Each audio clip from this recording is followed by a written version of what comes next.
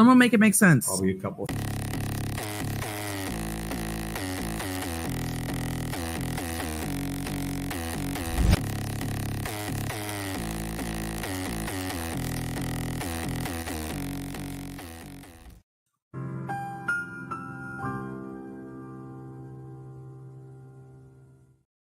What up, Squirrel Crew? Hope you guys are all safe with the hurricane and everything else that's going on. Sorry for the delay. I've had myriad technical difficulties today, and anyway, but we're here and happy to be here with you guys for our next episode. Side note, as far as the hurricane goes, for anyone who didn't know this already or is new here, my brother, his name is Daniel, he's actually a storm chaser. And in fact, his footage from Helene was used on all kinds of major media outlets, news stations, whatever, you know, all that stuff. And he is currently down in Florida for Milton. So I will see if Nightbot can put a link in the chat for his channel in case you guys want to check him out and follow him. He has started doing live streams recently. However, you know, as is the case with hurricanes, you know, you don't always have the ability to do that. So I know for Helene, he was posting like videos, you know. But anyway, either way, the link is in the chat for those who want to check him out. And he should be having either videos and or live streams, depending on what he's able to do. But he is down there. I texted him earlier today, and he was in Sarasota, Florida. So anyway, big shout out to my brother. And the link is there in the chat for you guys, for anyone who wants to follow him. He does a great job, too, of explaining, like, the storm systems and the weather systems and how everything, you know, he loves tornadoes, right? And, you know, the past live streams that he's done where he's chasing the tornado and he's got it going live, it's really cool because he'll explain to you exactly how he's going about the process. And, you know, he'll tell you that you're actually safer with him in the situation where there's a tornado than anywhere else, because he knows exactly where to be to avoid, you know, getting swept away, if you will. Shout out to Candace. Happy to see you. I think in a hurricane, it might be a little bit different because it's just sort of dangerous all over the place. You know what I mean? But he is very experienced and has been doing this for a lot of years. And anyway, so do give his channel a follow and check it out if you're interested. He does, like I said, all of his footage is a lot of what people see on the news and stuff like that. Well, oftentimes it's coming from him. And sometimes local networks will even interview him. He's done interviews. So if you ever see the name or hear the name, usually he'll go by Dan Whitaker. I'm used to calling him Daniel. But so you might even see some of his footage credited as this makes its rounds on the news and whatnot. But anyway, okay. So all that being said, let's jump right on in. We're going to start with our previously recap situation here. So highlights from last time to get everybody up to speed. It's a house.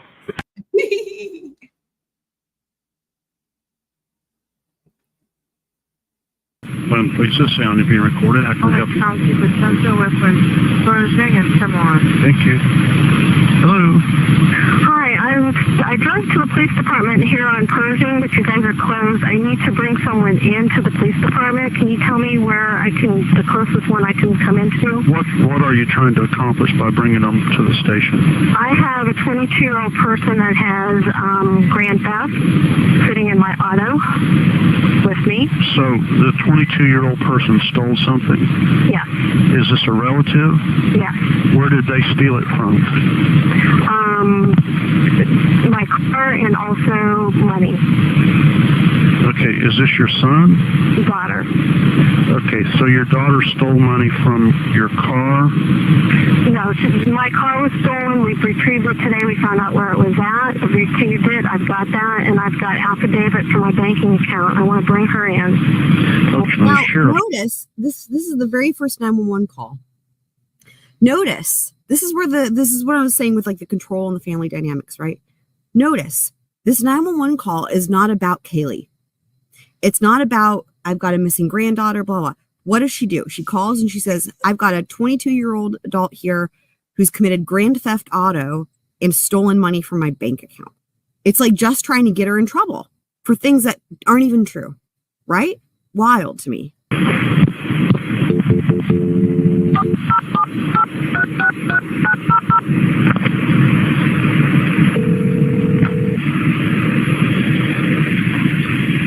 So my next thing will be down the trial thing, and we'll have a court order together. If that's what you want to play, we'll do it. And you'll never. If that's how you want to play. So as I was putting together the last video and this video and the highlights and stuff, it really became very clear to me that this whole thing with Cindy involving law enforcement was a means of like threatening Casey to give her what she wanted. And I think it was just almost a coincidence, if you will, that there happened to be an actual missing child, because again, she's not calling because of that. She's calling and making other stuff up so that she can get Casey in trouble, but essentially like to bully her into, quote unquote, as we'll hear her say, giving her the answers she wants. And this has become really clear because we're going to hear from Cindy's own words, but then also from Lee Anthony. You know, there's a very much established dynamic here of just do what mom wants you to do or else. And anyway, so yeah. Oh my God. Did you hear her say to Casey, if that's the way you want to play? She says the next thing is we'll have a court order if that's how you want to play. Wow. Did you immediately call the police from your home so that you could have the Orange County Sheriff's Office respond to you at that location? No, because we're talking to Lee. He thought that if we sat down together and she was, relaxed in the home, that maybe we could get some answers. So I included that part. I think that's really interesting. Think about that for a second, guys. She'd already called law enforcement once, right? So then the question was, when you got home, did you call again? And she said no. And then she says, I talked to Lee, and we thought that maybe if we sat her down and talked with her, we could get some answers. So what is that? It dawned on me. I was like, wow, that's Cindy and Lee thinking. Well, it's kind of twofold. It's like, first of all, again, there's no need for law enforcement because there's no stolen car, there's no stolen money, and to their knowledge, there's no missing child. It's just they think Casey's just not letting her see her, right? So they don't think there's any real reason to involve law enforcement. But the second part to that is, isn't that exactly what Casey ends up saying? Like, again, there's these themes, these common like family themes, and the whole thing where when Casey finally talks to the 911 dispatcher, and she's like, and they're like, why didn't you tell anybody? Why didn't you, whenever you knew she was missing, And she's like, well, I thought I could handle it on my own. And that's exactly what we're hearing here, is they thought, well, maybe we can just handle this on our own and there's no need to involve law enforcement. So it's interesting. he wanted to try to talk to her. So that's what happened. Casey kept insisting that it was Caylee would probably already be asleep by that time and she didn't want to disturb her, that we could go the next day. Okay, this part's really interesting. This is like the Sleep Martyr theme, as I call it. So Casey's saying that she doesn't want to go pick up Caylee because Kaylee's asleep and she doesn't want to disturb Kaylee's sleep. So the way I understand this is you've got a toddler, right, who's asleep. So we know this isn't the case, but just in terms of Cindy's response to this, right? So you've got a toddler that's asleep and You don't want to wake them up, because if you take them to another location, it's going to wake them up and disturb their sleep. But as soon as they get to that new location, there's every expectation that they're going to fall back asleep, right? When they go back home, they're going to go back to sleep. So it's a matter, in the way I understood this was just, it's waking her up to put her in the car and then take her home, and then all's well that ends well, right? So what's interesting here is listen to how Cindy flips this and makes this about her and about her sacrificing her sleep, which is incredible. It's really incredible. It's subtle. But it's a way to turn it away from disturbing Caylee's sleep and instead making herself, again, like that.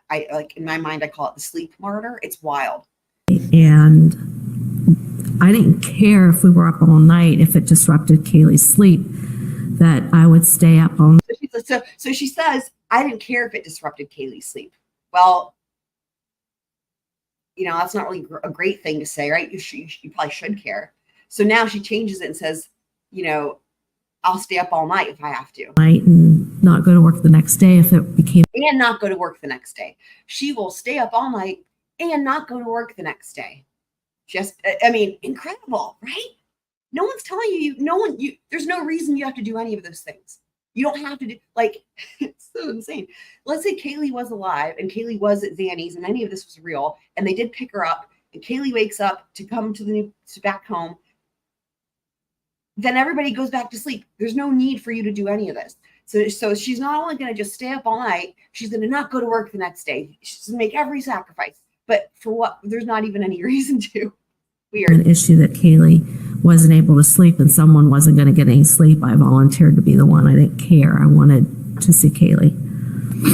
All right. Just completely changing the issue at hand there. So. Did she tell you that she would take you to her at this point?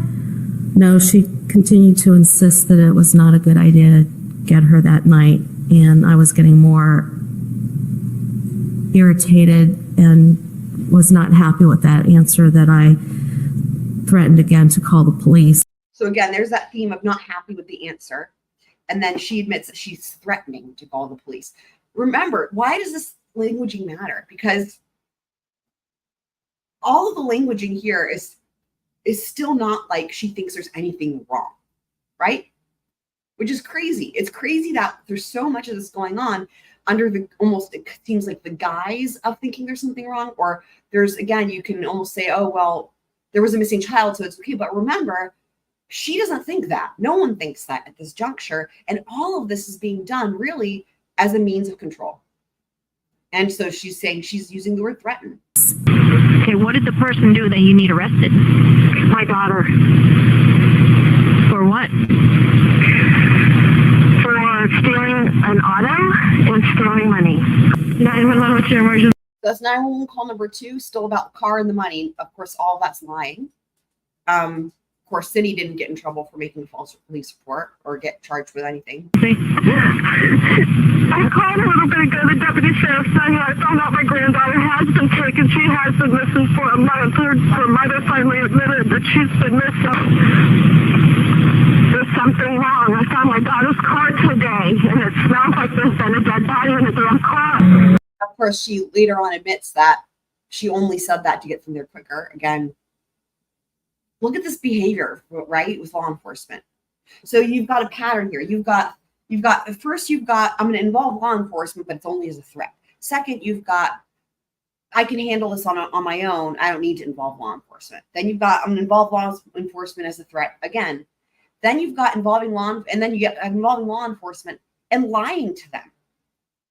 Stolen car, stolen money, and then you could say the smell thing would be maybe an exaggeration, right? That this thing about the dead body, because that's what she says. She said that just to get them there quicker. I mean, is this not like spitting image of what we see from Casey? Different things, but same, right? Like, it's a learned behavior, I think. Casey? Mom. Hey, sweetie. Well, I just saw your nice little cameo on TV. Which one? What do you mean, which one? Which one? I did 4 different ones, and I don't know. I haven't seen them all. I've only seen 1 or 2 so far. You don't know what my involvement is and stuff? Casey. Mom. What? No. I don't know what your involvement is, sweetheart. So this is really interesting because this is her first call from jail when she's arrested.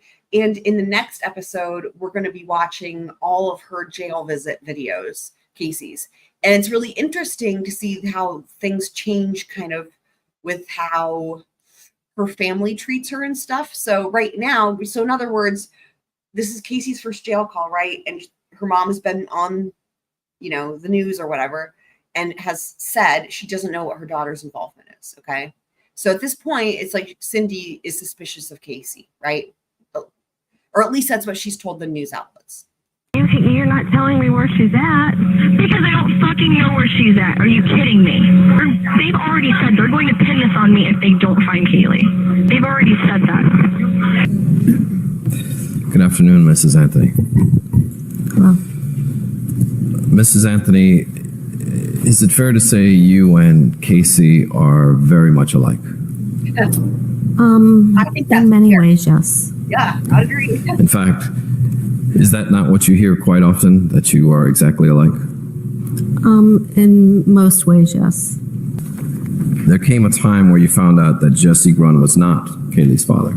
Did you not? Yes. And subsequent to that, who did you think Caylee's father was? She gave me a name of Eric Baker. And did you ever meet anyone by the name of Eric Baker? No, sir, I have not. Did Casey what did Casey tell you about this Eric Baker? That he was 2 years younger than her, and he was an old friend, and she had seen him about the time that she started seeing Jesse. He was in town and upset about a girlfriend or such, and I guess they got together. It was one night, and Eric lived out of state and was back in a relationship with his girlfriend that he was having difficulty with when Casey said they got together. Did there come a time where meeting Eric Baker was not possible? Yes. And how did that all come about?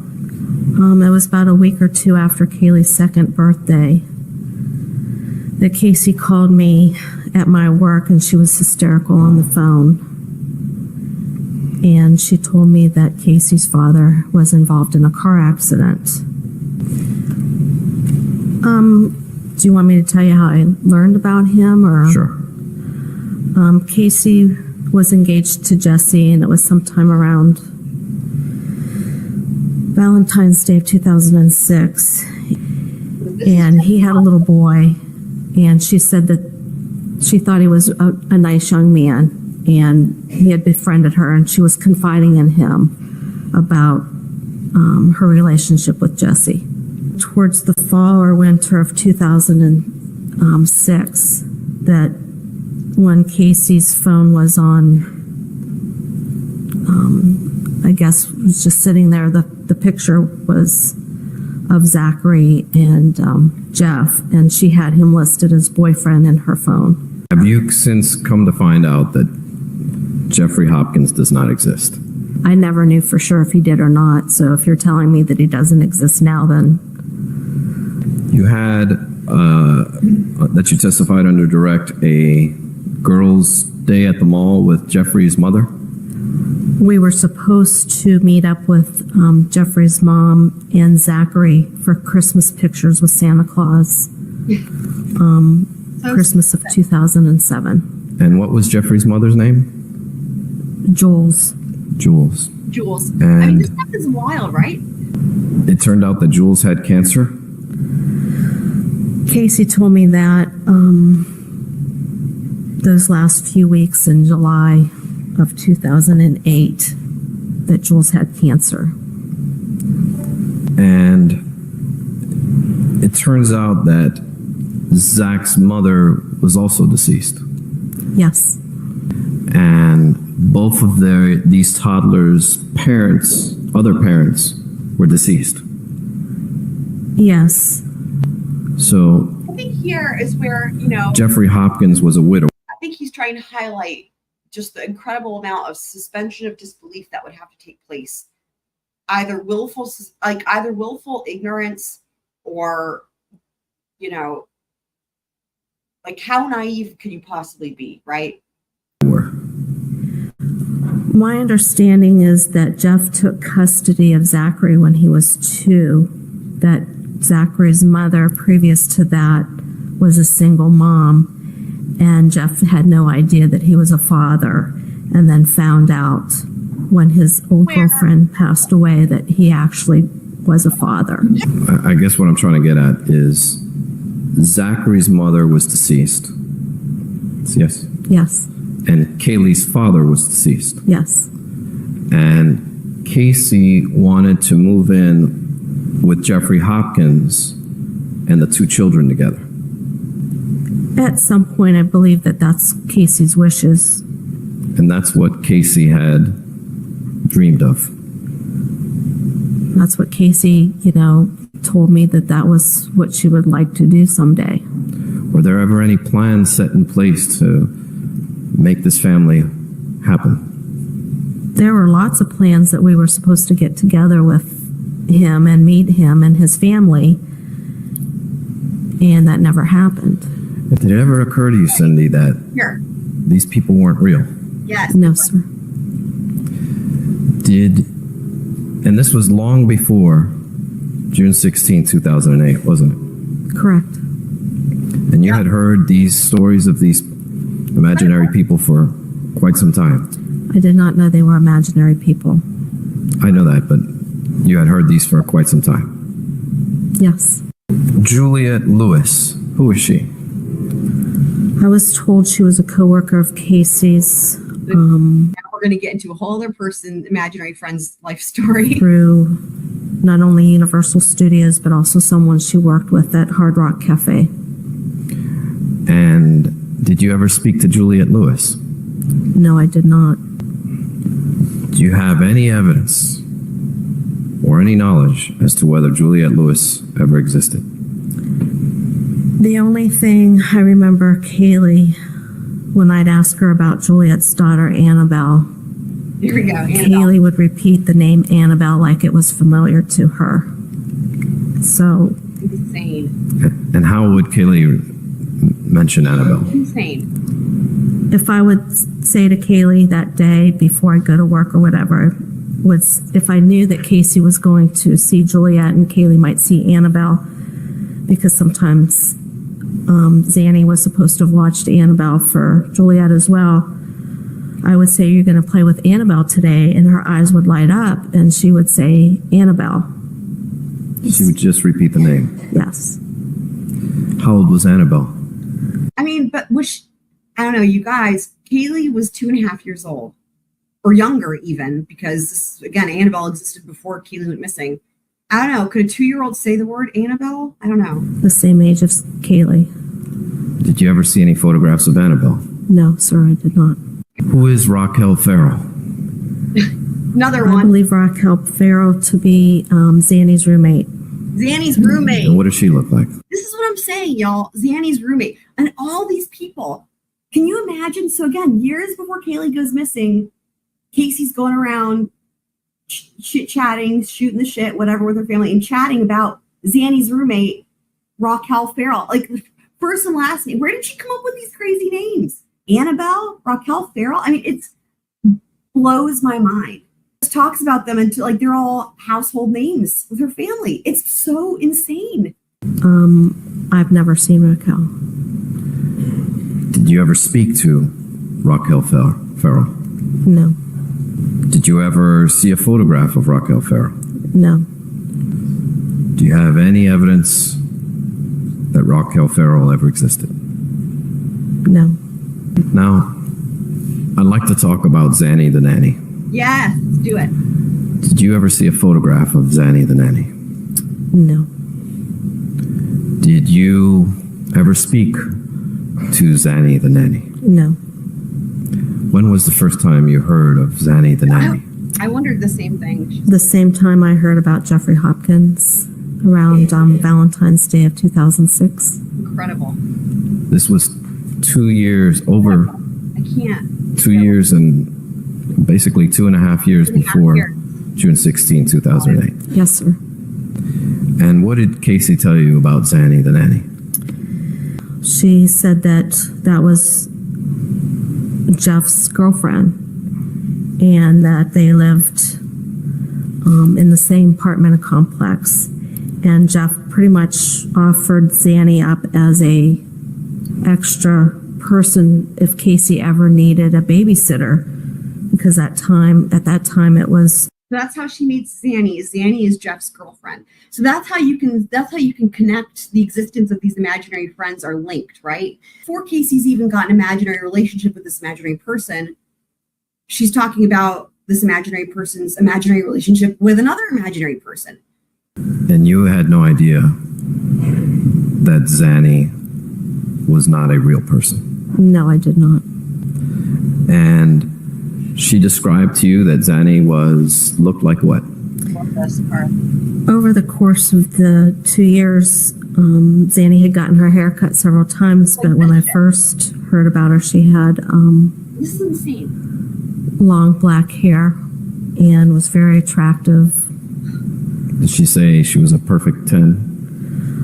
That came up later. I didn't hear that prior, right in the beginning. I heard that she just was a beautiful person on the inside as well as the outside. God, Had a great smile. I just. Was The thing about y'all with the haircuts, like, this is my point. What purpose did this serve Casey years before her daughter's missing? Oh, hi, honey, how was your day? Right? I'm saying as if Cindy was asking Casey, right? And Casey's like, yeah, blah, blah, blah. And then somehow just starts talking about Zanny. Oh, Zanny got her hair cut. Remember how I told you it was long before? Well, she just got it cut short. It really suits her. She looks great. I mean,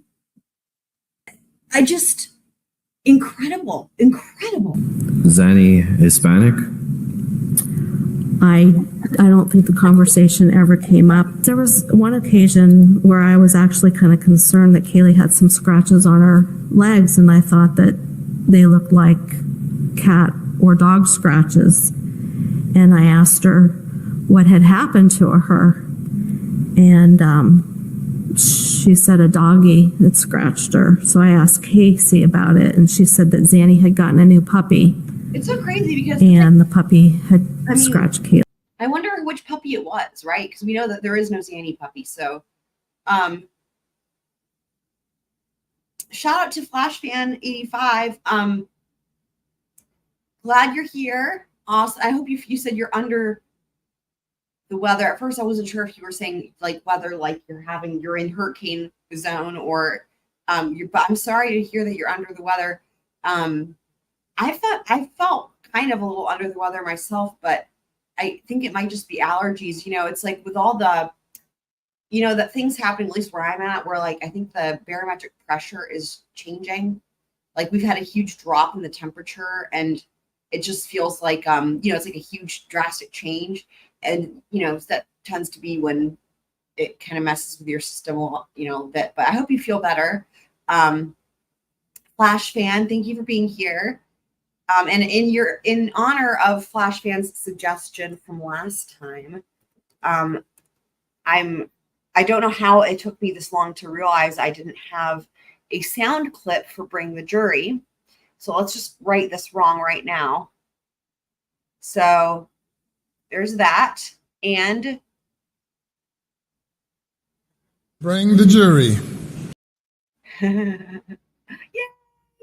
So we have that now for whenever, and anytime somebody brings in the jury, I'm gonna try to remember to play that clip. So What was the puppy's name? I don't recall. we don't know which dog it was. Most of the time, there was weeks at a time where Caylee wouldn't stay with anybody other than myself. Okay. Zanny was someone that filled in. If Casey had to work while I was at work or George was unavailable. Otherwise, most of the time, Casey dropped Caylee off at my work. So this is really important. I really wanted to play this because we're going to hear some other things from like Amy Huizinga in this same little clip here. And it's interesting, right? Because here's the thing. This is what we understood to be true, right? That Casey could always leave Caylee with Cindy. And if Cindy was working, she could take her to work with her. There was really never a situation where Cindy couldn't watch Caylee. She was always available to watch Caylee, and in fact wanted to watch Caylee, from what we can tell, as much as possible.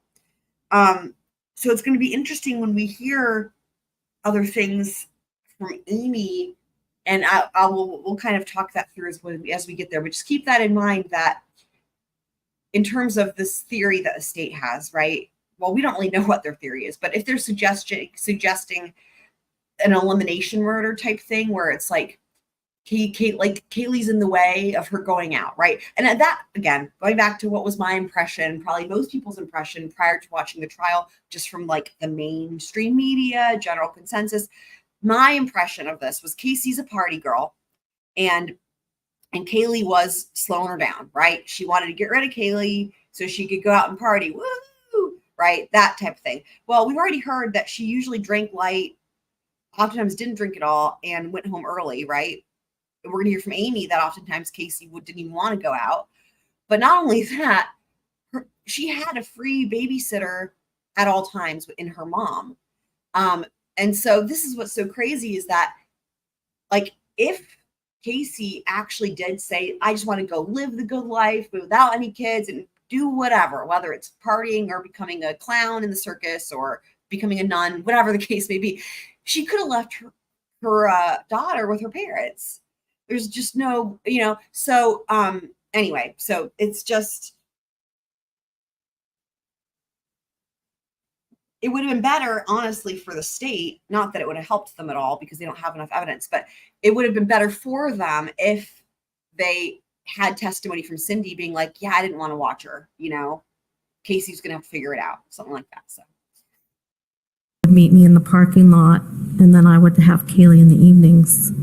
Did Casey ever describe, prior to June and July of 2008, did Casey ever describe any problems that Zanny the Nanny was having in her life, in her personal life?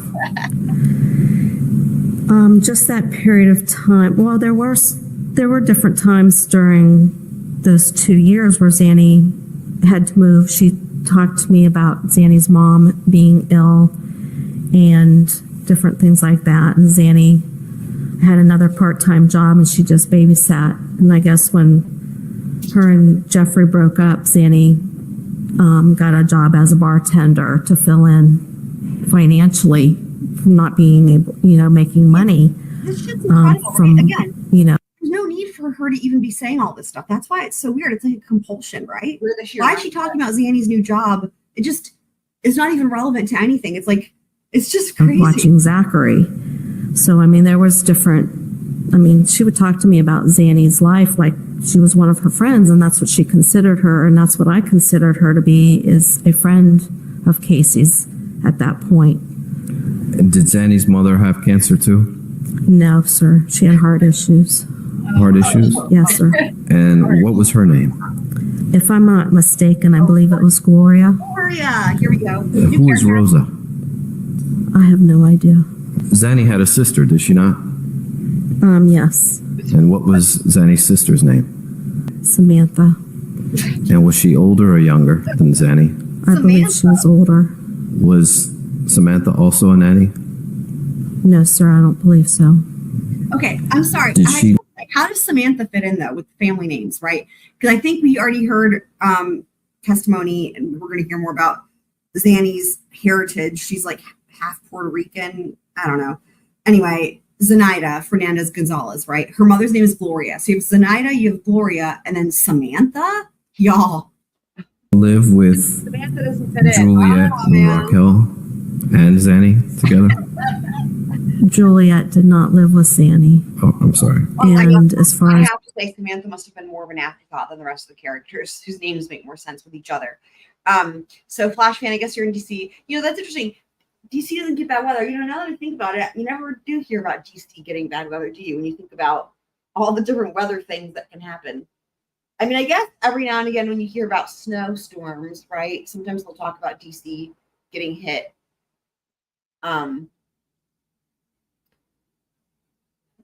Which I guess with a big enough snowstorm, it could be on par with like, you know, a natural disaster. Well, especially for places that aren't equipped for it. Like, where was it? Like in Texas. Do you guys remember that? In Texas, where was it? Was it Houston? Somewhere in Texas got like dumped on with snow for like the first time in history. Y'all remember a few years back, and it was like a shit show. Because they don't even know what to do with it. and it was bad. Anyway, but yeah, I mean, I guess like just thinking about it, like if you compare like a heavy snowstorm to like a hurricane or a tornado, snowstorms, I guess, are just more manageable, and do less damage, I suppose. I mean, yeah, I would say that's true. Being in a place that gets all three things to a certain extent, anyway. So I know her sister was either married or lived on her own with her children. oh wait, are we gonna talk about Samantha's children next? I can't. Ever see a photograph Insane. of Insane. Gloria, Zanny's mother? No, sir.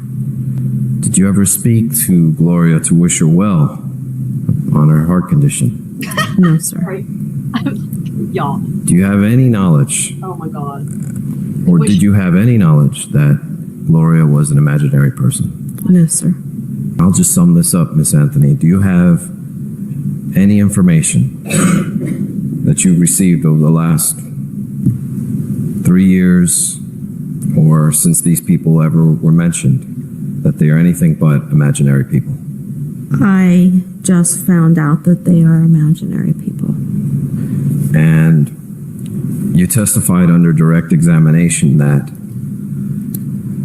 up until about 6 weeks ago, you were looking for Zanny the Nanny. Yes, sir. That's Yes. correct.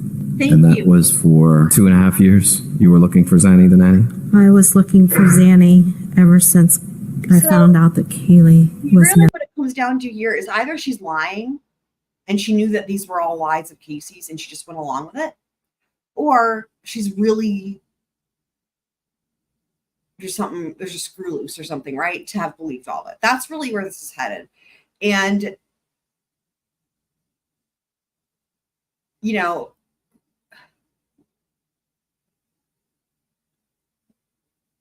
it's interesting to say, like, I'm curious what you guys think. If you had to say, which one do you think it is?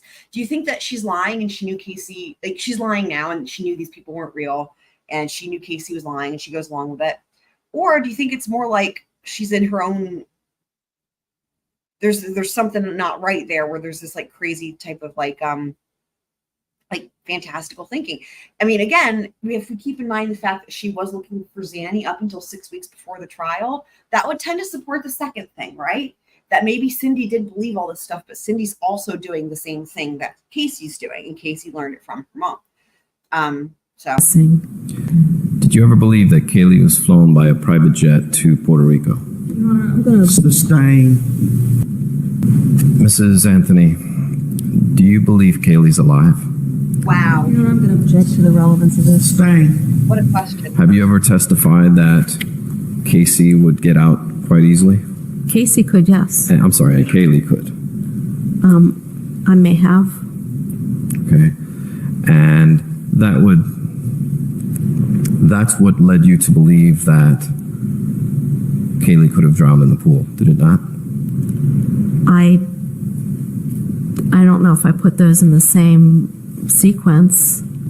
Within 24 hours of law enforcement getting called, Miss Anthony, did you not tell Detective Melich about the ladder incident? I'm not sure what ladder incident you're talking about. About finding the ladder down attached to the pool on June 17th? That's the facts, not in evidence. Overruled. Thank God. I know at some point the detectives that the ladder, I found the ladder on the pool and the gate open. So here's the thing. And Ladder that was on June. Of all the stupid pictures that we saw with Cindy Anthony on direct, what we didn't see pictures of was what matters. and we didn't get any measurements, as I pointed out many, many times. Everything's just how tall is compared to Cindy Anthony's boobs. And I don't understand how, as a prosecutor, I mean, it's surprising to me, right? It's like, this is so, like, I thought only the Lolly would be doing shit like that, right? And so, here's the thing that matters here, right? Because we have two things, ladder and gate. So two things have to happen, right? Ostensibly for anyone to get into the pool, Caylee or anybody, right? They're going to have to open that gate to get to the pool area, and then they have to have the ladder so they can climb in. Now, a question I had raised that hopefully we'll get an answer to in the defense's case in chief. Hopefully they bring in some measurements, because we heard testimony about the yard being sloped. And one of the questions I had was, if you're on a certain slope of the yard, do you even need the ladder? But anyway, even if we go with you need the ladder, right? So on the 15th of June, right, Cindy and Caylee are swimming in the pool. So if Cindy forgets to take the ladder off and leaves the ladder, then the only variable that you have is that gate. So it's pretty well established that more than likely, well, we don't really know for sure because we don't have any freaking measurements, right? But more than likely that Caylee couldn't open the gate. There's a lock there that she wouldn't have been able to reach or something. But keep it in the back of your minds, because we're going to hear Cindy Anthony talk about on redirect if they kept the gate locked. Because that's the question, right? Is it, did they keep the gate locked at all times, right? Because the thing is if they did not keep that gate locked and Cindy forgot to take the ladder down, then there literally was nothing stopping Caylee from getting into that pool. So, and the gate open. 17th, wasn't that? I believe it was the 16th. It could have been the 17th, but I feel like it was the 16th. 16th, you came home from work and you saw the ladder there. And I came home from work and let the dogs outside. And when I went outside with the dogs, I noticed that the ladder was on the pool. And when I walked to get the ladder off the pool, I noticed that the side gate was open. And that alarmed you? Yes, because the dogs were in the backyard and I didn't want them running into the street, and we never left the gate open. So she noticed both things at the same time. And this alarmed you so much that the next day when you went to work, you actually told coworkers? Yes, sir. I know you testified that you took the ladder down after you were done. Yes, I recall taking the ladder down. Are you 100% certain of that? There's the big question. As certain as I can be. I'm not sure if anybody's ever 100% certain of anything, but I do recall taking the ladder down. So as much as I can remember from the events, yes, I took the ladder down. Have you sold photographs of your daughter and your... So let's just say you're a person with a pool, right? And you've got this detachable ladder, and you're in the habit of taking the ladder off, right? For just like we've heard. Let's just say that, pardon me if I sneeze, I will try to mute it, but I can't always do it quickly enough. I might have to sneeze. Okay. So let's just say that, sorry, there was the sneeze. Okay. Let's just say that you're in the habit of, you take the ladder down, you have the gate closed, right? And let's just say that that's what you're used to doing, and you know that you were the last person to use the pool. And then let's just say you come home from work, okay? And then you notice that the ladder is attached to the pool and the gate is open. That's the type of thing. This is the thing. It's reasonable that she wouldn't have a distinct memory of taking the ladder down because it was the habit. That was the routine, right? The routine was to take the ladder down. So there's really no reason for her to distinctly remember taking it down, right? But she says she recalls that, but she can't be certain. The thing that does make sense, though, is that if you were the last person to use the pool, and that if you then the next day you see that the ladder is attached, that it would be normal to think, oh, did I forget to take it down, right? That's when you would question it. It's sort of like, it's sort of like locking your front door or something like that. Like if you're like, if you're in the habit of locking your front door to leave the house, say, right? Like a normal person, you're locking the front door to leave your house, right? And then you go to the grocery store and then you come home and your door is already unlocked. At that point, you would think to yourself, I must have forgotten to lock the door because there's no other explanation, right? And, like I must have forgotten to lock. And then you would think, do I remember locking the door? Do I not remember locking the door? But the only logical explanation, well, regardless of what you remember, the only logical explanation would be, well, I must have not locked it. I must have forgotten to lock it based on seeing that it's unlocked. Same thing with the ladder, right? So upon seeing the ladder attached to the pool, it would make sense that for Cindy or for anybody that you would think, well, I must have left it up because there's no other explanation. Right. Granddaughter for $20,000 to CVS in this case. My old attorney, Brad Conway, set that up so that he could get paid. And you paid him the entire $20,000? No, a portion of that. How much of that did you keep? I had to pay bills with that. He got $6,000. So He got $6,000? Yes, sir. So that would be, they kept $14,000. That gate that you have on the side of your house. Okay, now here's the gate. So this is what's so funny. I love it. I really don't like this prosecutor, so I kind of enjoy it when she falls flat on her face. And this really is one of those moments. This is the gate. This is when she's asking her about the gate. So remember, this prosecutor, dude, she makes a lot of blunders, in my opinion. They all say don't ask questions you don't know the answer to, right? And she'll ask these questions and she doesn't get the answer she wants, and then she leads the fuck out of it, right? Anyway, so here she's asking about the gate. And it's really stupid because she doesn't actually care what the answer is in terms of like the truthful answer. What the answer she wants from Cindy is that gate is always 100% locked. It's always locked. There's no way it could have been left open or unlocked or whatever. It's always locked, which that's the answer she wants, so that they would try to be like, well, there's no way that it could have been open for Caylee to have gotten to the pool, right? However, even if that's the answer she got, it doesn't really help them because the gate was open. So somebody opened it, right? Like, we know the gate was open. So it's like, but she's really going to fight for this answer. And anyway, but what's interesting here is Cindy's answer as to their habits as it relates to this gate. House can only be opened from the inside, correct? If it's locked, yes. Were you in the habit of keeping it locked? For the most part, unless we were using it frequently. Like if we were, working in the front yard, we wouldn't lock it every time we went out front. But yes, if we were gone, we usually locked the gate. Do you recall Casey's graduation? The languaging we got there was for the most part and usually. So I hope you get some sleep and I hope you feel better. Flash fan, thanks for being here. Feel better soon. Yes. And you had a party planned and a big celebration for her high school graduation. Yes. You invited people? Yay. Yes.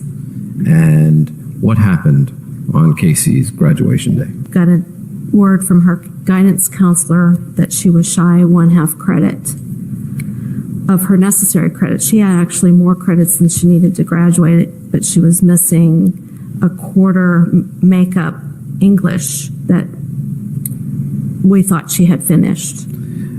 She was just not allowed to walk for graduation, so we carried on with the party. You had previously testified that there were... That, again, I want to point out the patterns of this family, and it's really, because I find it interesting. So now we've got another established thing. So far we've had these other established themes of like, it's normal to lie to law enforcement. Again, we're seeing this from the moms. Normal to lie to law enforcement. It's normal to exaggerate to law enforcement. It's normal to make threats, even if you don't really intend to make good on those threats, right? It's normal to believe things that don't make any type of logical sense. And then also with this graduation party, that's that whole thing of like, what's the right way to even say this, right? In other words, Casey didn't really graduate, okay? But they went through with the party anyway. and had a bunch of people invited and went along with this ruse to make it seem like she graduated when she didn't. I don't even know what to call that. I mean, obviously it's like faking, it's like lying, but what? I don't even know what to call that. It's like to try to, it's just literally pretending something you're not, right, with the family. And the other thing is, like, you can see how this could translate to this whole thing about pretending Casey's not pregnant even, right? That whole thing. Which would make sense because she wasn't married and she was young and she didn't know who the father was, right? And in some families that could be considered embarrassing or whatever. So it's like the family has these dirty little secrets, if you will, right? And there's a lot of them. There's a lot of them. And there's so much like subterfuge, I guess, if you could say, and so much of like trying to hide all of it. It's really insane. Anyway, so there's just so many examples of this, you know? Times that the defendant had made plans with you only to cancel them, correct? Okay. Correct. Now, this is going back to this idea, like I pointed out earlier, of did Caylee get in the way of Casey's quote unquote partying or going out? Okay. And remember, it seems like she didn't, because she always had a free babysitter at home with her mom and her dad, I guess. So. And why did she cancel those plans? Because her mom wasn't watching Caylee. The defendant tell you anything about her relationship with? Because her mom wasn't watching Caylee. It just doesn't make any sense. Now we're going to hear about how there's times where Casey didn't want Caylee to be there because of the fighting that was going on at home, but that's different than her mom not wanting to watch her. And I mean, of course, you know, if you watch all of Amy Heisinga's Direct, you'll hear way more than just that one clip about how Amy's impression was that Cindy didn't want to watch Caylee. There's many different examples that are given about how, you know, there's the one part about like her mom owes her and stuff like that, where it sounds like from what Amy understood, it's like Cindy did not want to watch Caylee, but she owed Casey a favor and so she had to do it or something. And none of that makes any sense. What does make more sense is this part about Casey not wanting Caylee to stay there because of the arguing with the parents, you know, and the possible divorce. And that it was her choice not wanting Caylee to be in that environment. But that's different than Cindy not being available or not wanting to watch her. With her mother during this time period? It was strained. It was hard. Her mom was being continually agitated with her. Did she tell you why her mother was continually agitated with her? I remember there was a time when she told me that her mom had told her that she was an unfit mother. She was extremely upset about that. And after those conversations ended, what would she say, or did she say anything about the relationship with her mom? Just that her mom was crazy and she was just really frustrated and that she needed space and she didn't understand why she couldn't understand that. It seems like Casey was trying to get out of there, right? But I think that part of the challenge was being a single mom and not having a job. She was reliant upon having someone to watch Caylee, right? Like if she moved out, I'm just thinking hypothetically, right? Like so in other words, it's like she wants to get away from her mom, but at the same time, she needs her mom to watch Caylee, I think is part of it. Prior to receiving this text message, had you had various or phone conversations with the defendant regarding the smell in the car? Yes. Over what span of days? She remarked that there was a really bad smell coming out of her car and she didn't. This is interesting. So Casey had mentioned her car smelling for a while, you know, more than one occasion, and you know, to her friend Amy, which is really interesting because, like, you know, I pointed it out on the last live stream, but it's not something you would say if you had knowledge that there was a dead body in the car. Like, you wouldn't like draw attention to that, right? I don't know. It's just interesting. She's talking about the smell at the same time with Amy when she's talking about her other car issues, as if like, yeah, you know, I ran out of gas and like blah blah, and like there's also a really weird smell. You know, it's like car trouble, right? And it's like that's how she's talking about it. But what's interesting here is we're going to hear that George had possession of the car. Didn't know what it was. And then there was another phone call where she said it had gotten worse and she thought maybe her dad had run over something when he had borrowed the car.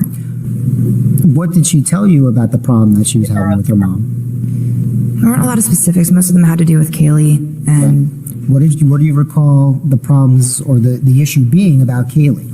in that time period, it was that Cindy wanted to see Caylee, and Casey was keeping her away because there was stuff going on at home, and she was trying to keep them out of that situation.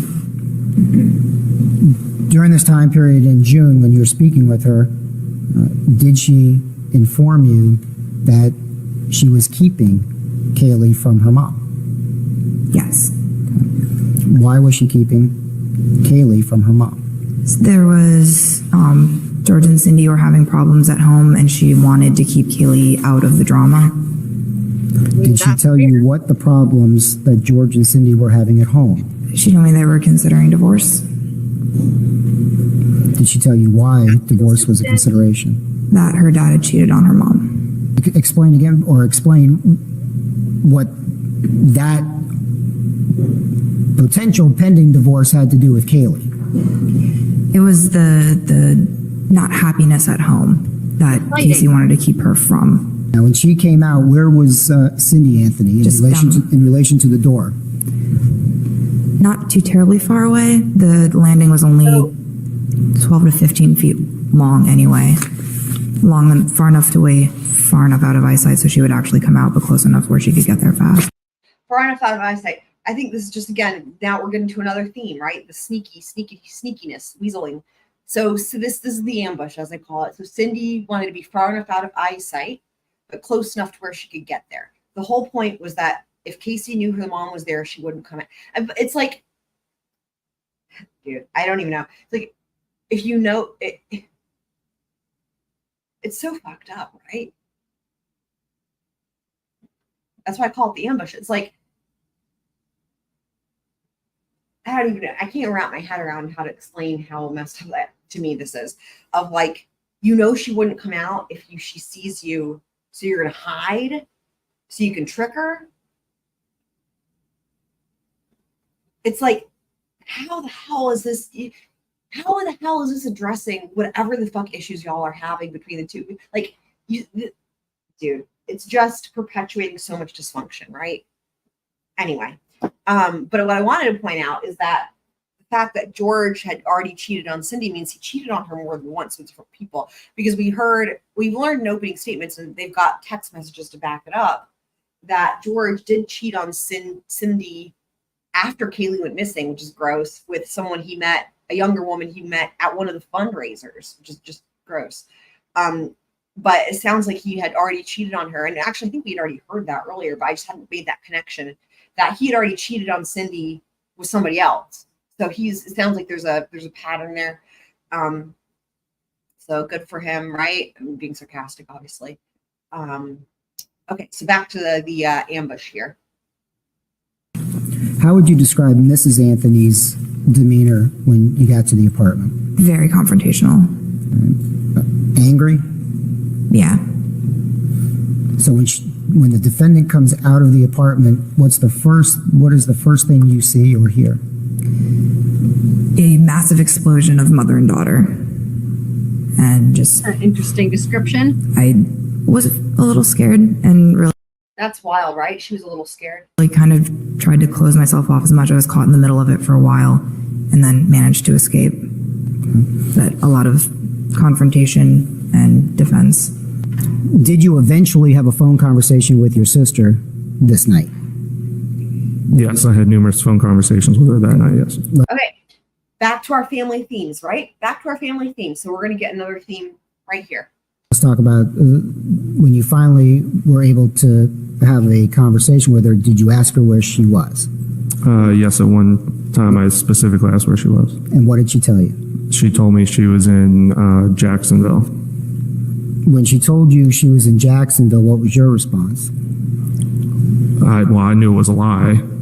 Okay. So I just immediately kept questioning her, well, what are you doing in Jacksonville? Where are you in Jacksonville? Things like that. What'd she say?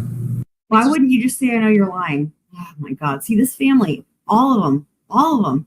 There's a weird culture of lying and sneaking and tricking and manipulating. It's just weird, man. Yeah, so that's the thing. So it's like, y'all, what would be the motivation? See, he doesn't even think twice about it because it's so normal for him. He just says it like it's just normal. He doesn't think about this behavior as being anything weird or toxic or whatever. I wish he had to give an explanation of why. So again, the question is like,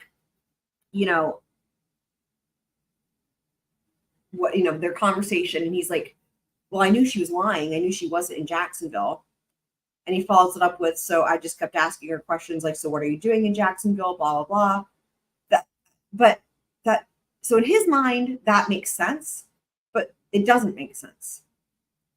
Think about it logically. If you know someone's not in Jacksonville and you know they're lying, then why would you ask them questions about what they're doing in Jacksonville?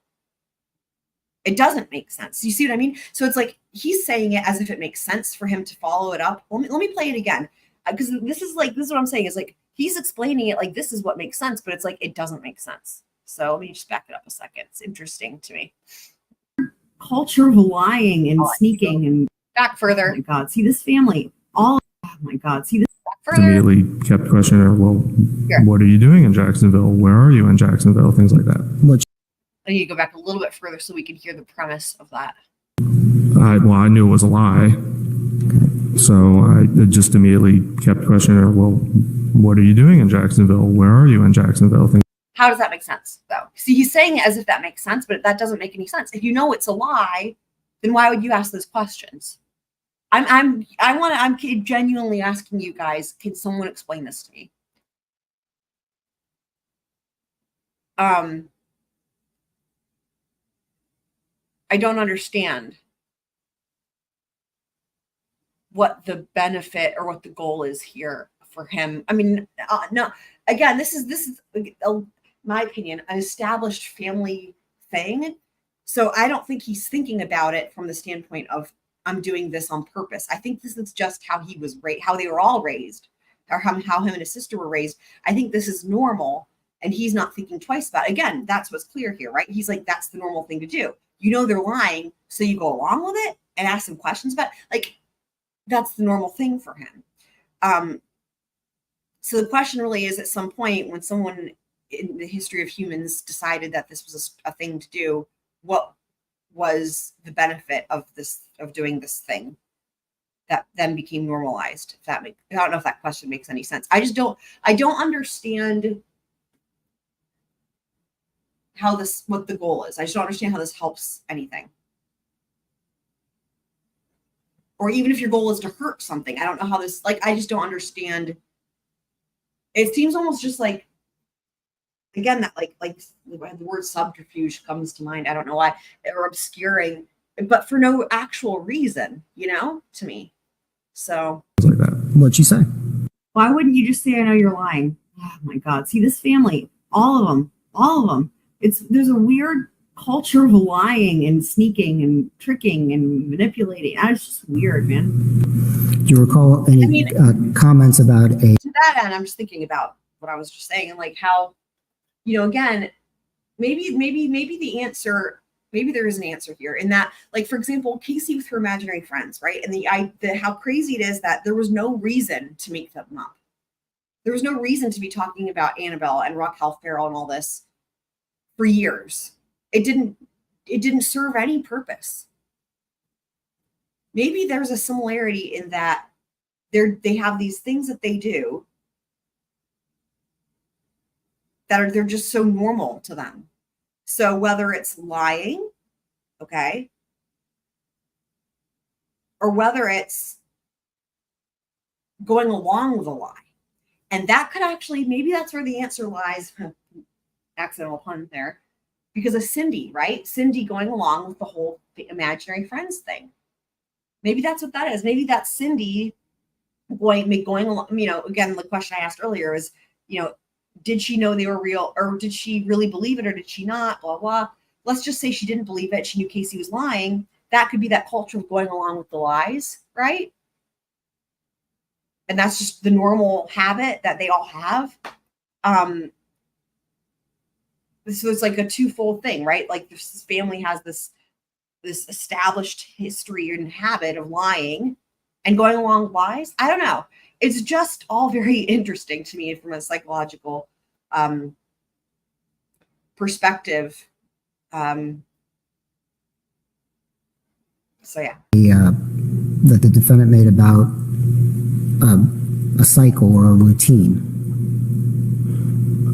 Yes, I do. It was something along the lines of this is what she's been, used to, and I don't want to,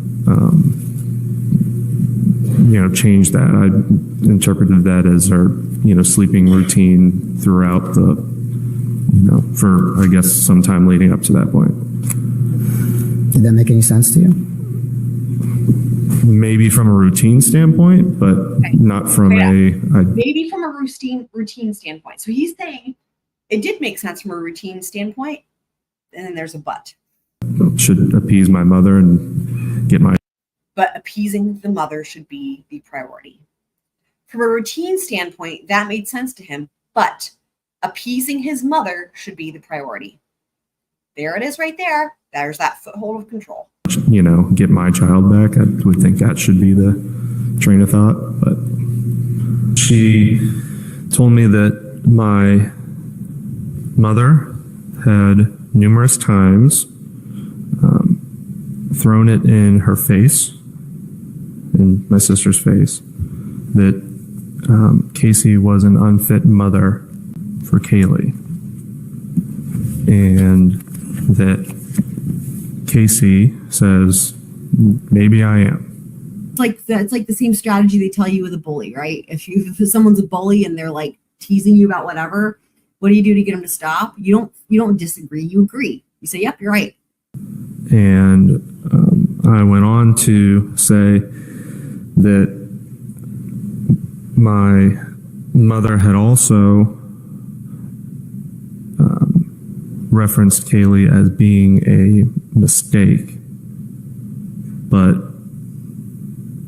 a great mistake or the best mistake that Casey's ever made. And then that also makes sense too, right? Because then Casey agrees to get her to stop bullying, right? So then what does she do? She steps it up because it's like, oh, well, that didn't get the reaction out of her daughter she wanted. So then she has to throw in there, Caylee's a mistake, but the best mistake. I mean, it's really messed up stuff. What's not making sense to you? Why couldn't we or anybody just go get Caylee and bring her home? There's no reason to fight with, mom at this point. There it is. There's no reason to fight with mom at this point. That's the thing, right? That's the mom keeping the control, right? Do what the mom wants so that she'll stop fighting with you. I mean, it sounds like an emotionally abusive family relationship. Do what I want, or I'll keep punishing you until you do what I want. And the thing is that to the extension of that is do what I want, or I'll call the police. That's ultimately what was going on here. Again, unbeknownst to Cindy, that there actually was a missing person. This is really all about controlling and punishing Casey, as we hear in the 911 call. So do what I want, or I'll fight with you. Do what I want, or I'll bully you. Do what I want, or I'll call the police until you do what I want. That's literally, even from Cindy's own mouth, getting the answers she wants, right? That's what it is. It could have been like the perfect storm too, just thinking about this weird ass family dynamic. If there was, say, an accident, right? Like drowning in the pool. And, meanwhile, George, like I said, George and Cindy, they're going through they're fighting, they're maybe going to get divorced. They had different work schedules. I think there was very little communication between the two of them. So let's just say that there's the accident, right? And George has a motivation to throw Casey under the bus in a way. This is just hypothetically, right? Speculation. George has motivation to throw Casey under the bus because, he doesn't want to get in trouble for murder, right? We see this all the time in cases where there's some sort of accident and then they try to cover it up, right? So, so if it was something along those lines, right, then he would have motivation potentially to throw Casey under the bus to protect himself. And then you could have Cindy Anthony where, this is a completely different situation where Cindy doesn't know that anything's happened to Caylee at this juncture, right? Is just now learning she's been missing, but doesn't know she's dead, right? But upon learning she's missing, or even prior to that, by just not being allowed to see her, is just so mad at Casey, right? At this juncture, that she's kind of trying to throw Casey under the bus by getting her in trouble with law enforcement to teach her a lesson, or again, like out of spite or resentment, but not really knowing at that point that there is actually something that there is actually a death, right, involved. But you can think about how they could have, with all the miscommunication and all the lying and all the craziness, and then you've got the divorce between the two, or not divorce, potential divorce, and the just lack of communication / all that. You could see how completely separate, but at the same time, like happening at the same time, George and Cindy could have their completely own different reasons for wanting to throw Casey under the bus, which could have resulted in the perfect storm, Anyway, I was just thinking about that. So. Your mother's. So I'm pausing it real quick. It's interesting that I noticed, I maybe wouldn't have noticed it so much while it just, the testimony was happening live, but through editing the video and pausing it to talk and stuff like that, as was an example of where it just was. Let me back it up so I can show the example I'm talking about here. I've noticed that Lee Anthony does touch his throat in a very weird way like this quite a bit. Because I learned this just because, again, through editing it and pausing it, that so much of the time I would go to pause it and he would be making this exact same gesture. So I don't know what to make of that, but there it is. But I wanted to just say briefly, there's this there's a distinction between missing Caylee and Caylee is missing. And I kind of talked about this a little bit last time about from a legal aspect, right? Of what rights does Cindy have? When should law enforcement get involved? When is a child considered missing, right? And I just wanted to kind of sum that up in that,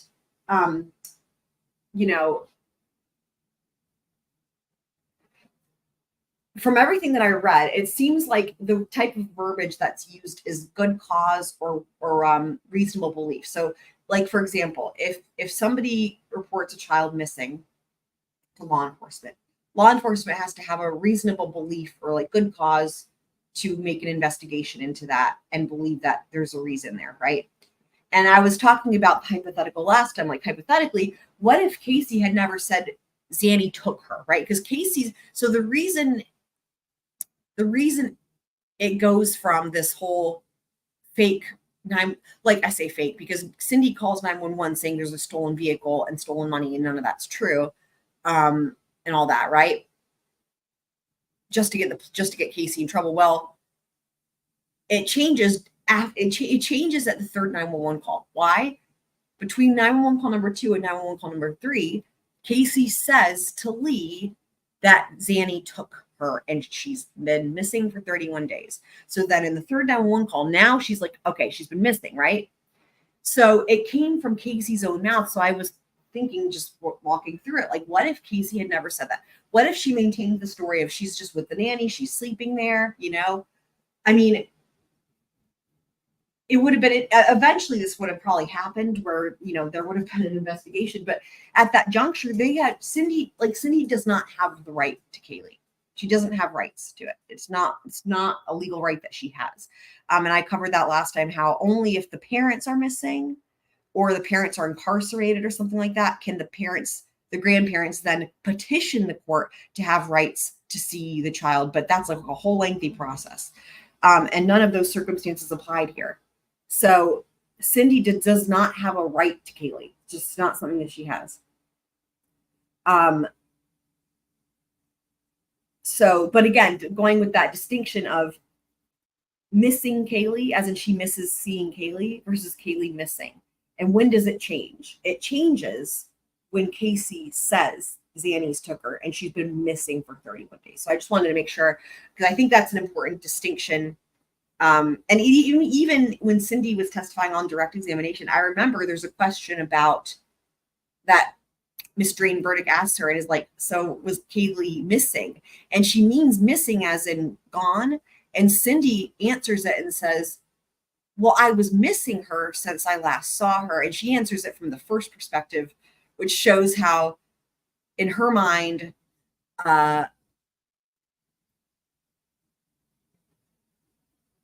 she can't say that she thought Caylee was missing because she didn't think she was missing, but she was missing her, if that makes sense. Anyway, hopefully that makes sense. Which could have resulted in the perfect storm, Anyway, just I was just thinking about that. So. Your mother's focus, based on your observation, was more, instead of trying to fix the situation, how could you not tell us? Why did you let so much time run? Is that correct? In other words, her focus, she was dwelling on, I can't believe we're in this situation, versus where is she? How do we find Caylee? That's accurate. Yes. And see that, Matt, that speaks to like what I was saying before, which is her motivation was more about punishing Casey, making her feel guilty, versus actually finding a solution, which is what you would do if you think something's wrong, right? And your mother's behavior and comments towards Casey, there were periods of time in which it appeared to you that Casey didn't have a chance to respond. Sure. Yeah. Couldn't get a word in edgewise. In your family, it's your father who details or cleans the cars inside out and out, isn't it? That's his role. Yes. And he would do that, if not every weekend, every other weekend. Absolutely. So that's big too, right? I mean, that's the second time now that we've had testimony that puts the car in George's possession at some point during this time period when Caylee's gone missing. The first was with that I can recall in the whole trial. The first was with Amy Huizinga. And this would be the second. That would point to her dad having had the car. Had possession of the car. It's, it's interesting, right? So, okay. So now we're gonna, that was the recap. So now we're gonna jump into the next episode. Oh, we already did previously. Anyway, okay, here we go. May I proceed, John? You may. Good morning, sir. Please tell us your name. Rendon Fletcher. Mr. Fletcher, how were you employed back in July of 2008? With the Orange County Sheriff's Office. What was your position with that agency? I was a corporal, Uniform Patrol Division, Sector 2. Does that mean you are a supervisor of some sort? Yes. How long had you been with the Orange County Sheriff as of July 15th of 2008? I got hired with Sheriff's Office in 1999. Do you recall being one of the first individuals, if not the first, to respond to a call at 4937 Hope Spring Drive? Yes, I do.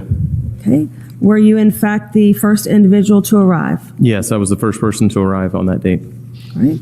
And did you arrive in the typical fashion in a patrol car and in full uniform? Yes, I was in a marked patrol car, full uniform. Okay. Were you alone or were you with another officer? I was by myself at the time of arrival. Okay. When you arrived there, do you know what type of call you were responding to? The initial call that was dispatched was a stolen vehicle call is how it came through. Okay. I mean, this whole thing is so crazy, right?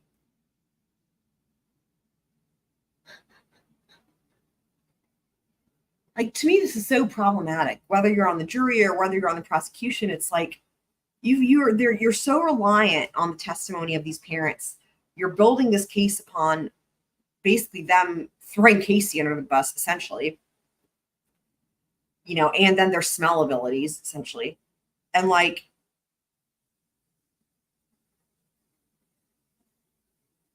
thing is like, if they're making Casey out to be a liar, which there's no question that she's a liar, right? It's almost like it would be preferable, right, that the family members would be, in comparison, not liars, right? It's just so wild to me, like, that this is, And how is no one making a bigger deal about it? Like that Cindy Anthony just fucking lied. Like, again, the part to me that's really, it's so hypocritical because Casey is charged with making false statements to law enforcement. But George and Cindy also did, and they weren't charged.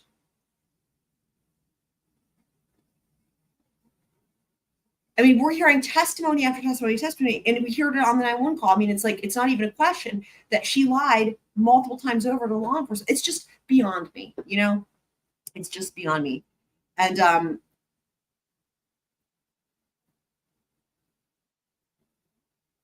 you know, the nerve really, right? To charge someone with first degree murder, like child neglect, what is it? Like there's like reckless, what was it? Like manslaughter. And then also to charge these counts of like, you know, making false statements to law enforcement on top of that. When the main witnesses you're relying upon for this trial did the same thing and they didn't get charged. But beyond that, again, it just shows there's this established and accepted family culture of lying and lying to law enforcement, right? It's just insane. So when you arrived at that residence on Hope Spring, were you under the impression that this was the type of call that you would initially be handling? From the initial information provided, it was a stolen vehicle coupled with some type of verbal altercation between the caller and their adult daughter. So when you get to the house, what's the first thing you do? I approached the door. I don't recall if I rang the doorbell or knocked at the front door, and it's been a while, but I'm not sure who responded, but someone did answer the front door. Okay. Did you go into the house? Yes, I did. What were your actions immediately upon entry? Made contact with the caller and began to gather information on the nature of the phone call, of why they called us. Okay. How many people were inside the house at that point? Do you have a recollection? Initially, there were 3 adults inside the home. Okay. Do you remember an individual by the name of Cindy Anthony? Yes. Was Cindy Anthony inside the home? Yes, she was. Do you remember an individual by the name of George Anthony? Yes. Was George Anthony inside the home? Yes, he was also in the home. How about an individual by the name of Casey Anthony? Was she inside the home? Casey was also inside the home. All right. Where were these individuals? Where was Lee? Because Lee gets to the house first. So that's what I'm wondering, is because Lee gets to the house first, and we don't hear that Lee leaves. We haven't heard testimony that he leaves. Anyway, it's just interesting. So he says he sees 3 adults, and he names Cindy, George, and Casey, but no Lee. Upon your arrival? I don't recall seeing Casey immediately when I came in. I did see George and Cynthia. They were inside the residence, somewhat of the living room and off in the kitchen area as well. All right. And do you have a recollection as to the demeanor of these individuals upon your arrival? George didn't say too much initially. Cynthia was quite upset, really just trying to figure out what was going on and convey as much information as possible to the situation. Had you been given information that Cindy Anthony was the caller? I don't recall at that time. Okay. At that point, I think the initial information that came through, as far as on our computer screen, that she was the caller, the initial caller. Okay. At that point, what actions do you take? I began to just ask, why was she calling? What was the nature of the call in relation to the vehicle? She explained that situation. Later, we gathered more information on the whereabouts of her granddaughter, and her granddaughter was missing at that time. Okay. How soon after your arrival do you speak with Casey Anthony, if you do at all? I spoke with her shortly after that. I can't. Imagine being law enforcement, okay, and you show up and you're used to dealing with well, maybe you're not used to dealing with reasonable people, but you're hoping you're going to deal with reasonable people. And you show up, you're responding to this call about stolen car and stolen money or whatever. And you get there, and it turns out actually neither of those things are true. However, we do have a missing toddler on our hands. You'd be like, what the fuck? What is wrong with you people, right? I mean, it's just so surreal. it's one thing that it's like there's tolerance missing and no one's reported it, but it's even weirder when you know that this entire interaction with law enforcement was premised upon lies from Cindy and making up these other issues. And it's just, to me, there's something really interesting about that, right? It's only after these other made up issues that then it comes out about Caylee being missing. I don't know. It's interesting. If I would have to guess, within 10 or 15 minutes, probably. Of your arrival? Yes, after arrival. Did she stay in a room other than the room that her parents were in? In the general vicinity, initially, yes. She came out. Okay. What did she tell you was the reason why you were there? She didn't really say much. Asked her numerous times, different things, and she wasn't. So just to point out the similarity, he said the same things that George and Casey didn't really say much. Very forthcoming with anything, with any type of information initially. Stating an opinion. Overrule. Okay. Were you asking questions? Yes. Were you getting responses from her? Not initially. Not initially. I was not getting anything to further the nature of the call and the concerns of her mother. All right. You said not initially. Did there come a point where you were able to get any information from Miss Anthony? Yes. What information did you get? She did convey. I'm just going to reiterate. Remember, they have to have, law enforcement has to have like a reasonable belief or like good, in order to continue their investigation. So if the concerns of the mother, so we've got George who's not really saying much, Casey who's not saying much. I don't know what happened to Lee. Lee is supposed to be at the house. I don't know what's going on with Lee. Right now, that's a question I have. But anyway, so the only person he's interacting with in this family who's expressing really that there's a missing child is Cindy. Now, here's the thing. Cindy Anthony doesn't have a good track record at this point with him, right? Because again, he's showing up on the premise of a stolen vehicle. So you've got a lady who's said stolen vehicle, stolen money, and now there's a missing child. And you show up and they're like, yeah, there's no stolen vehicle, there's no stolen money. There is a missing child, but then no one else is corroborating that. Again, it kind of would look like you've just got a crazy lady who's lying about everything, right? So this is where, again, I make that distinction that we're not for Casey having said, I mean, apparently she said it to Lee, right? And Lee's not there. So I don't know, I kind of have questions about this now at this juncture. But allegedly, I'm gonna throw allegedly in because at this point I have questions about what's going on with Lee. So she says to Lee that Caylee's been missing for 31 days and Zanny took her, right? And again, that's where now you've got actually a good cause to go looking into this and for an investigation. However, Casey's not saying that to law enforcement, which is again where I'm like, I don't know. So, but in just terms of for him, from his perspective, he's only hearing things from Cindy, and Cindy so far has been making shit up, basically, right? That her daughter had been missing for a period of time, approximately about a month. She had last seen her in the custody of the nanny that she had left her with. And she had been wanting to conduct her own investigation at that point in time. And I wasn't quite clear why she didn't initially contact us and ask for our assistance.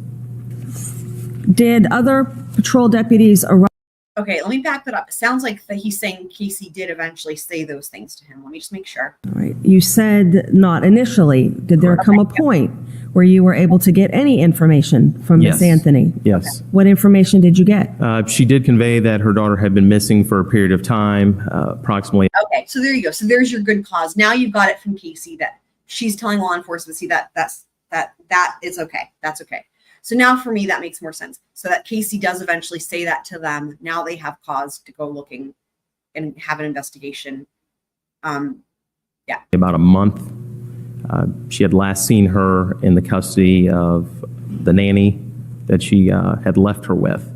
And she had been wanting to conduct her own investigation at that point in time. And I wasn't quite clear why she didn't initially contact us and ask for our assistance. And again, that's a reasonable question, right? That everybody would be thinking. Every single normal person is going to be thinking that. However, at this juncture for me, watching this whole trial and seeing this family, That's why I pointed it out earlier that we heard the same thing from Cindy and Lee.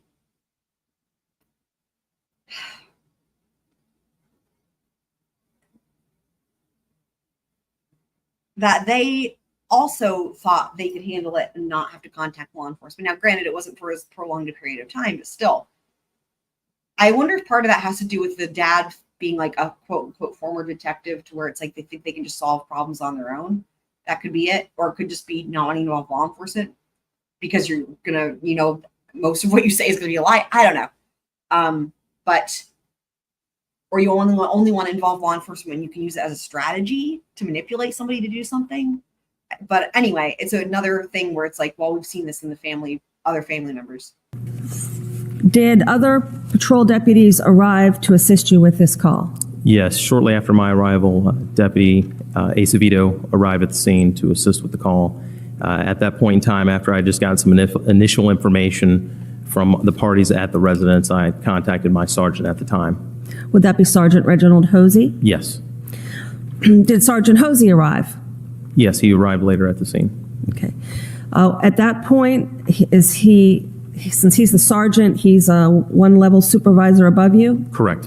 Is he the individual that takes responsibility for directing the actions of the deputies on the scene? At that point, once he arrives on scene, he takes over the scene typically and began running it.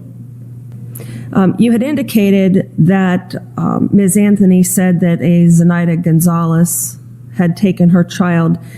Did you inquire or did you find out the last location where she said she saw this child?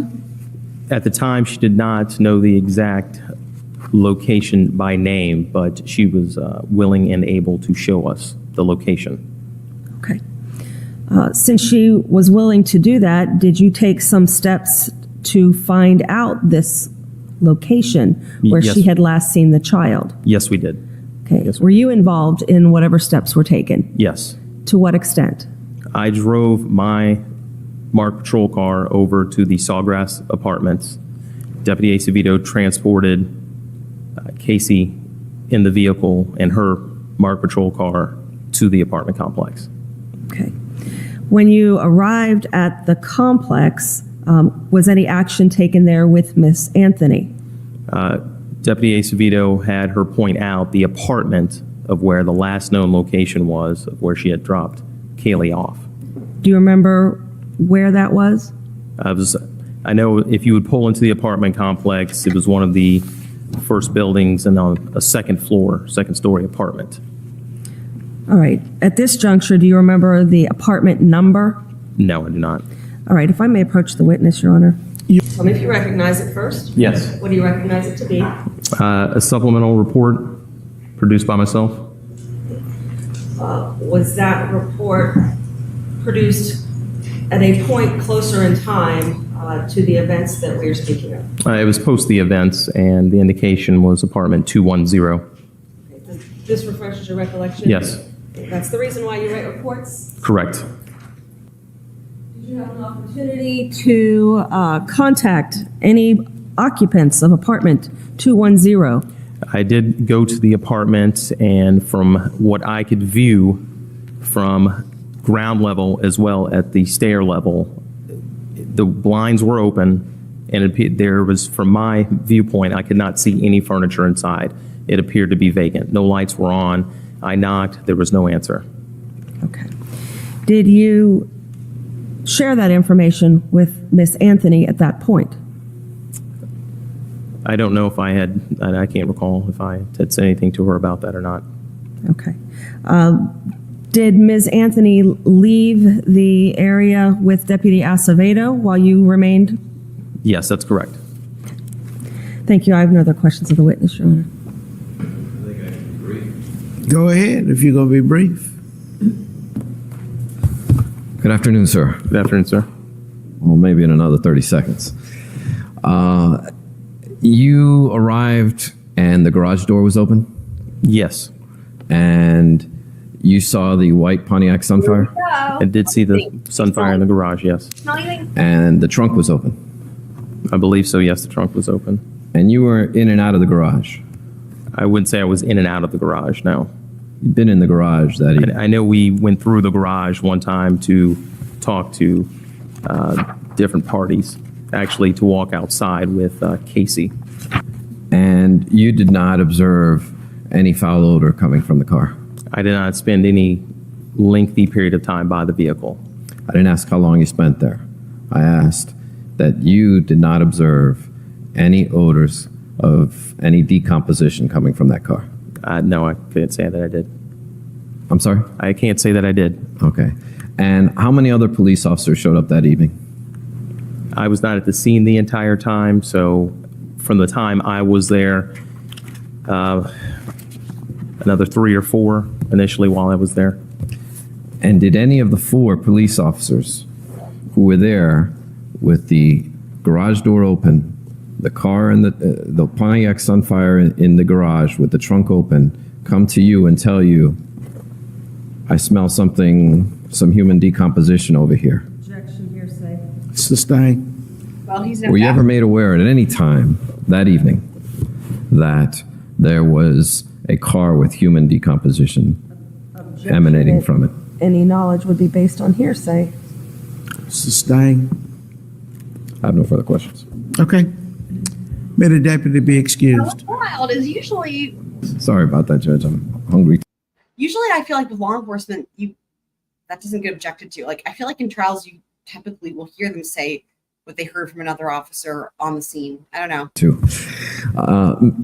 Mr. Fletcher, in your report, do you indicate anything? As part of your report, you're required to put down things that you saw? Observations, correct? Things that other officers have advised you of? No, not necessarily. If they're going, go ahead. If you brief someone of a fact, or someone briefs you of a fact, you put that in your report, do you not? It just dependent, because they may go ahead and report it in their supplement or their report. My question to you, sir, is if you brief someone of a fact, or if someone briefs you of a fact, that goes in your report? Yes. And that would include, unless another officer is assigned to do a report, that your report is the report for that call? No. Okay, how does it work then? Depending on the situation, a deputy or just dependent, someone may take the actual call. They may take the main report, and then you provide a supplemental report to the main report itself. And in your report, where you put facts that you received from Miss Anthony? I attached the supplemental report. Correct. And you put facts that you received from Miss Anthony? If anything pertaining to the nature, it would have been included in there. Is that a yes? As I said, if it pertained to anything that she would have told me, it would have been in the report. Okay. And facts from other individuals?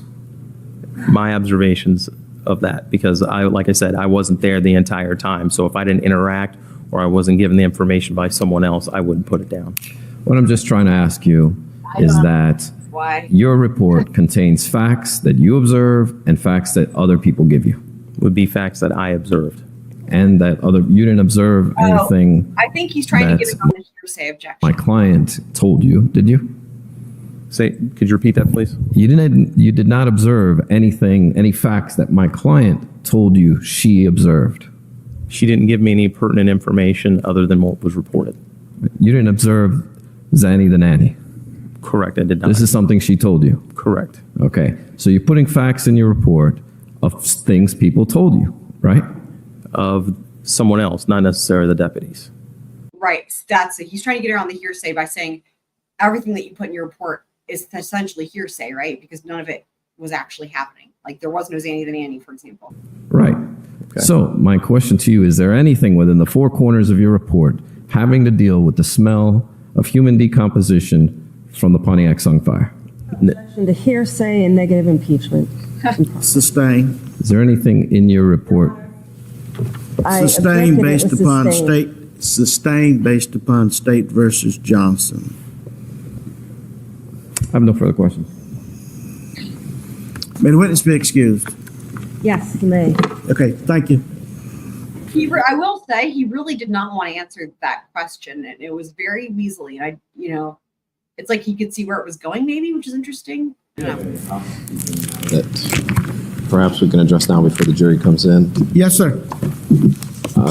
It's actually really a or tennis motion in limine that, and I can follow this up with something in writing if the court would like me to. It's my understanding that the state may seek to introduce the jail visitation videos. However, we are trying to inquire as to what portions of these videos they may seek to introduce, because certainly all statements would not be relevant. And there also may be other subsequent issues dealing with those particular videos. So rather than sit here through 5 hours or 6 hours of videos, we're not certain, or we would ask that the state proffer which portions of the videos they would seek to introduce, and that way we might be able to speed along the process as to what will be objected to and what won't be. I think just for judicial economy, that we may want to have a better grasp as to what portions of these tapes the state finds as relevant. Ms. Birdie? Your Honor, Mr. Bias knows very well, because I this morning, it is our intent to play all portions of all videos. I figured you would say that. He has had 3 years to file a motion to redact portions of these videos, and he only mentioned to me today that he may want to object to certain things that are on there. What I asked him to do was to type out exactly what he thinks is objectionable, and I will look at it, and then we can litigate it if necessary. But we had a hearing on this, the admissibility of these videos. I believe it was in early March, and I've heard nothing since. The state's burden to present relevant evidence. We filed our motion in limine on another legal basis. We are free to object at trial, during trial, before they present it, during the presentation. We're certainly doing this well in advance to try and move things along in a easier manner, because there are things contained in there that this court has found not to be relevant. And when we're talking about 5 hours of video, certainly my expectation is that the prosecutor will pull out relevant portions that they seek to introduce, not irrelevant portions just to see Miss Anthony in action, or her character, or things, or uncharged crimes, or things that gratuitously may be included in some of these videos. Well, let me ask this question. Were all of these videos made available to the defense, and did the defense have an opportunity to review those? Reminder, guys, these videos they're talking about, we're going to watch on the next episode is entirely going to be Casey's jail. They're like jail calls, but they're really jail visits.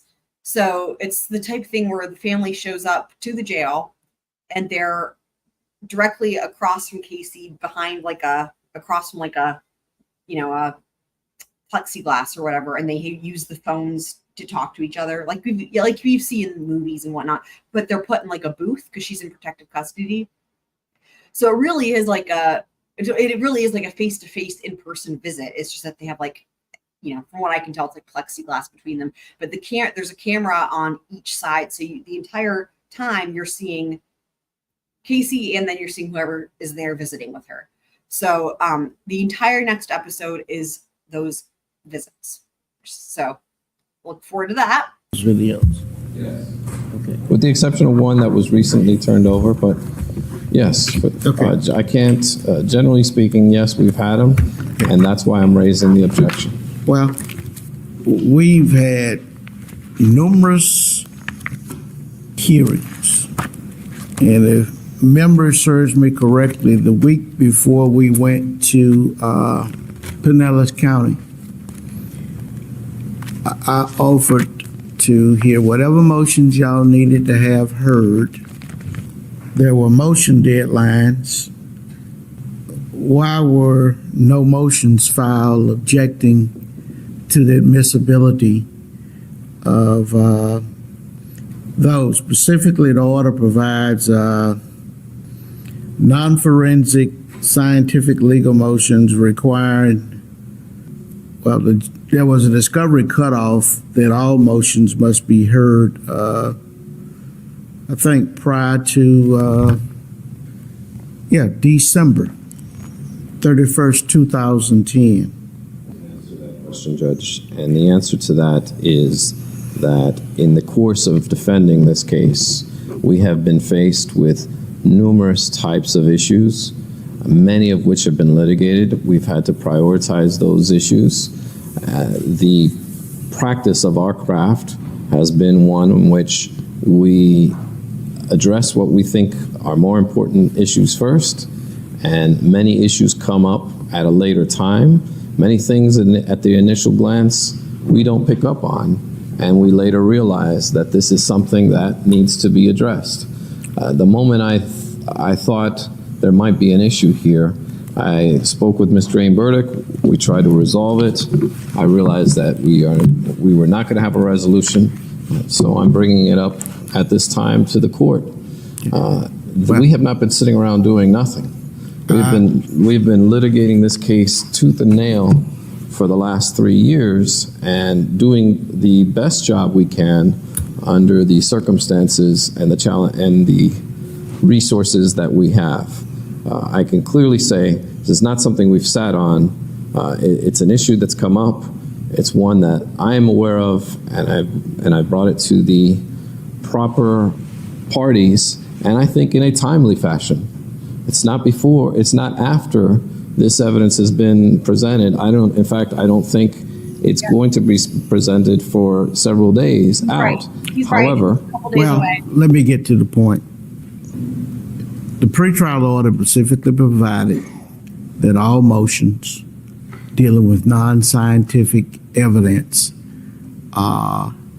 that required no testimony, and these motions shouldn't require testimony because the videos speak for themselves, should be heard no later than December 31st, 2010.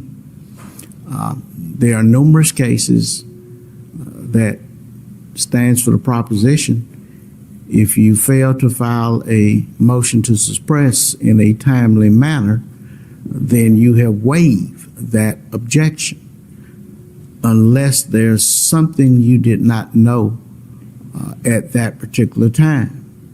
So, as always, you can interpose an objection, but we're not going to necessarily wear the carpet out going back and forth for prolonged objections. You can make your short objection relevancy if you feel it's not relevant, or some other thing, but the problem with you doing it at this date is simply there's no time to redact the portions that you're talking about. That's why we have deadlines. And y'all have 1, 2, 3, 4, 5, excluding Ms. Fennell, 5 lawyers sitting over there that have had ample time since December. But we'll take a brief look at it, but you may have waived any objections that you've had, save for making the objection now, but it may not be timely. But let's move on. Who's the state's next witness? Adrianna Acevedo. Okay, let's return to jury. My name is Adrianna Acevedo. First name Adriana, last name Acevedo.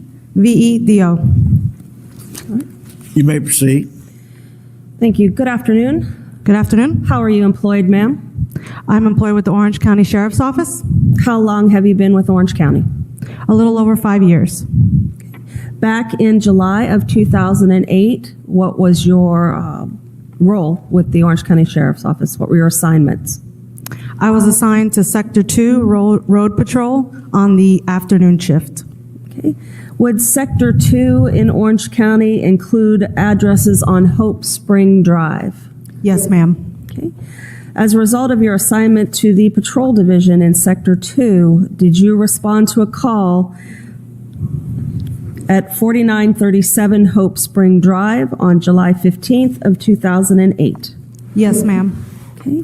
Did you arrive after Corporal Rendon Fletcher? Yes. Does the Orange County Sheriff's Office keep a record of the dispatch times of officers? Yes, they do. Okay. Have you had an opportunity to review that record? Yes, ma'am. Do the records of the Orange County Sheriff, or does your memory allow you to tell us when you arrived at that residence? Yes, ma'am. When was that? I arrived at 9:52 a.m. or p.m.? p.m. When you arrived, was Corporal Fletcher already in the house? Yes. Okay. What action did you take? I walked towards the front door where Rendon Fletcher was inside the residence. I met with him at the door and asked him for specifics as what was going on inside the residence. Okay. Once you got a briefing from Corporal Fletcher, did you seek to take written statements from individuals inside the home? Yes, ma'am. Okay. Did you take written statements, or did you provide statement forms to George Anthony, Cindy Anthony, Lee Anthony, and ultimately Casey Anthony? Yes, I went to my vehicle and I got blank copies of the statement forms and I brought them inside the residence with me. All right. After your arrival, did Sergeant Reginald Hosey arrive? Yes, ma'am. Okay. Was Sergeant Hosey directing your activities that evening? Yes. Okay. Did Sergeant Hosey direct you to escort Casey Anthony to any particular location? Yes. Okay. What time did you begin that escort? The escort began after 2350 hours, which would be 11:50. Okay. Now, Miss Anthony got into your vehicle? Yes. What type of vehicle was this? A marked patrol car. Okay, and where did she sit in that vehicle? In the rear of the marked patrol car. All right. Was she under arrest? No, ma'am. Was she handcuffed? No, ma'am. Did you take some step to ensure that she was going with you voluntarily? Yes. What was that? I asked her if she was willing to go with me in my vehicle, and she advised yes. Okay. Was it your understanding that you were taking her to the last location where she saw her child? Yes. Anyone that you're transporting in your vehicle who is not under arrest, do you take further steps once they are in your vehicle to ensure that they are continuing to be there voluntarily? Yes. What steps did you take with Ms. Anthony to ensure that was the case? To keep verbal communication with her, to ask her if she was fine, how was she doing inside the vehicle, and communication with her, and to let her know that if at any time she didn't want to be in the vehicle, to please advise me of that. All right. And at any point in time when you're on your way to this location, What would they have done? They just pulled over and said, all right, get out, have fun, good night, good luck getting home. Like, what would they have even done? I mean, it's one of those things where it's like, yeah, I guess you can say that, but like, do you really, is that really practical? If they even said that they don't want to be in the vehicle, what would you do? does she tell you she wants to go back to her residence?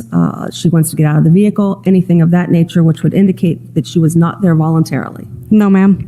Okay. Where did you go? To the SAWGRASS apartments.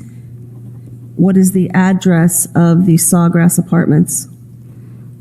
I know that they're on Conway. As far as for the exact numerical, I have to refer to my report. Your Honor, may the witness refer to her report to refresh her recollection for the numerical? She may. The exact numerical address is 2863 South Conway Road. How long did it take for you to get from 4937 Hope Spring Drive to 2863 South Conway Road? Only a few minutes. Can you tell from the reports of the Orange County Sheriff's Office, or do you recall from your memory what time you would have arrived at the Sawgrass Apartments? The exact time is notated in the call log, and I'd have to look at that call log. All right, if I may approach the witness, Your Honor. You may. The time of arrival is 5 after the hour, 5 after midnight. All right, what did you do when you were at the Sawgrass Apartments? I arrived at the apartments. She advised which apartment exactly it was, and then we returned to the residence. All right. When you're referring to she, are you speaking of Casey Anthony? Yes, Casey Anthony. Did she direct you to a specific location? She pointed to an apartment and directed us to that building. All right. When you say us, are you speaking of you and Corporal Rendon Fletcher? Yes, ma'am. When you were being directed to this particular location, who was telling you where to drive? Casey Anthony. Okay. Did she tell you where to stop? Yes. Okay. You said she pointed to an apartment.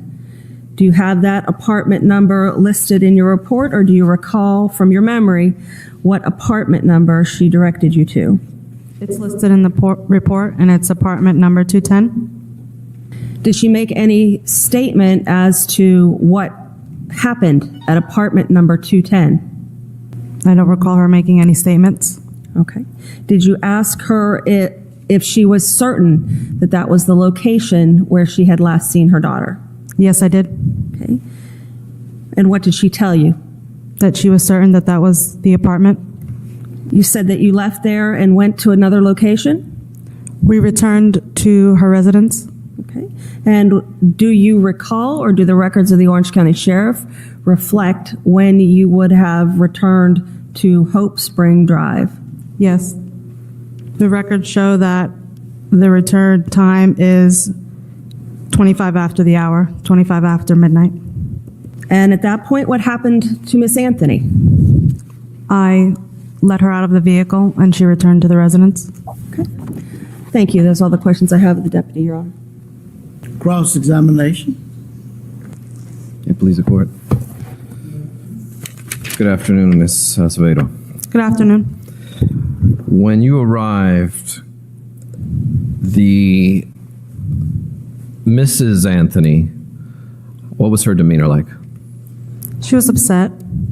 Okay. And Mr. George Anthony, what was his demeanor like? It was calm, quiet. What about Casey Anthony's demeanor? What was she like?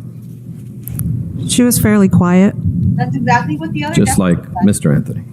Yes. It's very interesting, isn't it? Now, And was Miss Anthony handcuffed that evening?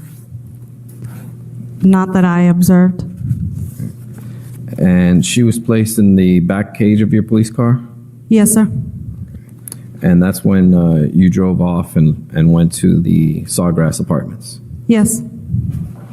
And how long were you in the house before you went to Sawgrass?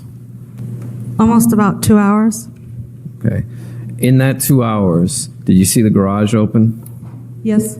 Did you see the Pontiac Sunfire in the garage? Yes, sir. And did you see the trunk open of the Pontiac Sunfire? I don't remember the trunk to be open. Okay. Did you smell any foul odor coming from that car? I smelled an odor. I don't know if it was coming from the car or the garage. Okay. And did you smell anything that you would consider to be human decomposition? Your Honor, I'm going to object. It's not established that she has sufficient knowledge to give a lay opinion. Sustain, establish a foundation. What can you describe the odor that you smelled? It to be a garbage type odor. That's the best I could describe it as. Okay.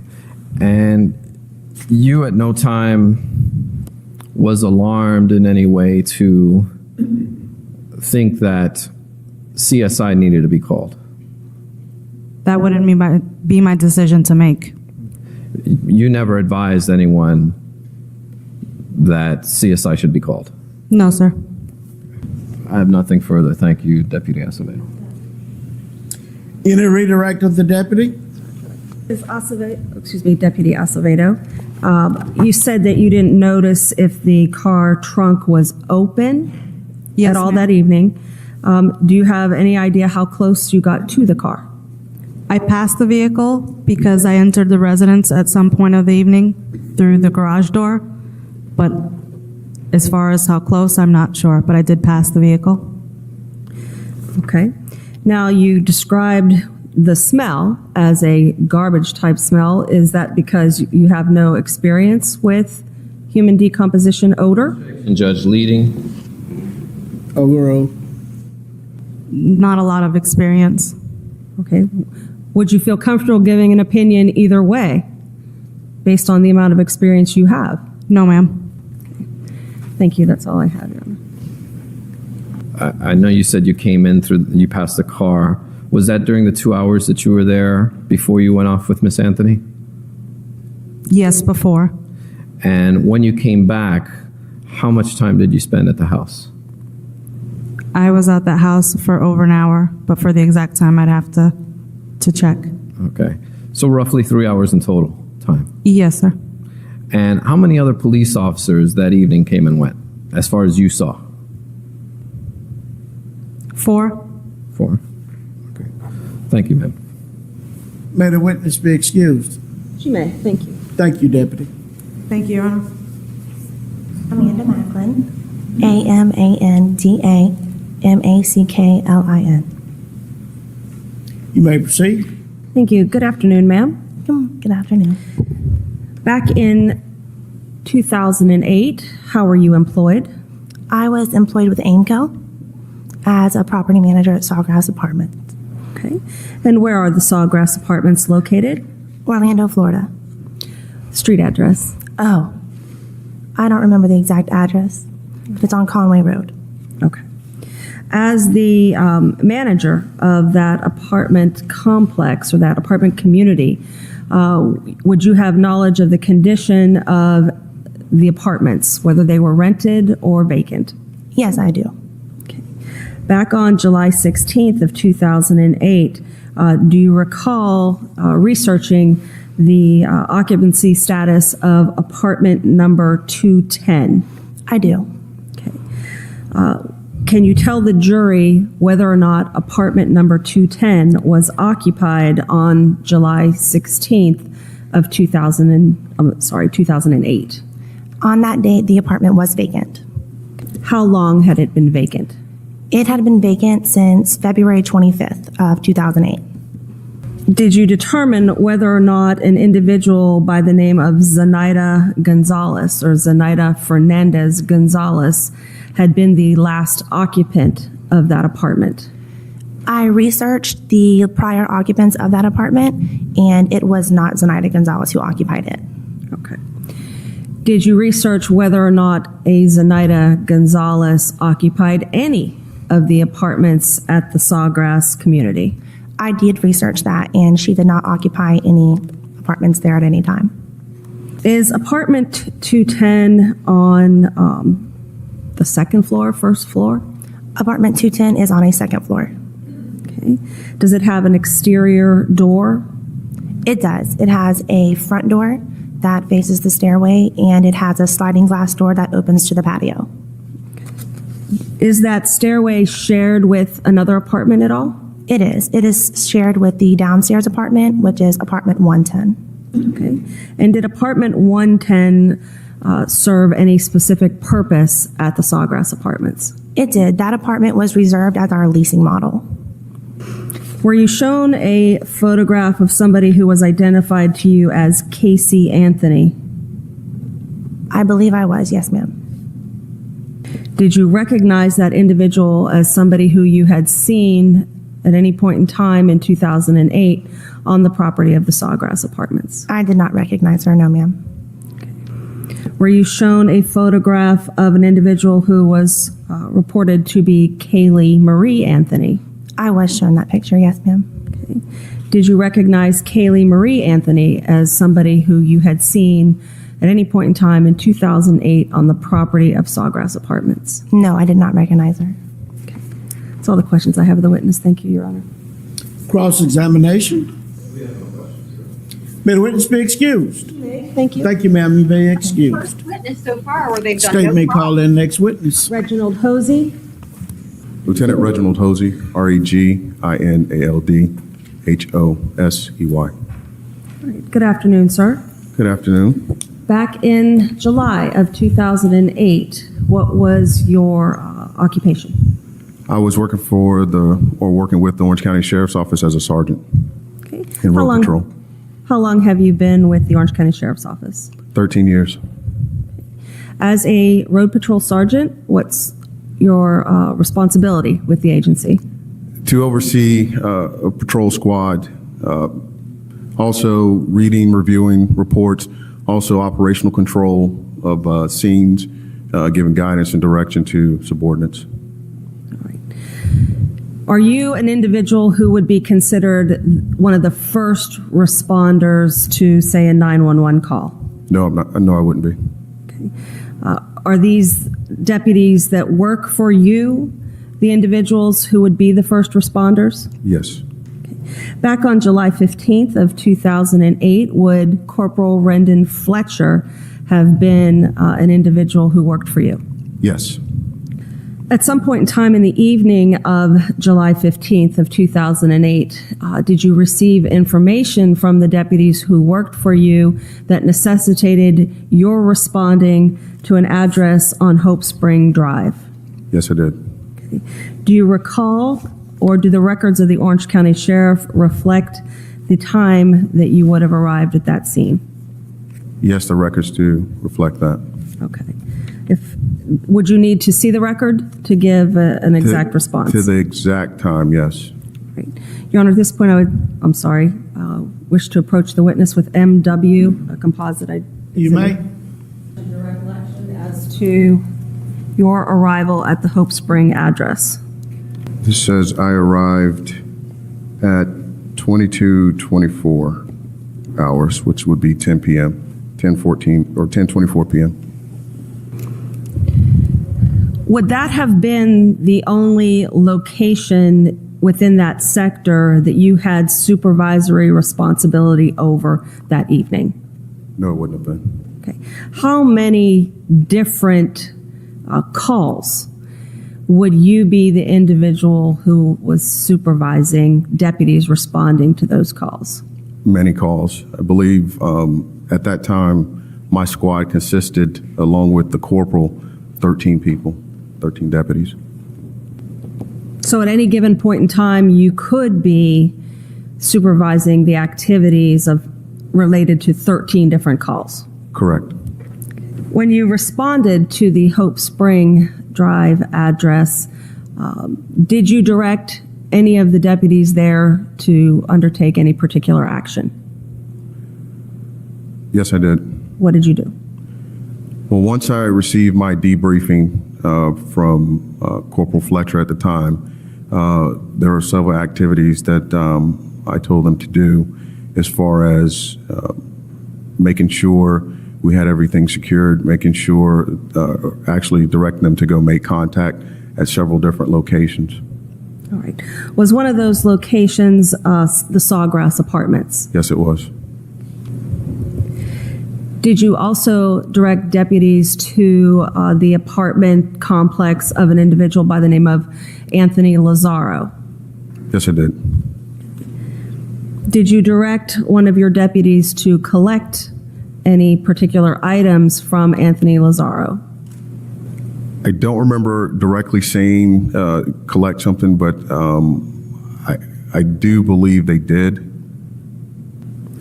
At some point in time, did one of your deputies return with a cell phone? I believe Deputy, you want the name? If you recall it. I believe Deputy Ryan Williams did. Did you direct the deputies to take written statements from the parties at the residence? Yes, I did. Would that have included the written statement of Casey Anthony? Yes, it would have. After Ms. Anthony's written statement was obtained, did you have an opportunity to have a conversation with her? Yes, I did. How did that take place? Well, I actually walked and talked with her briefly. One of the things that I wanted to do at that time, because the child issue was into play, is that reassure her that I wasn't there to take her child, or the deputies weren't there to take her child from her. We just wanted to know the location, just to make sure she was okay. All right. Was this conversation that you had with her after information was gathered by your agency that the child was kidnapped? Not that the child was kidnapped, but I believe just missing, or we didn't know the whereabouts. All right. Was the conversation after Ms. Anthony had returned from the Sawgrass Apartments with Deputy Acevedo? Yes, it was. Okay. You're aware that they returned from the Sawgrass apartment without the child? Correct. Okay. Did you receive any information from Ms. Anthony as to where the child could be other than the Sawgrass Apartments? Yes, I did. She mentioned that she was with a nanny, Zanny, during our conversation. All right. When you spoke with Ms. Anthony, did you ask her if she would agree to accompany you on a short walk away from the house? Yes, I did. Why was it that you wanted to get away from the house? Because of everything that was going on, we had multiple deputies on the scene, of course, the other family members that were there. So I just kind of walked away as the supervisor there, the ultimate authority figure at that time. I just wanted to walk her away and just, once again, like I said, reassure her, because previous conversations included the fact that she and her mother, they weren't getting along, or her parents weren't getting along, that her mother just wanted to keep the baby or get the baby from her. So I just want to once again reassure her that, we didn't have any court orders. We didn't have anything saying that we needed to take the baby from her. So I just wanted to make sure that the child was okay. All right. Did Miss Anthony indicate to you in any way that this was just a domestic dispute between her and her mother, as opposed to a kidnapping? During the time we were there, she was constantly talking about that she and her mother were not getting along, and it was more so that she wanted to keep her mom from getting the child from her. Okay. At that time, did you all have any further success in attempting to locate the child? No, we didn't. Okay. As a result of that, did you follow Orange County Sheriff's Office procedure and contact a detective? Yes, I did. And who did you contact? Corporal Yuri Melich.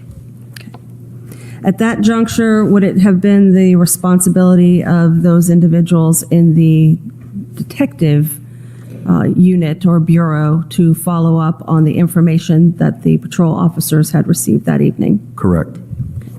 Thank you. I have no other questions of the witness, Your Honor. Cross-examination. Good afternoon. Good afternoon. You're out of uniform. Yes, I am. You still work for sheriff? I do. You're a detective now? No, I'm not. Okay. Why are you out of uniform? I want to wear a suit today. Look nice. For court? Yes. Good guy. Now, you are still a sector commander or whatever you call it? No, I'm not. I'm actually, since we last spoken, I've been promoted to lieutenant, which right now I'm currently assigned to the Uniform Patrol Division as a watch commander. Am I correct that the county is divided up in grids or sectors with all kinds of different responsibilities? 6 sectors, correct. got sheriff on top and then a bunch of other brass and then get down to you guys. Correct. And is the reason for that so you become familiar with the area that you're assigned to? Currently? Well, when you were in charge of this sector that we've just been talking about. Well, I was only in charge of a squad, not the particular sector itself, but had responsibilities. My deputies had responsibilities throughout the sector. So when somebody told you an address of Hope Springs Drive, you had some idea where Hope Springs Drive was? Back then, I don't recall if I actually knew the actual location. And back then, you had never heard of the Anthony family, isn't that correct, sir? Before we received the call? Right. No, I didn't. Never knew or heard anything about Casey Anthony? No, I didn't. George or Cindy Anthony? No, I didn't. Brother Lee Anthony? No, I didn't. They weren't on your radar screen. I don't know where he's going with this. So when you arrived, Trying to, like, I don't understand what he's trying to do here. Like, there's a bunch made about this. Like, how did he know where to go and whatever? I don't know. It's just, I'm not sure.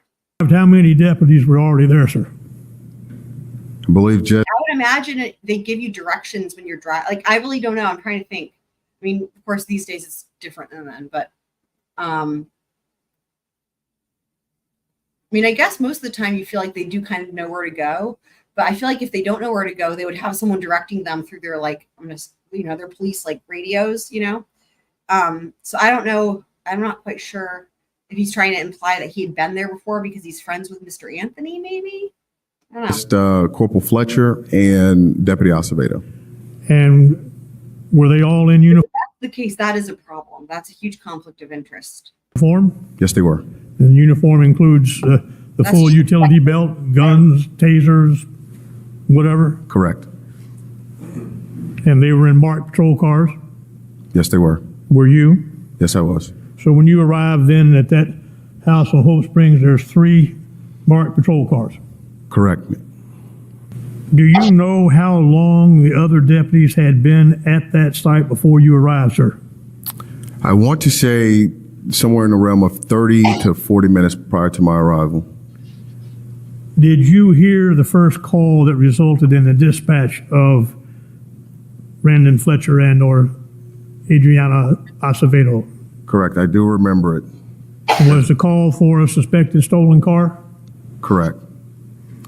And did you understand shortly thereafter that that was bogus?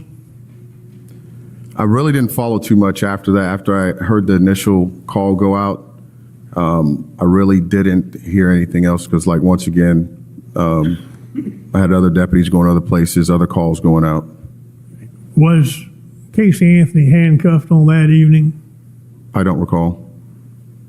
Do you recall telling Deputy Eberlin to uncuff her because she needed to talk to Detective Melich? No, I did. I don't. You recall telling him, that is Mr. Eberlin, or any other deputy, to take the handcuffs off of Casey, period, for whatever purpose? No, I don't.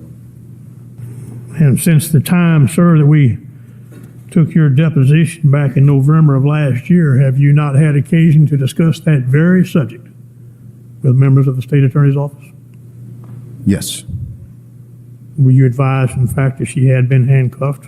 Your Honor, I'm going to object to hearsay, facts not in evidence. Overrule, he can answer the question, yes or no. Repeat the question, please. Would you read the question back exactly as stated, please, ma'am? Were you advised of the fact she had been handcuffed? Yes. But it was not in your presence. I don't remember. I don't remember being handcuffed. Okay. You directed the drive to SAWGRASS Apartments, did you? Correct. And were you present when she, that is, Casey Anthony, departed in the back of Adrianna Acevedo's marked patrol car? I was on property, yes. And she was put in the back, what you all refer to as the cage. Deputy Acevedo had a cage in the car, yes. And the cage is where Casey was put. I believe she was riding in the rear of the vehicle, yes. Now you, sir, when you approached the property at Whole Spring Drive, first time, right? First time you ever been there? Yes. Was the garage open or closed? The garage was open. Was the trunk open or closed? Open. And did you go up to the car? Yes, I did. And did you smell some form of a foul odor? Yes, I did. And having done so, did you report that to crime scene investigators, CSI? No, because I don't believe I talked to our forensic unit that night. And not only did you not report to CSI, sir, you did not conduct any inspection in that trunk, did you? No, I didn't. You didn't write any reports in this case either, did you? No, I didn't. When you decided to separate Casey from the rest of the people, you wanted so you'd be alone to talk with her, was that the deal? Yes. You were in full uniform? Correct. Just like everybody else? Correct. And she went with you, you say about 40 paces or so? 40 yards. 40 yes. yards? And you talked with her? Yes. Did you or any of these officers in your presence at any time on that evening, to your knowledge, advise her of her Miranda warning rights? I'm not aware of anyone doing that. Did she have any method or manner, sir, of being able to get out of the cage of Acevedo's patrol car? Your Honor, I'm going to object to relevance. Yes, she could have asked Deputy Acevedo that to stop the vehicle, or that she didn't want to go or to exit the vehicle. Good spot. Other than asking, could she have opened the door herself? No, those vehicles, you're not allowed to do that. Can't physically do it, the bottom line. Correct. From the inside. Were you present when Miss Anthony was returned from the field trip to SAWGRASS Apartments? Yes, I was. And did she just say, "See ya, have a good night, I'm going out"? Who are you talking about? Casey. No, she didn't say But that. she was led into her house, wasn't she? I believe she was led into her house. By one of your full uniformed armed deputies on the scene. Correct. And she was taken inside that house, and she was kept there until Deputy or Detective Yuri Melich arrived. Is that correct? I believe she was Classic trying to establish, was she in custody or not, and all that, right?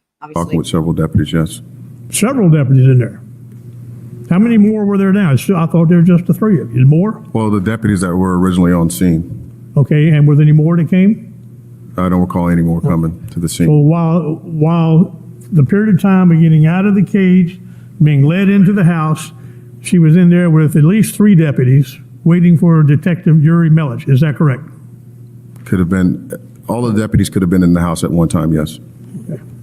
Do you remember how long it was before Deputy Melich showed up? From my call? Yes, sir. So for anyone who's also following Sarah Boone, recent happenings in that case prior to the hurricane delay, included the issues about whether or not, she was in custody, the Miranda rights and all that in regards to her interviews with law enforcement.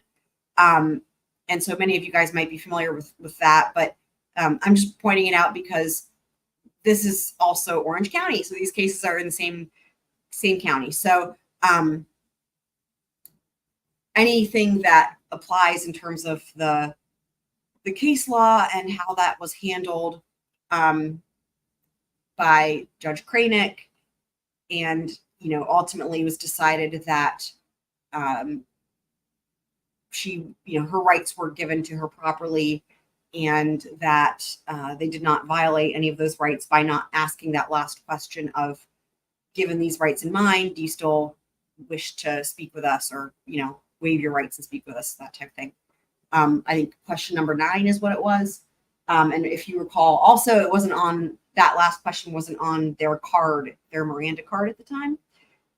Anyway, they haven't really gotten into Miranda all that and all that yet here, but I think it's still trying to, again, it's the similar themes like we talked about with Sarah Boone, or we've heard people talk about Sarah Boone. I have not been covering it, but following it, but, establishing, does the suspect, are they a suspect? Do they feel like they're free to leave? Is it custodial or not? And then there's also the whole idea of like, even if they're told they're free to leave, would it be reasonable that they wouldn't feel that way? For example, if you are surrounded by a bunch of deputies and, they've got you backed into a corner, for example, so that the what's the right way to say it? The demeanor, matters. And I think the spacing matters too. Like if you're in a small room versus a large room, and that's actually going to come up later on in this episode when we get to Detective Yuri Melich. I think he's next after this fellow. I believe, I can't say for sure. I know it was, I want to say it was a couple hours, hour and a half, 2 hours. So for all that period of time, whether it's an hour and a half to 2 hours or whatever, Casey is in the home, family home, with at least 3 deputies waiting for Detective Melich. Not necessarily, because the deputies they weren't there inside the house all at the same time for every minute that we were waiting on Detective Melich, because they were going back and forth to their cars, getting things out, getting statements. Some walking around in the house? Probably. At that time, I was back and forth between phone calls, looking at my computer, checking on other things that were going on. But all at the address of Hope Spring Drive? Correct. None of you left? Correct. Nobody else left either, did they? Not that I can recall. And you weren't going to let anybody leave either, were you? I can't say that I wouldn't have. Now, sir, were you present thereafter when Detective Melich came and interviewed Casey? I don't know how long I stayed after Detective Melich arrived. Did he kind of take over the scene? Is that what you're saying? Pretty much once we call the detective, we start letting them do their investigation. Road Patrol's preliminary investigation is pretty much concluded when they start taking over. So therefore then, you are not in the chain of custody of any evidence in this case, are you, sir? No, I'm not. And other than whatever Casey said to you when you did your walk, you were not involved in any of the statements given by anybody in the case, are you? Correct. Only time you ever had anything else to do with the case was to go back when all of these demonstrators who had nothing better in life to do to come and protest at the house. You had something to do with that, right? Object to the relevance. When you left the scene that night, sir, were you done other than having to come through the deposition process and trial? Correct. You had nothing else to do with the case at all? No, I didn't. You're right. Thank you. Lieutenant Hosey, on July 15th of 2008, were you advised by Casey Anthony that her child was alive? Yes. Were you advised by Casey Anthony that she believed her child to be well? Yes. Were you advised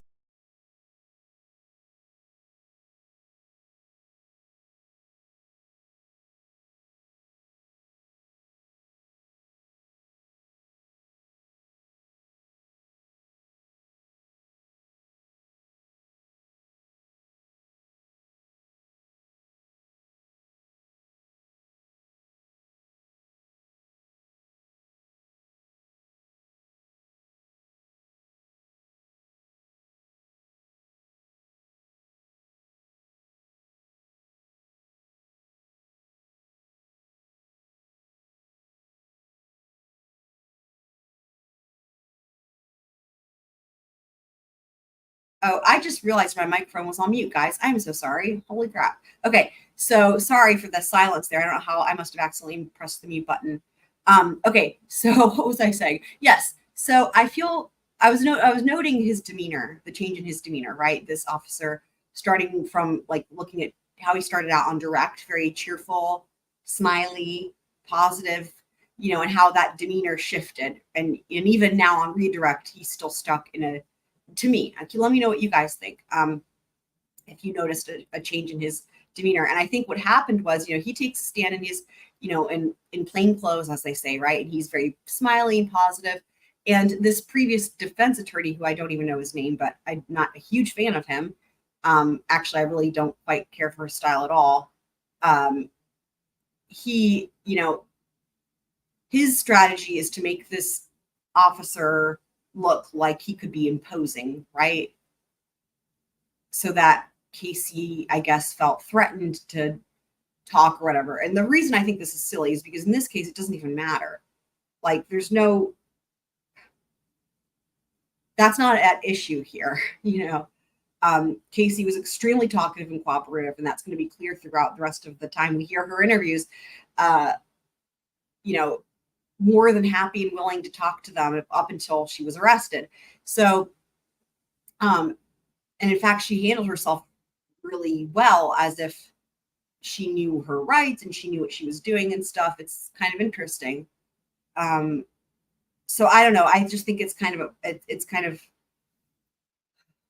I don't really know the point in this case of trying to make it seem like she was, again, like she was maybe threatened or felt, like she had to talk. Because again, everything she was saying was a lie anyway, right? So, but that's what his strategy is, right? So his whole thing is you've got this officer who's in plain clothes and he's got a really nice, friendly demeanor. And his goal, I believe, was to essentially put him in a place where he's not going to look like that anymore, right? So he starts, and I think it took him by surprise because wearing a suit, it does look nice, but I understand the line of questioning, right? Because by wearing a suit instead of your uniform, you do look less threatening, right? Or less law enforcement-y, if you will.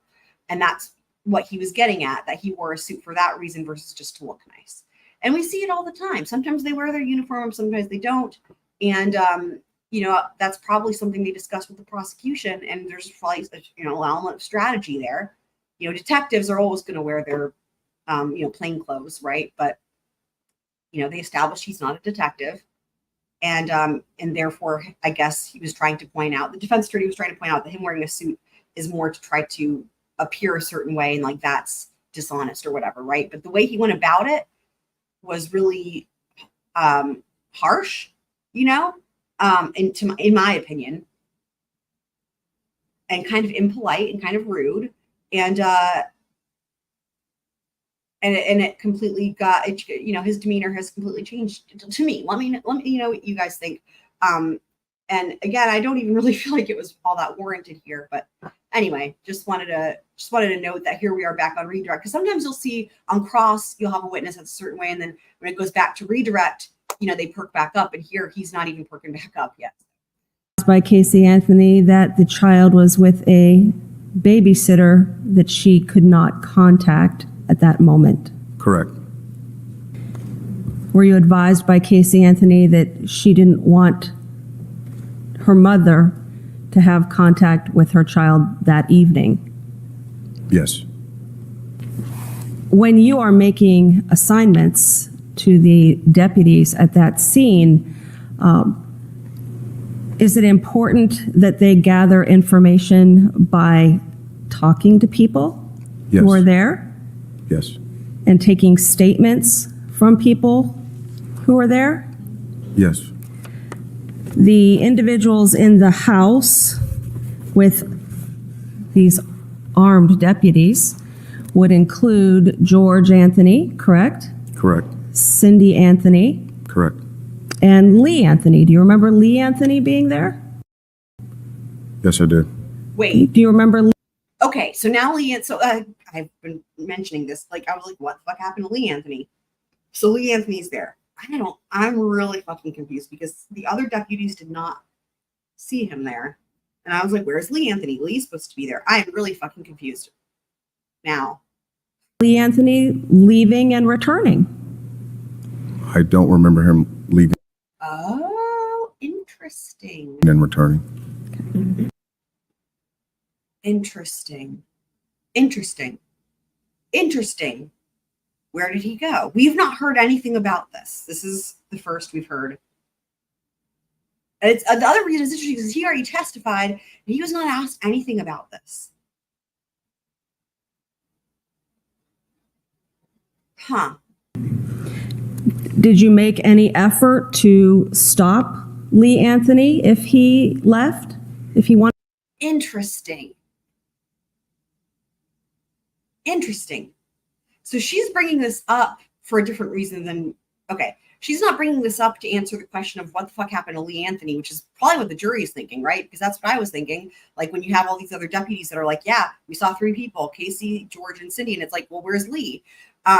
She's not bringing it up, unfortunately, to answer that question like she should. She's bringing it up to try to point out he was free to come and go. So therefore, Casey shouldn't have felt like she was in custody, which that doesn't even make sense anyway. But that's her goal here. It's not really to clarify information for the jury. It's to try to make it seem like, you know, like Lee Anthony wasn't a suspect, which, I mean, again, what good does that even do? But where was he going? Wanted to leave? No. Did you make any effort to stop George or Cindy Anthony or Casey Anthony if they wanted to leave? No. Did any of those individuals, including Casey Anthony, tell you that they wanted to leave or go anywhere else that evening? No, they didn't. Did they all appear to be cooperating with? It's their house, though.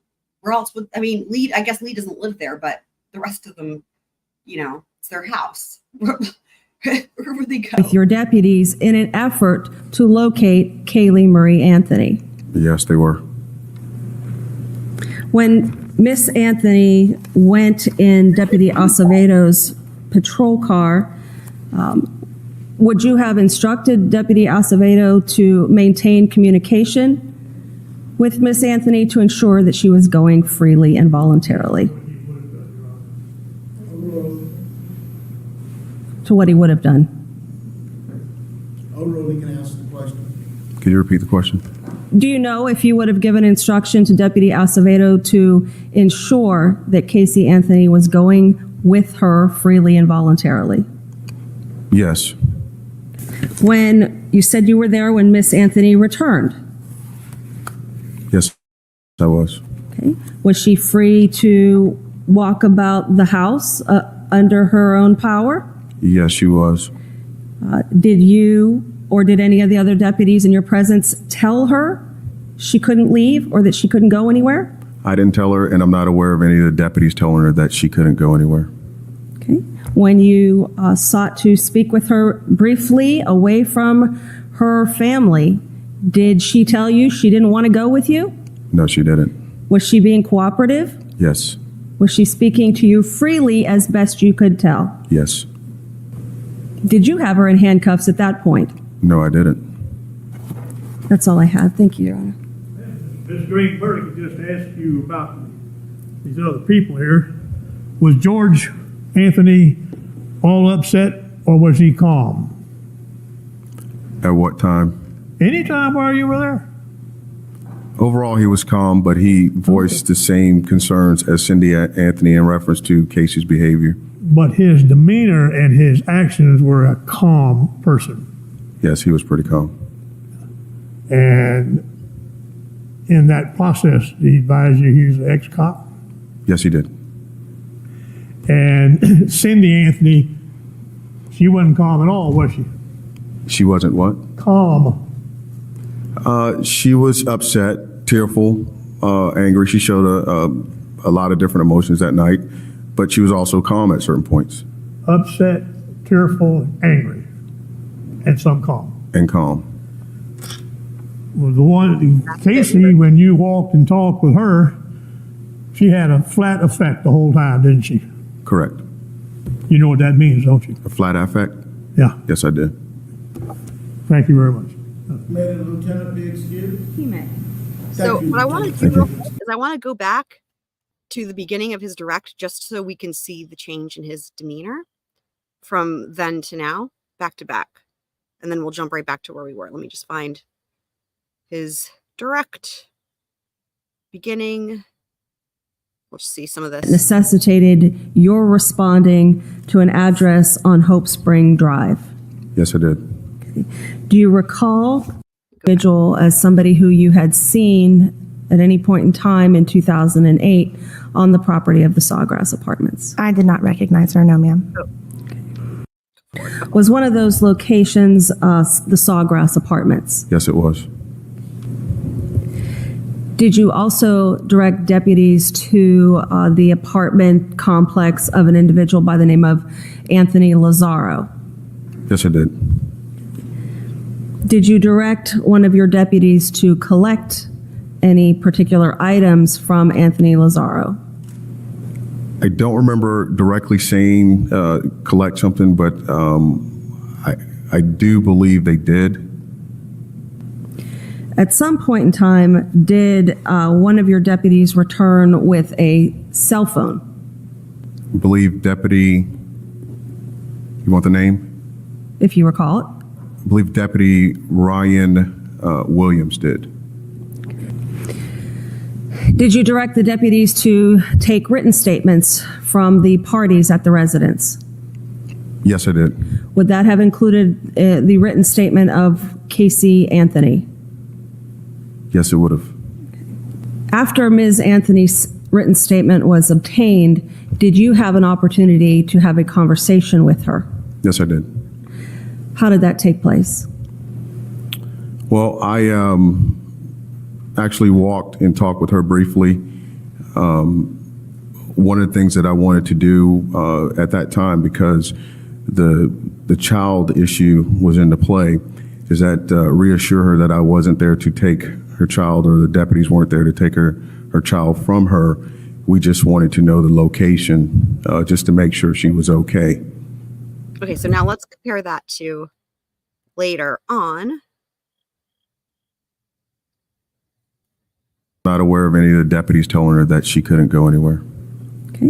When you So, like, for example, you could see when he was finishing his sentences before, he was kind of smiling a little bit. I don't know. Let me know what you guys think. Was the defense attorney successful in bringing his attitude from more of a positive standpoint into, a little bit more serious, or what have you? I don't know, however you want to describe it, but was there a change in his demeanor? That's really kind of what I was wondering. Okay, so now we're going to go back to where we were. Alrighty. And in that process, did he advise you he was an ex-cop? Yes, he did. And Cindy Anthony, she wasn't calm at all, was she? She wasn't what? Calm. You have with the Orange County Sheriff. Okay. Melich. Okay, here we go. All right, may I proceed, Ms. Drake? Good afternoon. Good afternoon. How are you employed, sir? I work with the Orange County Sheriff's Office. How long have you been employed with Orange County? Just under 10 years, since October of 2001. Okay.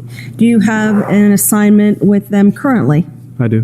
What is that? I work for the Professional Standards Section, better known as Internal Affairs. In July of 2008, did you have a different assignment? I did. What was that? I was a detective corporal in the Missing Persons Child Abuse Unit.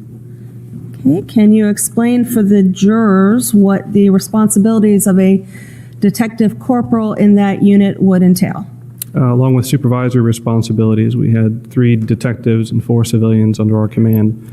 We also investigated cases of missing persons and investigated allegations of child abuse. As of July of 2008, how long had you had that assignment? I was promoted and transferred there in April of 2008. Okay. Prior to your promotion, what background did you have with the Orange County Sheriff? For just over 2 years, I worked with the Homicide Division. What else? Prior to that, I spent a year working as a detective in Eastside Property Unit. What is that? Investigating property crimes on the east side of Orange County.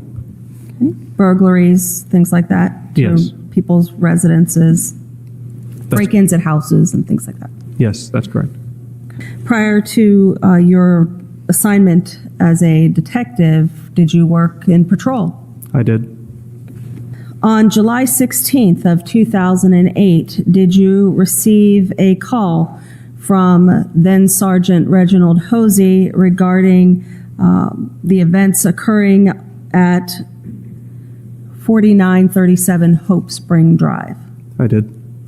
As a result of that call, Did you respond to 4937 Hope Spring? I did. Do you recall what time you arrived on scene?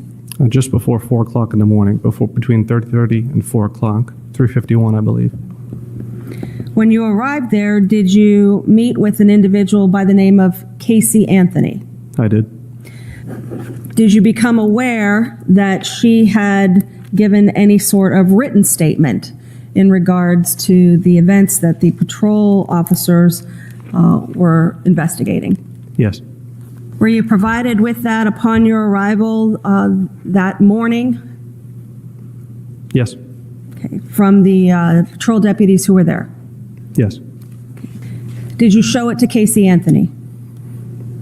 I believe I did because I ended up referring to it in a later interview with her, so yes. All right. After showing it to her, did you ask her if this was in fact her statement? Yes, I did. Did you ask her if she wrote it herself? I did. Okay. And did she adopt that statement as being one that she had written out? Yes. Your Honor, at this point, I would seek to introduce K.I. for identification into evidence. What says the defense? We would object as to the proper predicate. This detective does not know the circumstances surrounding how that statement was taken. It's not the officer who took the statement. Response from the state of Florida? Your Honor, the witness has indicated that... That's what I was thinking. I was like, well, he didn't take the statement, so how come they didn't get this in with the other deputies? Or, assuming one of them took the statement, right? These statements were adopted in their entirety by Ms. Anthony, that he had shown her the statement, asked her if she wrote it, and if it was in fact her statement. They are adoptive admissions.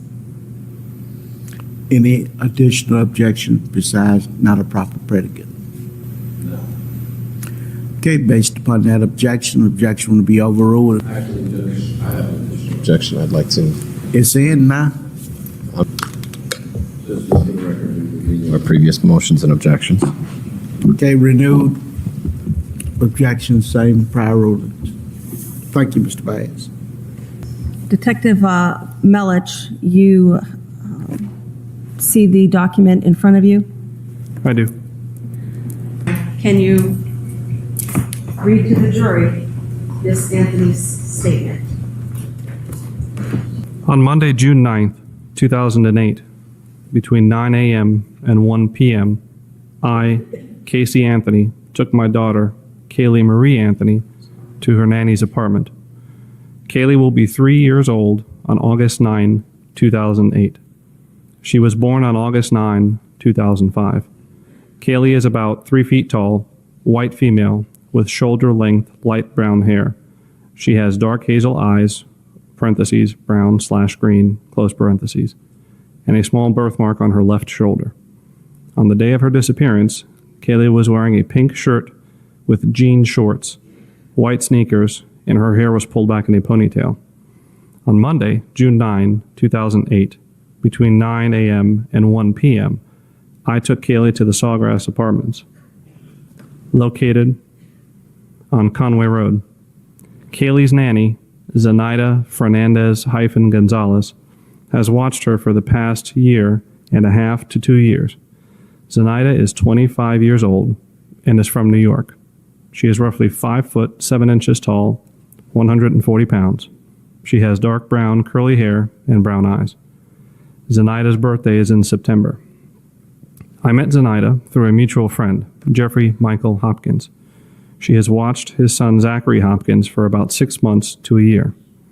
I met Zenaida in 2004 around Christmas. On the date listed above, June 9, 2008, after dropping Caylee off at Zenaida's apartment, I proceeded to head to my place of employment, Universal Studios Orlando. I have worked at Universal for over 4 years, since June of 2004. I left work around 5 p.m. and went back to the apartment to pick up my daughter. However, after reaching the apartment, I realized that neither Zenaida, Caylee, or either of her 2 roommates were home. I have briefly met Raquel Farrell and Jennifer Rosa on various occasions. After calling Zenaida to see where she and Caylee were and when they were coming home, I waited outside of the apartment. I had called Zenaida earlier that morning, prior to bringing Caylee over for the afternoon. When I called her that afternoon, her phone was no longer in service. 2 hours passed, and around 7 p.m., I left the apartment and headed to familiar places that Zenaida would go with Caylee. One of Caylee's favorite places is J. Blanchard Park. I spent the rest of that evening pacing and worrying at one of the few places I felt, quote, at home, unquote, my boyfriend Anthony Lazzaro's apartment. For the past 4 weeks, since Caylee's disappearance, I have stayed at Anthony's apartment in Sutton Place. I have spent every day since Monday, June 9, 2008, looking for my daughter. I have lied and stolen from my friends and family to do whatever I could by any means to find my daughter. I avoided calling the police or even notifying my own family out of fear. I have been and still am afraid of what has or may happen to Caylee.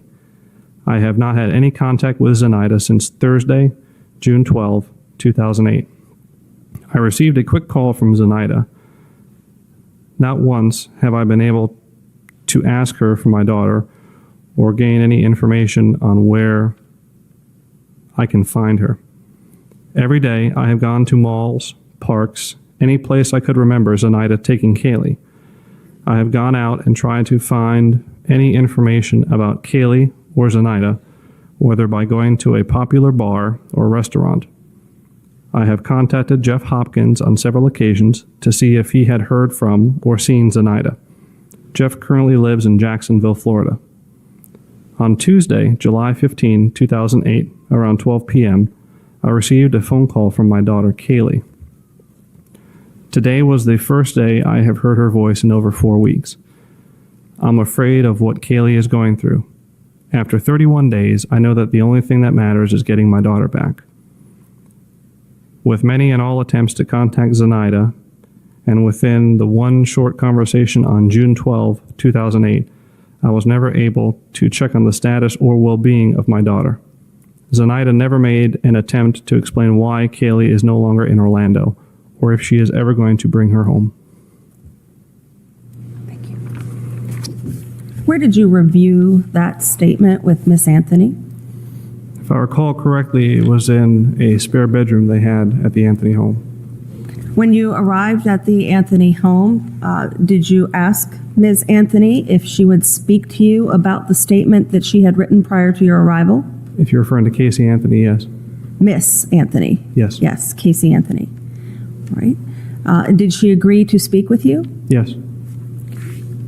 Did you stay in what you referred to as the spare bedroom and speak with her further? Yes. Okay. At that point, did you place her on tape? Yes. Audio tape. Okay. Have you had the opportunity to listen to that audio tape? Yes. Does the audio fairly and accurately reflect the conversation that you had with Casey Anthony? Yes. MU for identification to evidence, MV being a transfer. What's next? The defense? Would renew all previous motions and objections. Noting previous motions and objections, objections will be overruled and it will be received in evidence. Detective Melich, have you had the opportunity to review the transcript that was generated from the tape? Yes. And have you determined that the transcript is an accurate version of what also appears on tape? Yes. Well, at this point, I would seek to. I always find it funny that in every trial, when they do the transcript, they never explain who makes the transcript. Like, I feel like that should, well, in my opinion, it seems like that should come in as to like how that was done and who did it, because, you know, like we saw with the Ezra McCandless trial, there were actually some errors in the transcripts. And anyway, so. Publish 61 in evidence to the jury. Okay, you may publish. July 16, 2008. The time right now is 04:11 hours. I'm Detective Melich with the Orange County Sheriff's Office, present here at 4937 Hope Spring Drive. I reference Orange County case number 08-069208. I am with Casey Anthony, is that correct? Yes. And Casey, would you please state your birthday for me? 03/19/1986. Okay. Casey, you understand this is being recorded? Yes. You have any objection to that? No. All right. Casey, I got called here by Sergeant Reggie Hosey with the Orange County Sheriff's Office in reference to a missing child. We sat here and talked for a short moment before we went on tape because I wanted to make sure that your sworn statement, which I'm looking at, was accurate. I'm looking at 4 pages of a sworn statement. On the bottom appears to be your signature. Is that correct? Yes. Okay. And you're saying that everything contained in these statements are true and accurate? Yes. Also, before I turned on the recorder, I gave you a chance because I wanted to explain what happens if you make a false report or if there's something about this incident that you're not telling us the truth of. Mm-hmm. And I wanted to make sure I made it perfectly clear that, if you want to go ahead and rescind this statement, and if you want to tell me a different story about what happened, if you're trying to fabricate a story to kind of make something look a little bit better, now is your time to tell me. Are you telling me that this is the story you want to stick with? That's the truth. It's the story I'm going to stick with. Okay. In your own words, let's go back. Your daughter's name is Caylee, Caylee. Yes. Marie Anthony. She was born August 9th. 2005. Okay. And according to your statement back on August 9th, back on June 9th, 2008, you took Casey to a babysitter's house. Yes. And who was this babysitter? Her name is Zenaida Fernandez Gonzalez. Do you know how to spell the first name? Zenaida. And where was Zenaida's? Where did you drop your child off? The SAWGRASS apartments on Conway in Michigan. Do you remember the address? I don't remember the address. Do you remember an apartment number? 210. Okay. It's on the second floor. If you were to pull into the SAWGRASS apartments, would the building be the one closest to the road, furthest back, halfway? As soon as you go straight, you go over one speed bump, and it's the first one on the right-hand side. Okay. Is there a pool next to it, or is there anything about the apartment that stands out? There's a welcome sign. It's, I guess there's a little shed close to the building, maybe about 10 yards away. Okay. How long had you known Zenaida? Almost 4 years. It'll be 4 years Christmas this year. And where did you meet her? Who did you meet her through? a mutual friend. His name is Jeffrey Michael Hopkins. I met him at Nickelodeon at Universal, and I met her through him. She was his son's nanny at the time. Does Jeffrey still work at Universal? No, he does not. How long has it been since he left? About 9-10 months, give or take. Did he move back to Jacksonville? He moved up to North Carolina for a short time and moved down to Jacksonville within the last 3 months. When was the last time you spoke with him? About a week and a half ago. Okay. Do you know a telephone number for him? I can find a number for him. I don't know a number offhand. No, I do not. You mentioned something before we went on tape about your cell phones. Yes. I have 2 phones. I just received a new phone through work, through Universal. The phone won't keep charged, so I use my old phone that I actually had gotten, again, through Universal for work. Okay. Did you lose a phone? Yes. Was it your personal phone? It was my personal phone, but I also use it for business. Okay. What's the number for the phone that you lost? 407-619-9286. It's the same keep that same number? Yes, it's You still just the lost same the number. phone. I just lost the phone. And in that phone, you're saying was a SIM card, and the SIM card had the contact Actually, information? the SIM card is in my Nokia phone, but I know there's numbers saved to the cell phone itself. So if we get the actual phone, I know I have one other number for Zenaida, and probably a number for Jeff besides work numbers, and But they're not in your SIM card? they're not saved on the SIM card, they're saved on the phone. I've been trying to figure out on that new phone how to save numbers from the phone to the SIM card and switch them back and forth. So that way I have everything all in one piece. Okay, so the phone where you had the number saved was lost. Yes, I filed an incident report. But how did you end up keeping the SIM card? I had taken it out. I know I left the phone on my desk at work after I'd switched the SIM card back to my old phone. because this was the phone that actually would keep charge. And I want to be able to have a working phone instead of having a phone that would only stay charged for about a half hour and then it would die and I can't make any more calls. It's, for me, not So practical. after you switch the SIM card is when the phone went. I left it. I know I left it on my desk, and I hadn't been at work for at least 3 or 4 days. And you said you made the report to Universal? Or? Yes, with security. When 9 was that? days ago. 9 days ago? Yes. Okay. So you met Zenaida through Jeffrey Hopkins. I did. And his son Zach Hopkins, I guess. Zenaida used to watch over Zach? Yes. And you say you've known Zenaida for about 4 years? Almost 4 years, yes. You knew her before you had your child? Well, I met her just before I was actually pregnant at the time. So. And when did she start watching over your child? It's been within the last 1.5 to 2 years that she started watching Caylee. I had another friend watch Caylee that I've known since middle school. When she went back to school, I was looking for a new nanny. Jeff offered to have Zenaida watch both kids. She agreed, and it kind of went from there.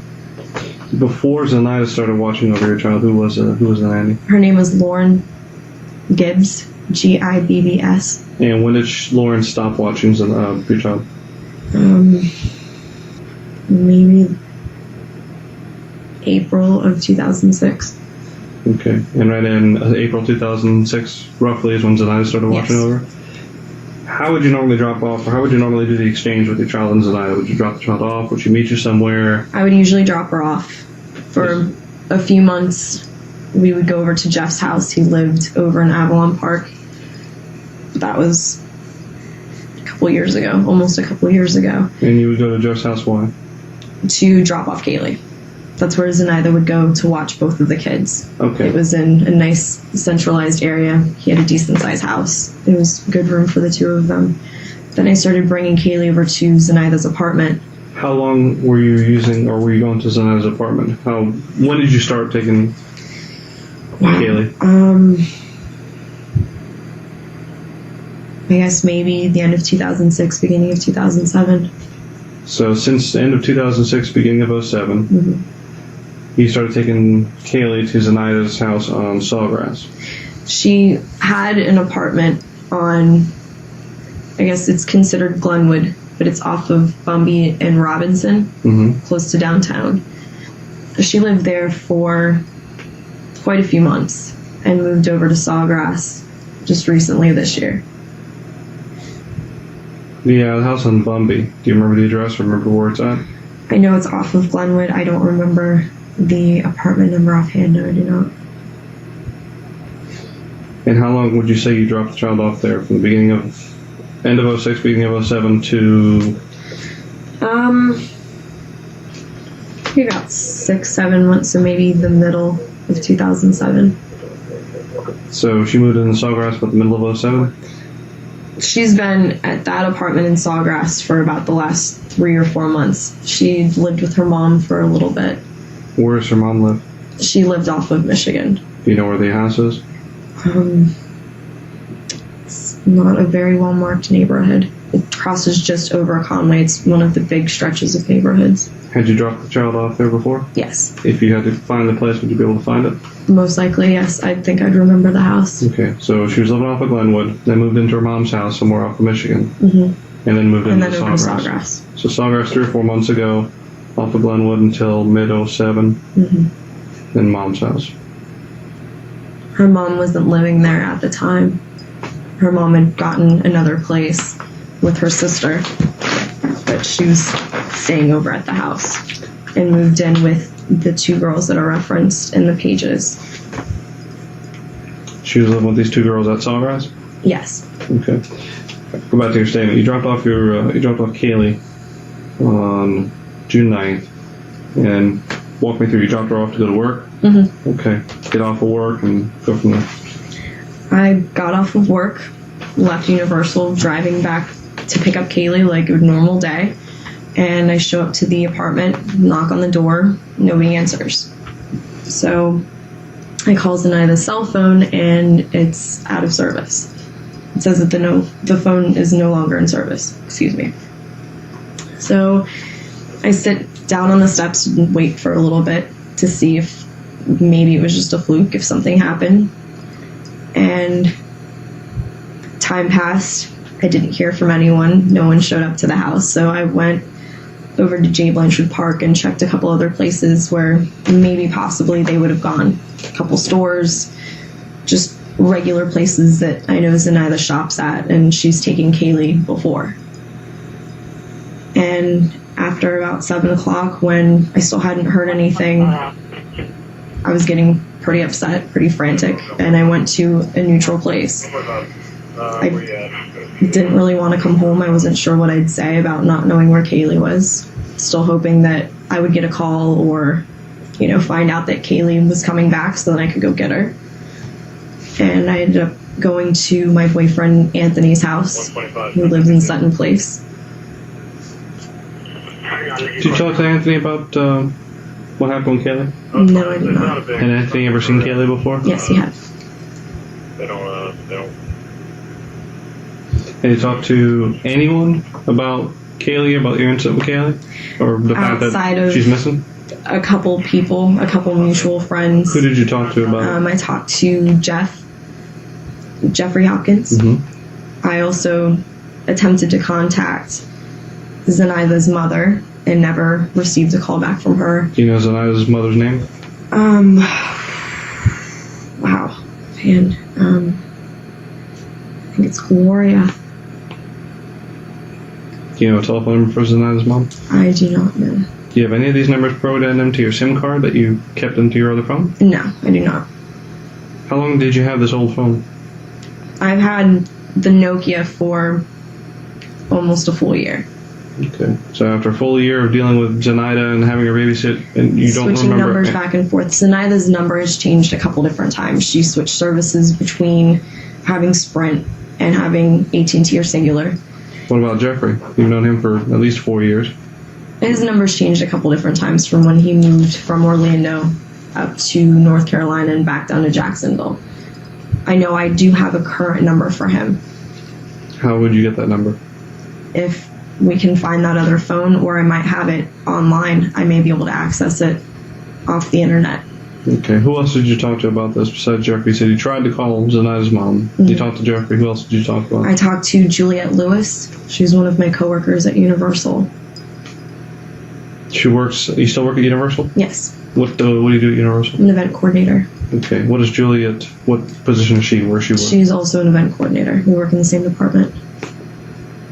You have a number for Juliette? Ooh, offhand, I can't think of one. Is she in your SIM card? No, she's not. Some of the more recent numbers, her number just changed because she just moved back up north. She, within the last 2 months, has finished moving up to New York. She's subleasing her apartment. So Juliette doesn't work at the Universal anymore? No, she does not. When did she leave Universal? About 2 months ago. Who else did you talk to about it? It's been within that small group. I've tried to find out just information from people, going out to different places like Fusion Ultra Lounge and a couple bars that I know Zanny had gone to downtown before to see if, just kind of random talk, if anybody heard about my nanny or talked to her lately. Did you tell anyone specifically that Zanny took your child? No.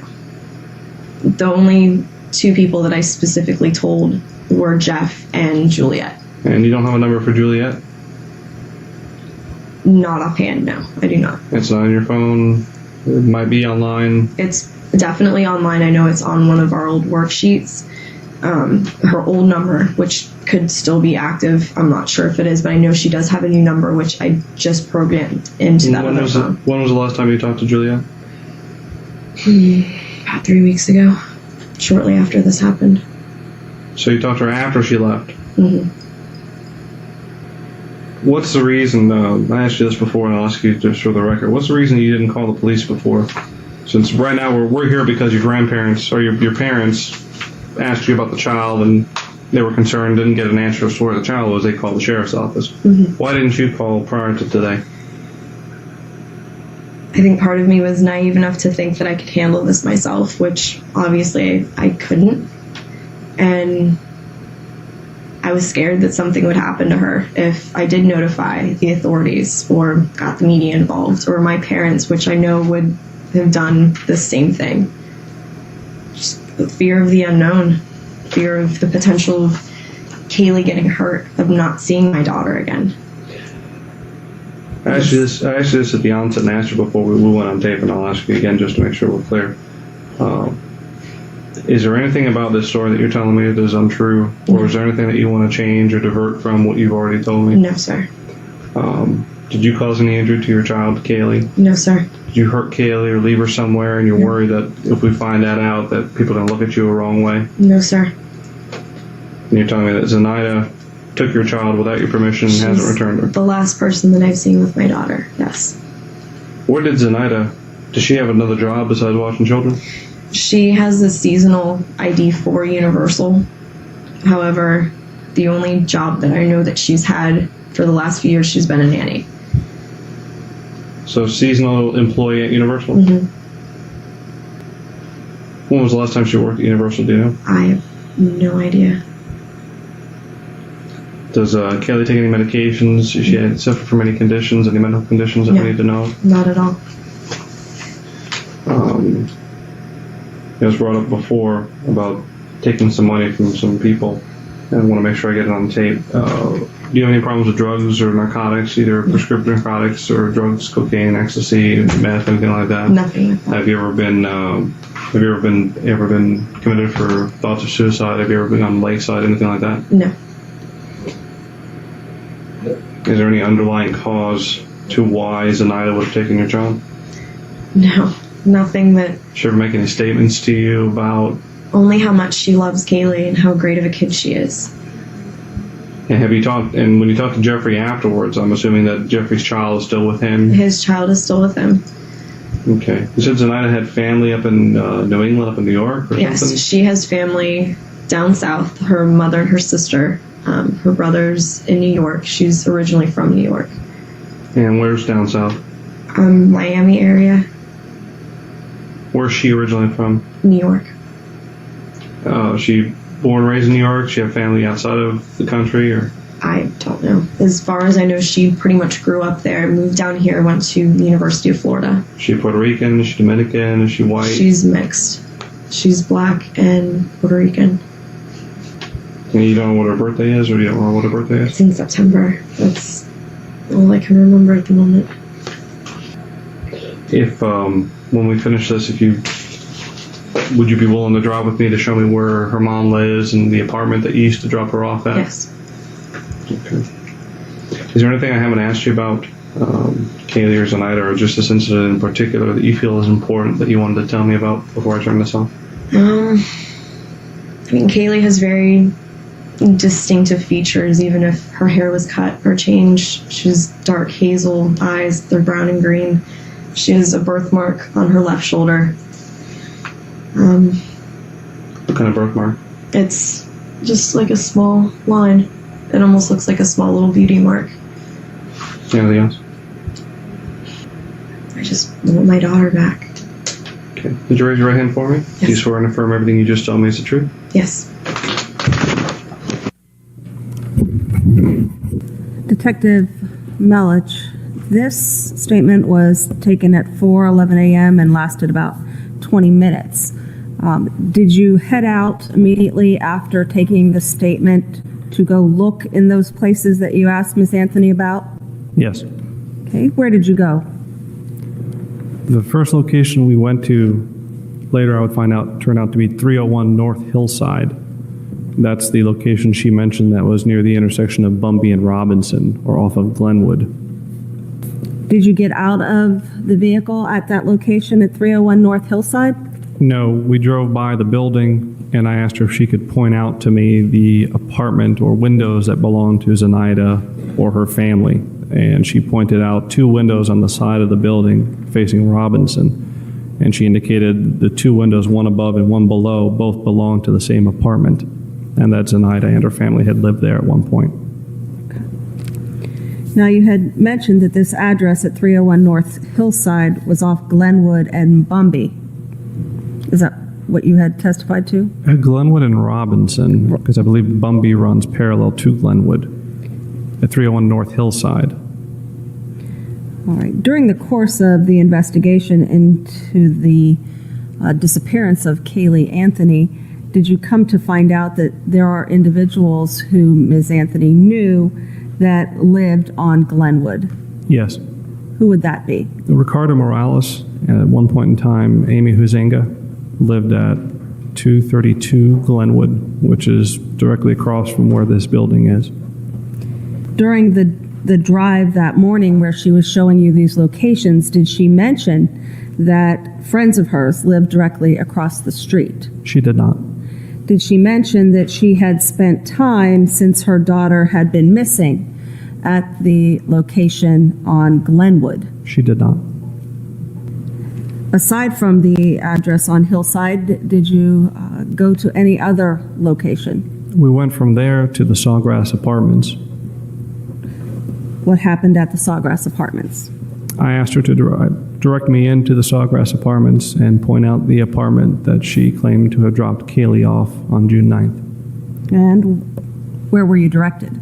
I was directed to the first apartment building inside the complex on the right, apartment 210. Did either of you get out of the car at that point?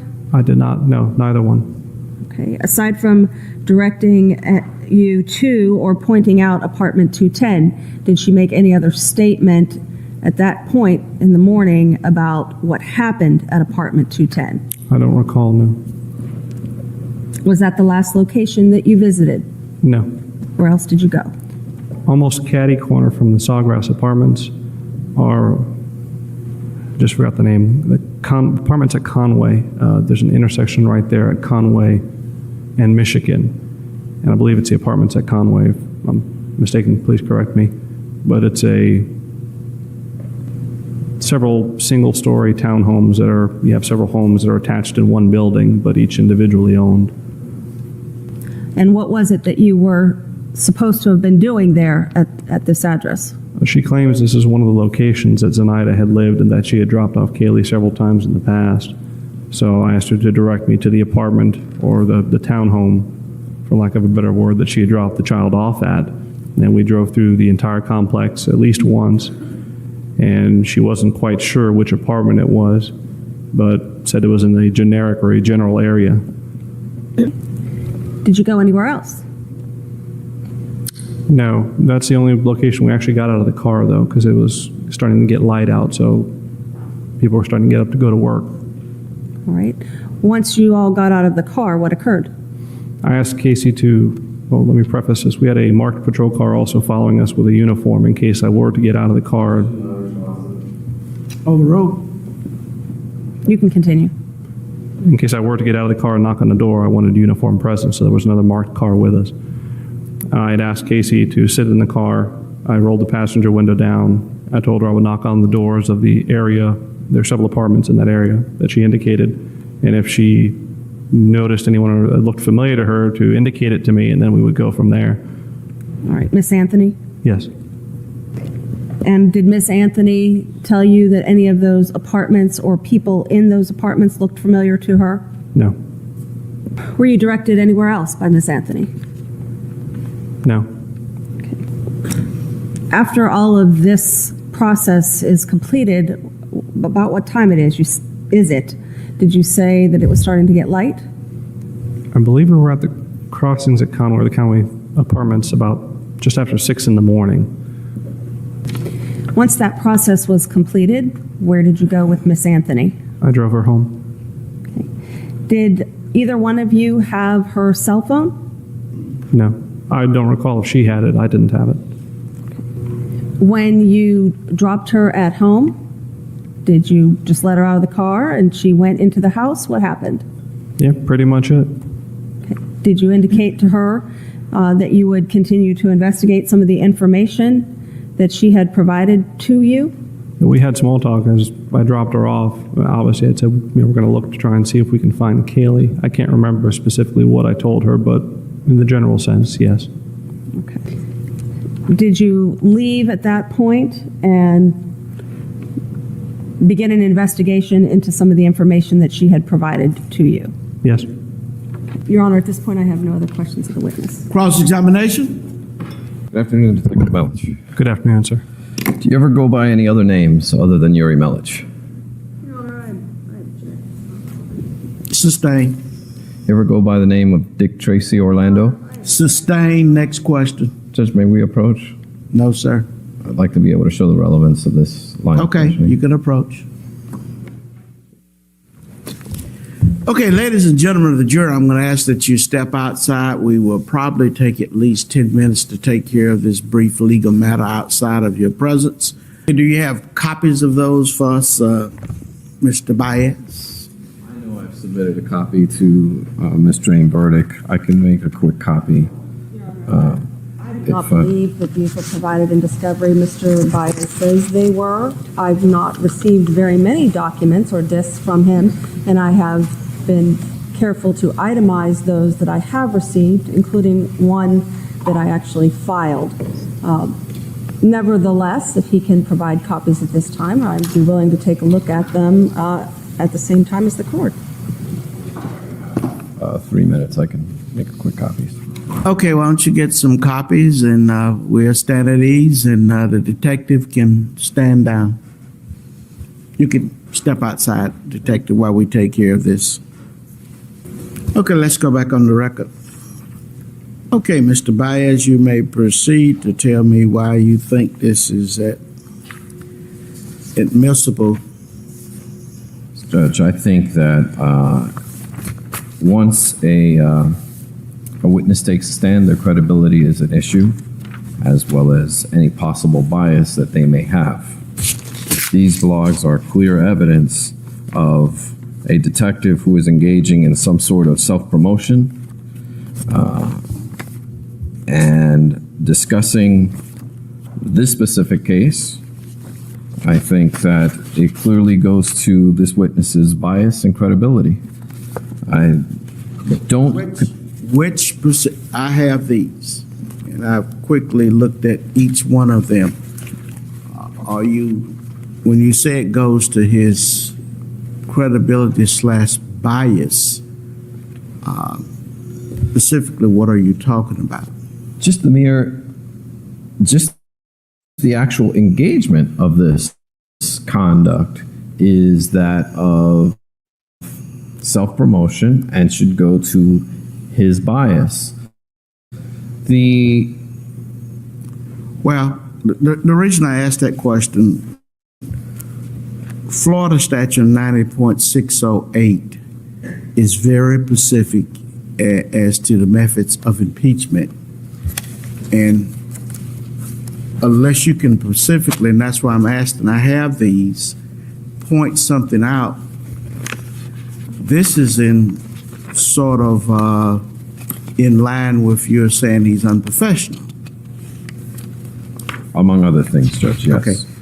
The problem with saying he's unprofessional, there's a case called Rose versus State, which is found at 472 Southern 2nd 1155, a 1985 decision of the Florida Supreme Court. 1985. I believe this was authored by then Justice Atkins, and it had note 3, and this was this case was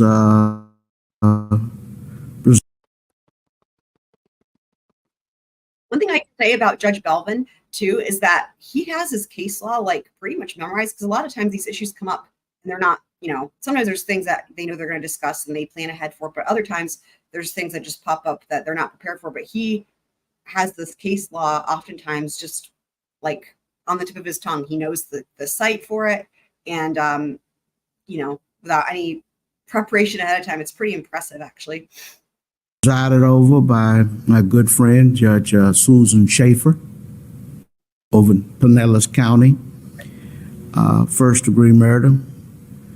And Judge Schaefer imposed a death sentence in this particular case, which was affirmed. And appellate, as an error, contended that the trial court violated his rights to confrontation by restricting cross-examination of the detective on a matter affecting his credibility, and the court indicated that it disagreed. And it basically wanted to bring out his level of professionalism of the detective for the purposes of determining his credibility. And it goes on to talk about 90.608, and they concluded that we find that the appellate's attack on the detective's professionalism was not a proper method of attacking credibility under 90.608. So specifically in these blogs that you have provided me,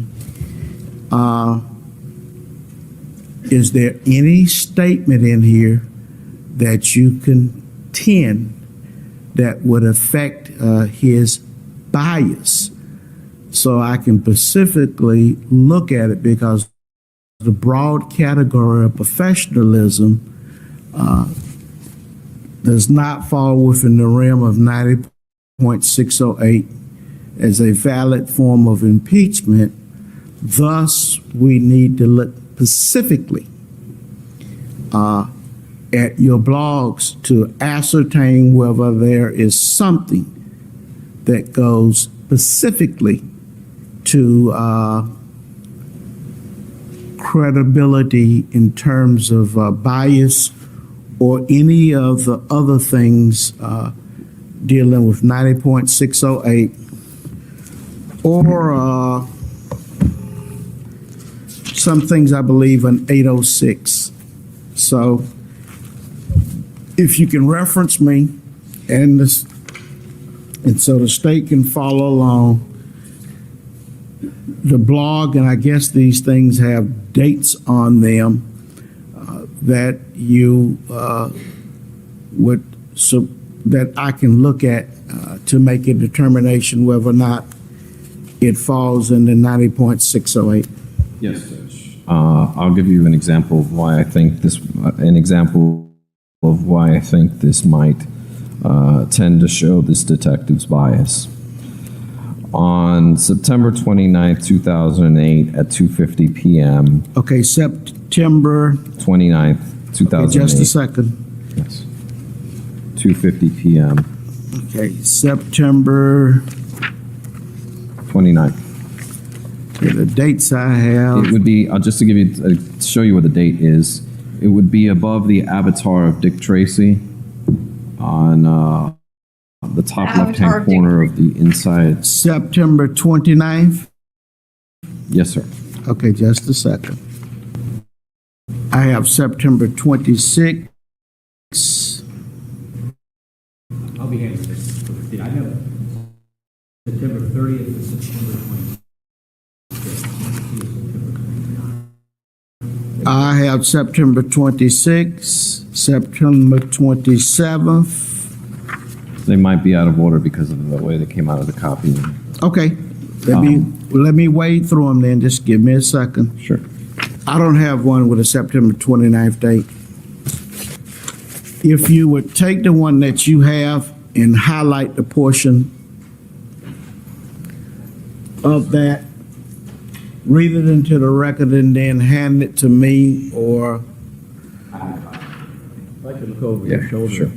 Or you can put it on the overhead and then we all can see it. Sure, that might work. Set that overhead up, please. Elmo! We didn't get that one. Yes, I know.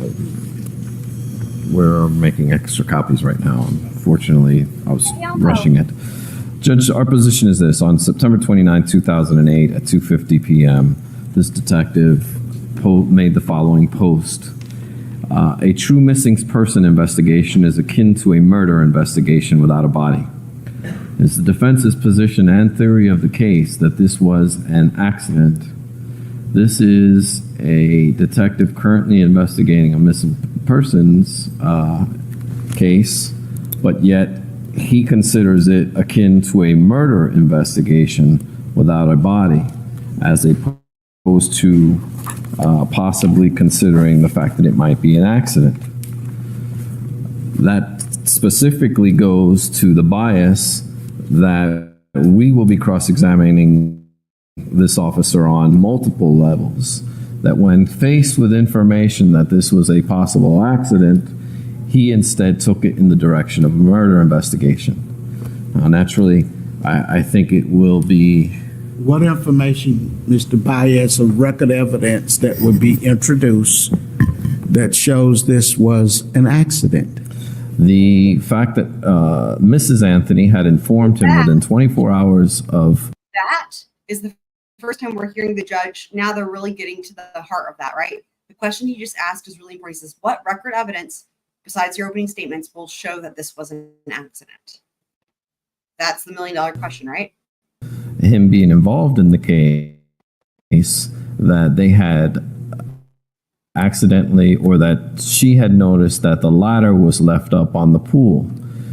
There are also multiple statements from both George and Cindy Anthony where they have clearly advised this officer that, in their opinion, this could have been an accident that was covered up, and that accident would have centered around the pool of this case. Okay. This officer did absolutely nothing with this information, did not inspect the pool, did not do anything, or did not even question Miss Anthony when he had the opportunity to. What Evidence, Mr. Baez, would one glean from inspecting a pool?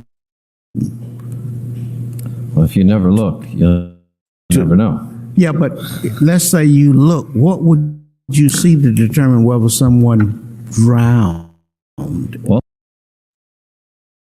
so you'll see from inspecting the pool that someone drowned. I mean, because typically the answer to that question would be inspecting the body, right? Because they can tell if, you know, they had ingested water into their lungs and whatnot, right?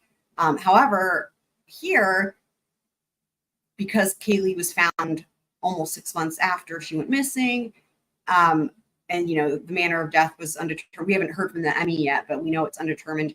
One thing that will be interesting to hear is if it would have been possible to tell whether or not he had, like, drowned, for example, right? I'll be looking forward to that information. If they can say for sure that she couldn't have drowned, you know, that would be interesting. But what he's saying is, you know, here, because they're talking about the pool. So what would you have determined by examining the pool? And it's a good question. I mean, but the thing is that a detective would be able to answer that better than an attorney, right? And that would be kind of the point in asking the detective the question. What could you have gleaned from examining the pool? But right now, the judge and Mr. Baez are going to try to answer that question. If a body's not found in a pool, how do you determine if it was drowned in that particular pool? There could be spatters of blood around the pool. There could be any number of, there could be actual hairs, other trace evidence that could have been found. Yeah, I think hairs is better, more likely than blood if someone drowned, right? Unless you're suggesting they were like beaten over the head and then drowned or something. But if they just were drowned, or, you know, just drowned in an accident, you know, by themselves, unattended, then yeah, hairs, that's potentially, yeah, helpful. Not necessarily indicating the cause of death, but certainly, as the state will want to later on argue, that there it's post-mortem banding on certain hairs.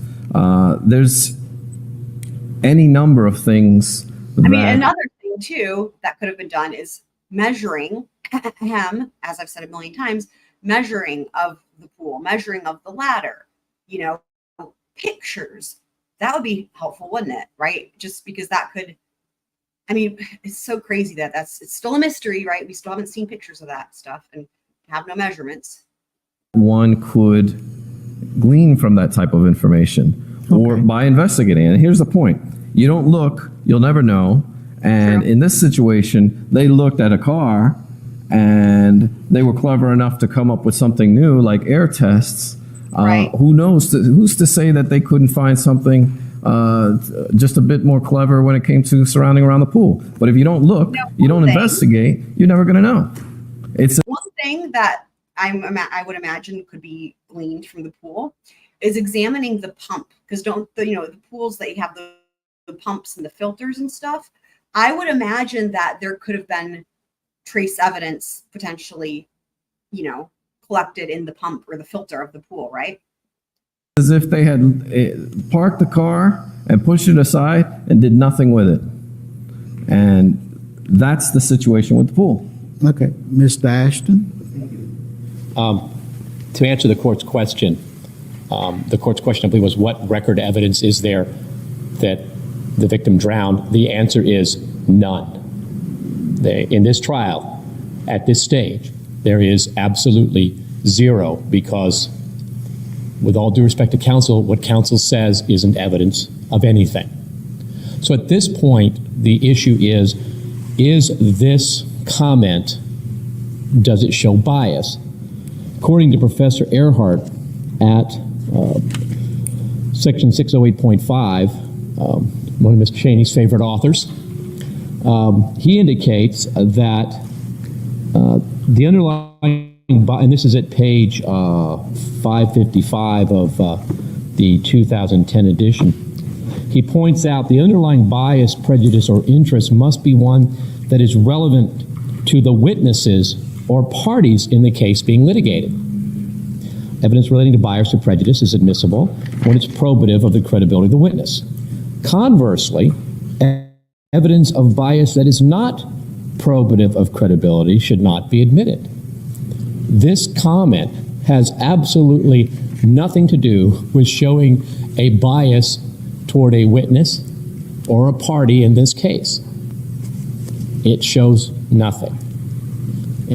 And I would submit that it is inadmissible for that reason. Now, with all due respect to counsel's other comments, I believe that the evidence thus far has not demonstrated that Detective Melich Funny. Every time he says with all due respect, I feel like he means it the opposite of that. was informed by Mrs. Anthony or within 24 hours of something about a ladder. She didn't testify to that. She testified to talking to some reporter at some point about it, but not Detective Melich. And so I think counsel would have to prove that first, obviously, before he asserts that position. While there may have been, we don't have any record evidence now of any comments by anybody that this might have been a drowning, but obviously, somebody's speculations. You know what he's saying.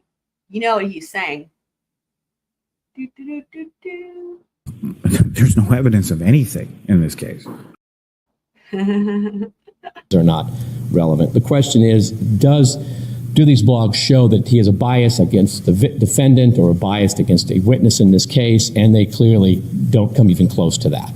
And we would suggest that this his participation in this while he was home recuperating from breaking his leg is not relevant of anything. And it's not impeachment. Okay, anything else, Mr. Baez, as far as this particular item? No, sir. Okay. Other than I just disagree with the assertions made by counsel, but I'll leave it at that. Okay. The objection as to the use of that particular document will be sustained. You can make a copy of it and add it to the record for appellate purposes if we get that far. But that particular statement does not go to any particular bias or interest in this particular case. Just while we're fixing the record, can we get this grand jury testimony that you denied back from the state shield? You kept with Kirk also. This should be marked and sealed for the same reason. It would be subject to a television at some point in the past. I would take that in consideration, but I think there's a case called Menton versus State that, if I remember the case correctly, that talks about a threshold that must be shown. But let me take a look at it, and we can always do that.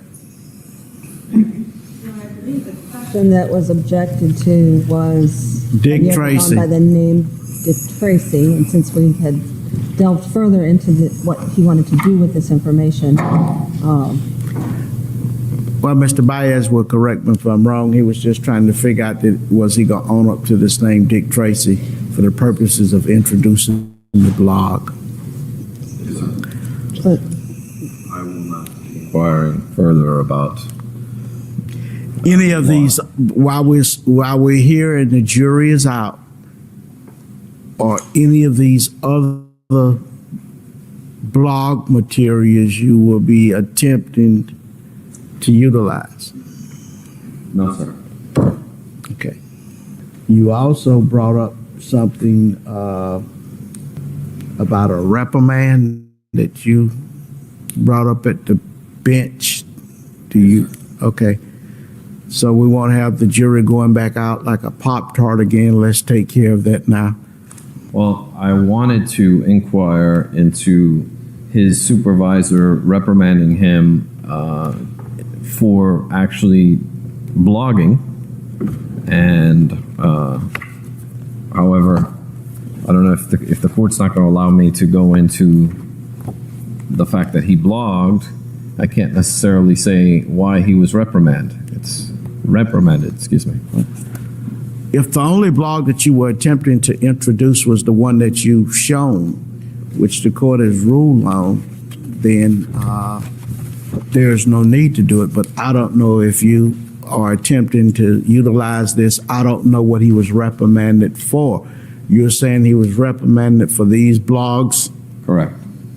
It is a activity that I think would be frowned upon for any detective to be going on the World Wide Web and making posts in the middle of an investigation just for the exposure.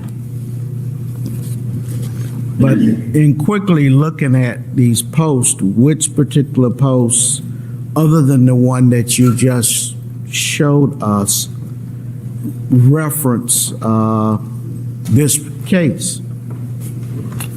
Well, I think most of them do. Have a second. If I can point out which ones. Because there's one that I'm looking at from September 22nd, 2008. Someone says to him, "We aren't here to question him about the case, thanks. This thread is for well wishes and support only. I hope we can all respect that he cannot discuss the case. We want him to feel welcome to come here and relax while he's recovering from his accident. Corporal Melich has enough to deal with from where he sits right now, like reaching the remote if it falls to the floor." And then the next one is, I guess this is Corporal Melich. "Thanks, seriously, besides, I can't officially talk about the case outside of work anyhow, nor can I put an end to theories and conclusions people come up with, whether good or bad. Basically, this is as public as one can get, so I have to watch what I say so doesn't it affect either me or the case. As to the remote, I have the dogs trained to retrieve it. Shame the Dane drew so much. Ick." Yes, Judge, there are, I'm not indicating or implicating in any way that he was giving up confidential information on the World Wide Web, but there are clear points where he references being involved in the case, what it's like, Caylee Anthony. There's one from the September the 20th, 2008, 11:41 a.m. where he referenced, also thank you for keeping Kelly on the forefront. We all are working for her. She's so much more than one person or one agency now. I can only hope we find her soon so these many thousands of people who have been enveloped by this case can find some closure. Then he goes on to talk about his broken leg.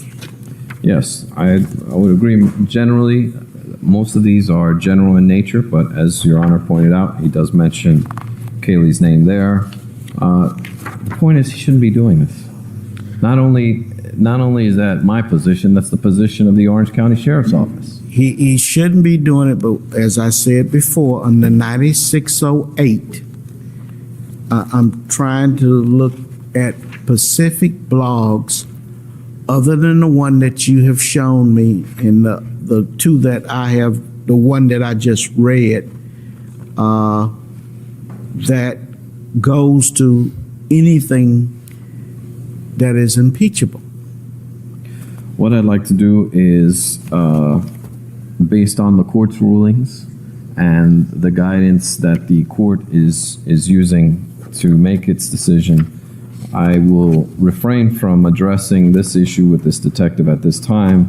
In the event that I choose to bring it up again, I would certainly make the court aware of it, identify which specific blog I would like to introduce, and the legal basis for my doing so. Okay. We could ask that these be provided to us because certainly, so far as we can tell, we've never received these in discovery. So if we could have the entire set in case counsel wants to bring up any of them. Certainly. Okay. All right, we'll take a quick 5 minutes and then we'll bring the jury back in to continue your cross-examination. Yes, sir. Okay, state recognized presence of jury. Defense. Yes, sir, we do. Members of the jury, my apologies. It took me a little longer than 10 minutes. Sometime that happens. Again, my apologies. The witness may resume the stand. Detective Melich, you arrived on the scene at 4 a.m. Just prior to, I believe, yes. And that's on Hope Spring Drive. Yes. And when you arrive, the first thing you do is meet with Sergeant Hosey. To the best of my recollection, yes. And part of that is to be briefed on all that transpired before you got there. Correct. And that gives you a better understanding of what needs to be done while you're there. Yes. And what was the situation report at that point? Going based on recollection. Mr. Baez? I'm not asking him for specific statements. I'd just like to know what information, what he knew about the case at that point. If I can rephrase it so he doesn't give any specific statements. Okay, you can attempt to rephrase the question. Without giving us any hearsay or anything that any information, or without telling us what exactly was said, can you give us a general idea of what you were looking at when you arrived? Well, primarily a missing persons case. And what else? I can't recall if there was indication on scene or if it was through a phone call prior about some theft of a car or theft of money, some theft involved. Now, when you specifically got there, were you made aware that Miss Anthony had already gone to SAWGRASS Apartments? Yes. Okay, and that was with Acevedo, Deputy Acevedo, the female officer. I don't recall who took her at the time. I just recall being told that they had already gone to SAWGRASS. And you were aware that there was nobody home there? These answers are based on hearsay that was provided. Sustain. Did you have any information about that apartment as to whether suspects were identified? Same objection. Sustain. Did you have any other information about Miss Anthony? Very vague, I'm sorry. About Miss Anthony's actions that evening? Aside from the fact that she had gone with deputies to another location. I can't recall if they had already told me. Obviously, a statement had been filled out. I don't know if it was just handed the statement or if they told me outside. Were you aware how long the apartment was vacant that she had pointed out? Any answer would be based on hearsay information. Sustain. Did you feel sufficiently informed as to what the situation was when you arrived? I had a general understanding of why I was there, primarily to look for a missing child. And when you arrived, did you see the garage door open? I don't recall what the condition of the garage door. Did you see the car that evening? Which car? The Pontiac Sunfire. I don't recall what I saw parked where. Were you made aware of anything going on with that car? At some point throughout that evening, and I can't recall when, I remember there was a comment made about an odor coming from a car, but I don't recall who made it or at what point throughout my time there that occurred. So immediately upon getting this information, you went and inspected the car? No. Okay. You were told that there is a missing child? Yes. You are told that the location where Miss Anthony had taken officers showed no results? Something along those lines, yes. And then you were told about an odor coming from a car? Yes. And you never went and looked at the car? No. You never called CSI to come look at the car? No. You never secured any possible evidence that may or may not have been at that car? Upon my arrival that night, when I first responded, no. You did absolutely nothing with the car? Correct. And in your investigation at that point, or that entire evening, you didn't find it necessary to secure that car in any way? No. Overrule as to the last question. You may answer, sir. No. One of the first things you looked at with Miss Anthony was she was a suspect, did you not? At the time I got there, she wasn't a suspect of anything. She was a mother of a missing child. And despite all of this information that you had, you didn't consider Miss Anthony a suspect? I hadn't talked to her yet. I didn't know what she was going to tell me. I was just going based on what other deputies had told me upon arrival.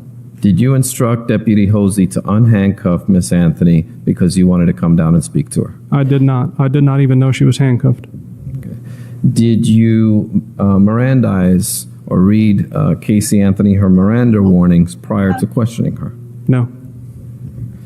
And the reason for that is because you didn't think she was a suspect of anything? She was a mother of a missing 2.5-year-old. That's what I was there to investigate, as a missing 2.5-year-old. I had no reason to Mirandize her. A mother of a 2.5-year-old who was giving information that did not appear to pan out. Is that correct? According to what I was told before getting there, yes. But I hadn't talked to her yet, so I don't know if they misunderstood. I don't know what she was going to tell me. Well, you read her statement, did you not? Yes. And in fact, you testified prior to it getting admitted that you asked her if she was adopting it. Yes. Correct? And in fact, you thought the information that was contained in there was suspect, did you not? I wrote that in my report, yes. Okay. But you thought it was suspect. I can't recall what I thought at the time, but I do acknowledge that I wrote that in my report. So, since you think she's suspect, you think her stories are going on, but you don't think she's a suspect at all, is what you're saying. You're saying that I think she's suspect. Let me rephrase that to make that a little clearer.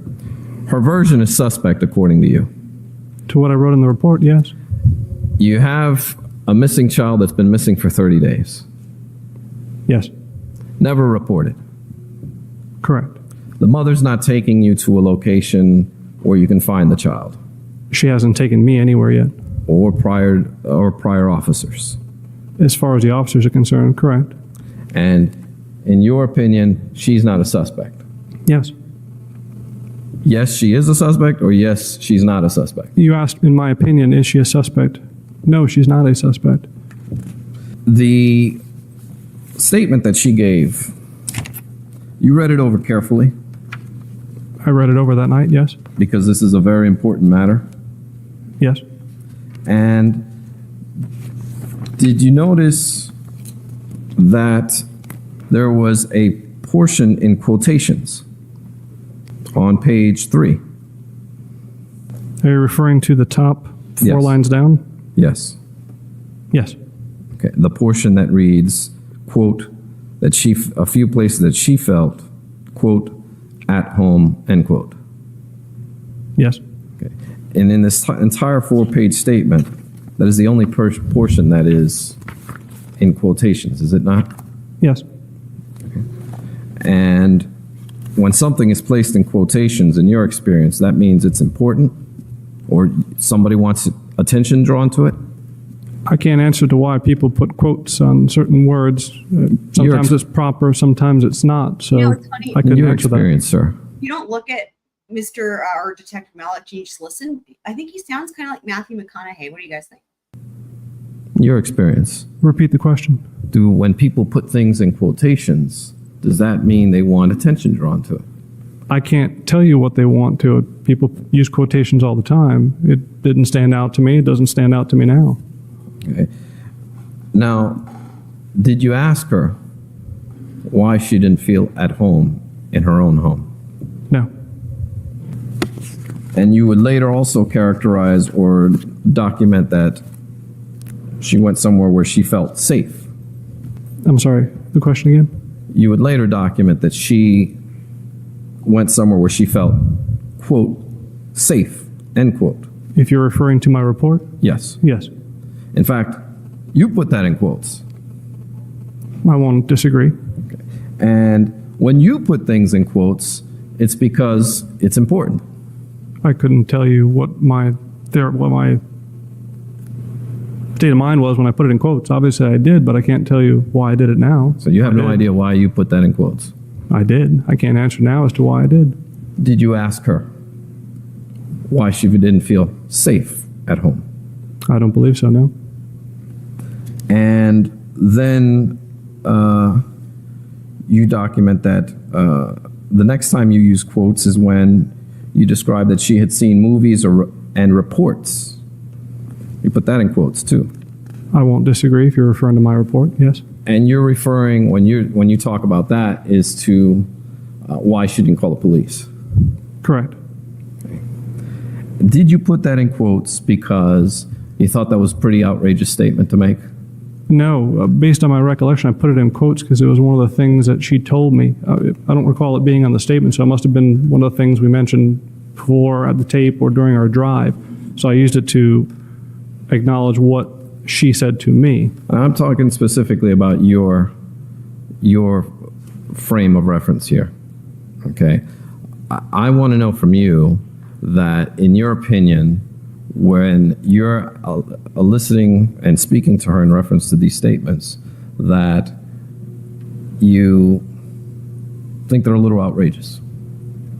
Your Honor, I'm going to object. He's attempting to elicit hearsay statements of his client that were not elicited by the state.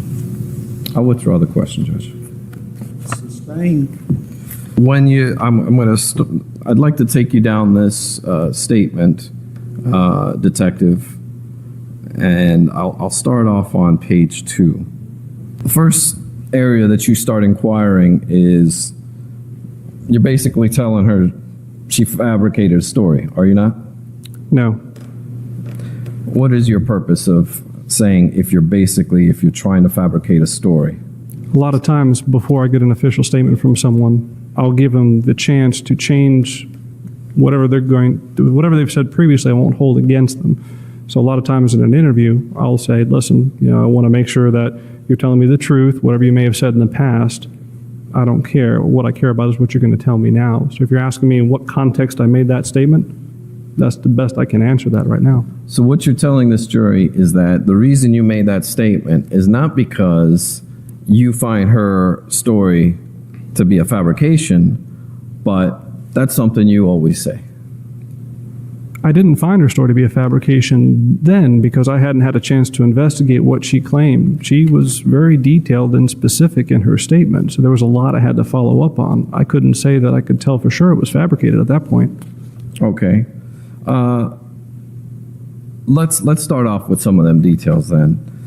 She tells you that she had known Zenaida Gonzalez for 4 years. Are you referring to a particular page? You want me to follow along or just in general? Page 3, line 21. Yes, almost 4 years. Okay. And then she tells you that that she was introduced to this person on the next page by a Jeffrey, or actually it's on that page, on line 23, Jeffrey Michael Hopkins. Yes. And when you question her about Jeffrey Michael Hopkins, she can't give you any information on how to reach him. I could only go based on what I asked her, and I believe I asked her where he worked or if she had a contact number for him, and she did not. Right. So the answer to my question is yes. She didn't give you any information on how to reach him. Oh, he told me that he used to work at Universal Studios. I would consider that information. Okay. And then she told you that he went to North Carolina and then moved down to Jacksonville. Yes. Then on page 5, she goes into this several statements about SIM cards. Did any of that make sense to you? No, I'm going to object. That's not relevant. His opinion. Relevancy, Mr. Baez? I'll rephrase the question, Judge. Okay. Did you confront her with any of this information about SIM cards? I wouldn't say confront. I was trying to get clarification on what she meant since she said she had lost a phone. And when I was asking her for certain numbers, she brought up a SIM card. So I was asking questions for clarification on that.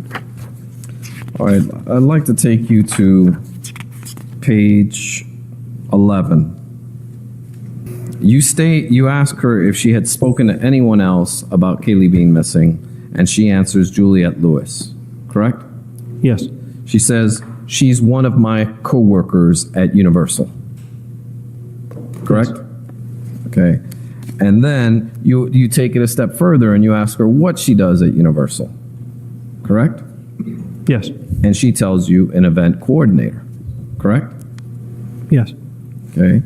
Then you ask her for a number for Juliette Lewis, correct? Yes. And she can't come up with one. To quote her, she says, I can't think of one. Okay. Then immediately after that, she tells you that the reason she doesn't have a number is because she just moved up north within the last 2 months to New York. Yes. And she's subleasing her apartment. According to what she said, yes. Okay.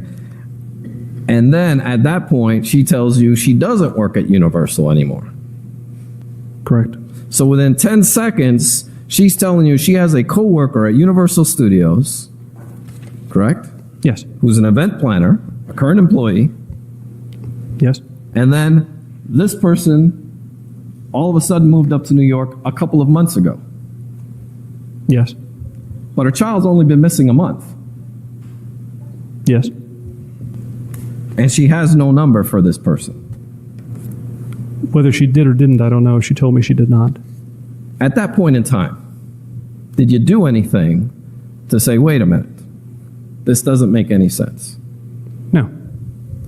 Did you realize that you were dealing with something a little bit unique? You're asking me to testify to what I felt at the time I was doing the interview. I can't tell you what I felt. I can't say it was unique. I was in an information gathering stage at the time. I was meeting with the mother of a child who's missing. The purpose was to try and get information to locate the child. You're getting information about one of only 2 outcry witnesses to a crime that occurred a month ago, correct? It turned out she only gave me 2 outcry witnesses, but there's more to the interview. So at that point, yes, she had given me 2. And she's telling you in 1 second that the person works with her, and then the next second she's saying she doesn't. All within, what, 10, 15 seconds? Correct. And you didn't think at that specific moment that you're dealing with something unique. I'm going to object. This is argumentative. This has been asked and answered. The exhibits speak for Sustained. itself. You didn't do anything based on that information, did you, sir? Well, eventually I would go to Universal Studios and try and identify these people. So yes, I did something. At the end of this interview, you ask her if she's got a drug problem. Do you have a page and line number, sir? Yes. Page 14, lines 21 through 25. Yes, I did. You ask her about cocaine. Yes. You ask her about meth. Yes. Ecstasy. Yes. And anything else. I don't read it off the top of my head, so no, I believe that was it. And the reason is because... Sorry, other prescription narcotics as well, just before that. Okay. You're asking her if she's on any prescription medication. I was asking her if she had any problems with drugs or narcotics, either prescription narcotics, she interrupts, says no, or drugs, cocaine, ecstasy, meth. I asked her if she had problems, not if she was on any. Okay. Then you ask her if she's ever committed suicide. Next page. I don't think I could have asked her if she's ever committed suicide, because if she had, she wouldn't be Thoughts of there. committing suicide, excuse me. No, he's asking. Yes. All right. And then you ask her if she's ever been to Lakeside or anything like that. Yes. Can you explain to the ladies and gentlemen of the jury what Lakeside is? Lakeside is a local receiving facility that we would take people who have mental problems or mental issues, such as under a Baker Act. If somebody's suicidal, have thoughts of hurting themselves, and we would take them into custody, for lack of a better word. We would take them to Lakeside so they can get treatment and be seen by a doctor or a psychiatrist and perhaps get some help.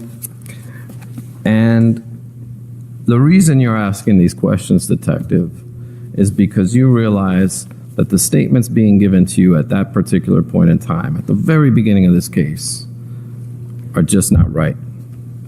No, I can't tell you the reason I asked that question. Obviously, I did. It's just part of an information gathering process. I ask a lot of questions. So this is not. So basically, this is just something you do out of routine, and it's not something that you do as a matter of this specific case. Your Honor, I'm going to object. It's argumentative. He's answered the question. Sustain.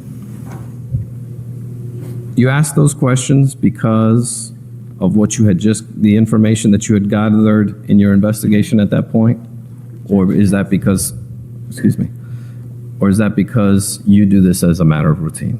Objection asked and answered. I don't think it has been answered, Judge. Sustain. Detective, were you made aware that evening, or did you make any other inquiries about Casey Anthony to other individuals in the home? I know I had a brief conversation with Cindy. George was there. I don't recall a conversation with him, but I'm not saying I didn't. And were you made aware of any possible seizures that Casey Anthony may have? I'm going to object. Facts not in evidence, and this is based on a hearsay response. Sustained based upon hearsay. Did you get any medical information about Miss Anthony? Same objection. As to that particular question, did he get any medical information? He can simply answer yes or no. Aside from asking her the questions about Lakeside, if you would consider that medical information, or prescription drugs, if you would consider that, no. Do you have a copy of your report, sir? Not with me, no, sir. I have no further questions at this time. Okay, thank you. Any redirect? Not on these issues. Thank you, Your Honor. May the detective be excused for this time, subject to recall? Yes, sir. Detective, you may be excused, subject to recall. Thank you, sir. Okay, ladies and gentlemen of the jury, the time is now approximately 4:59 p.m. We're going to recess for the evening. Again, please remember all of my previous admonitions, and have a good evening. I understand one of you has a new name, Johnny Depp. Okay, have a good evening.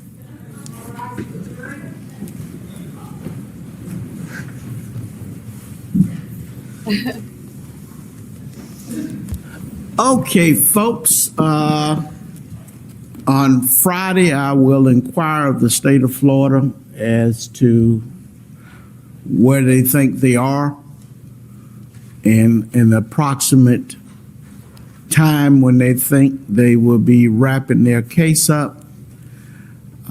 So the defense can have some basic idea when they would need to start. Turn your microphone on. Is your microphone on? I can tell you numerically we're about halfway.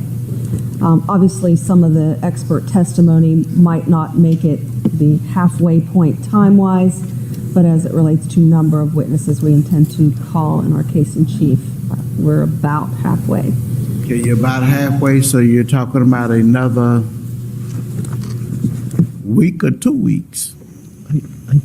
Perhaps.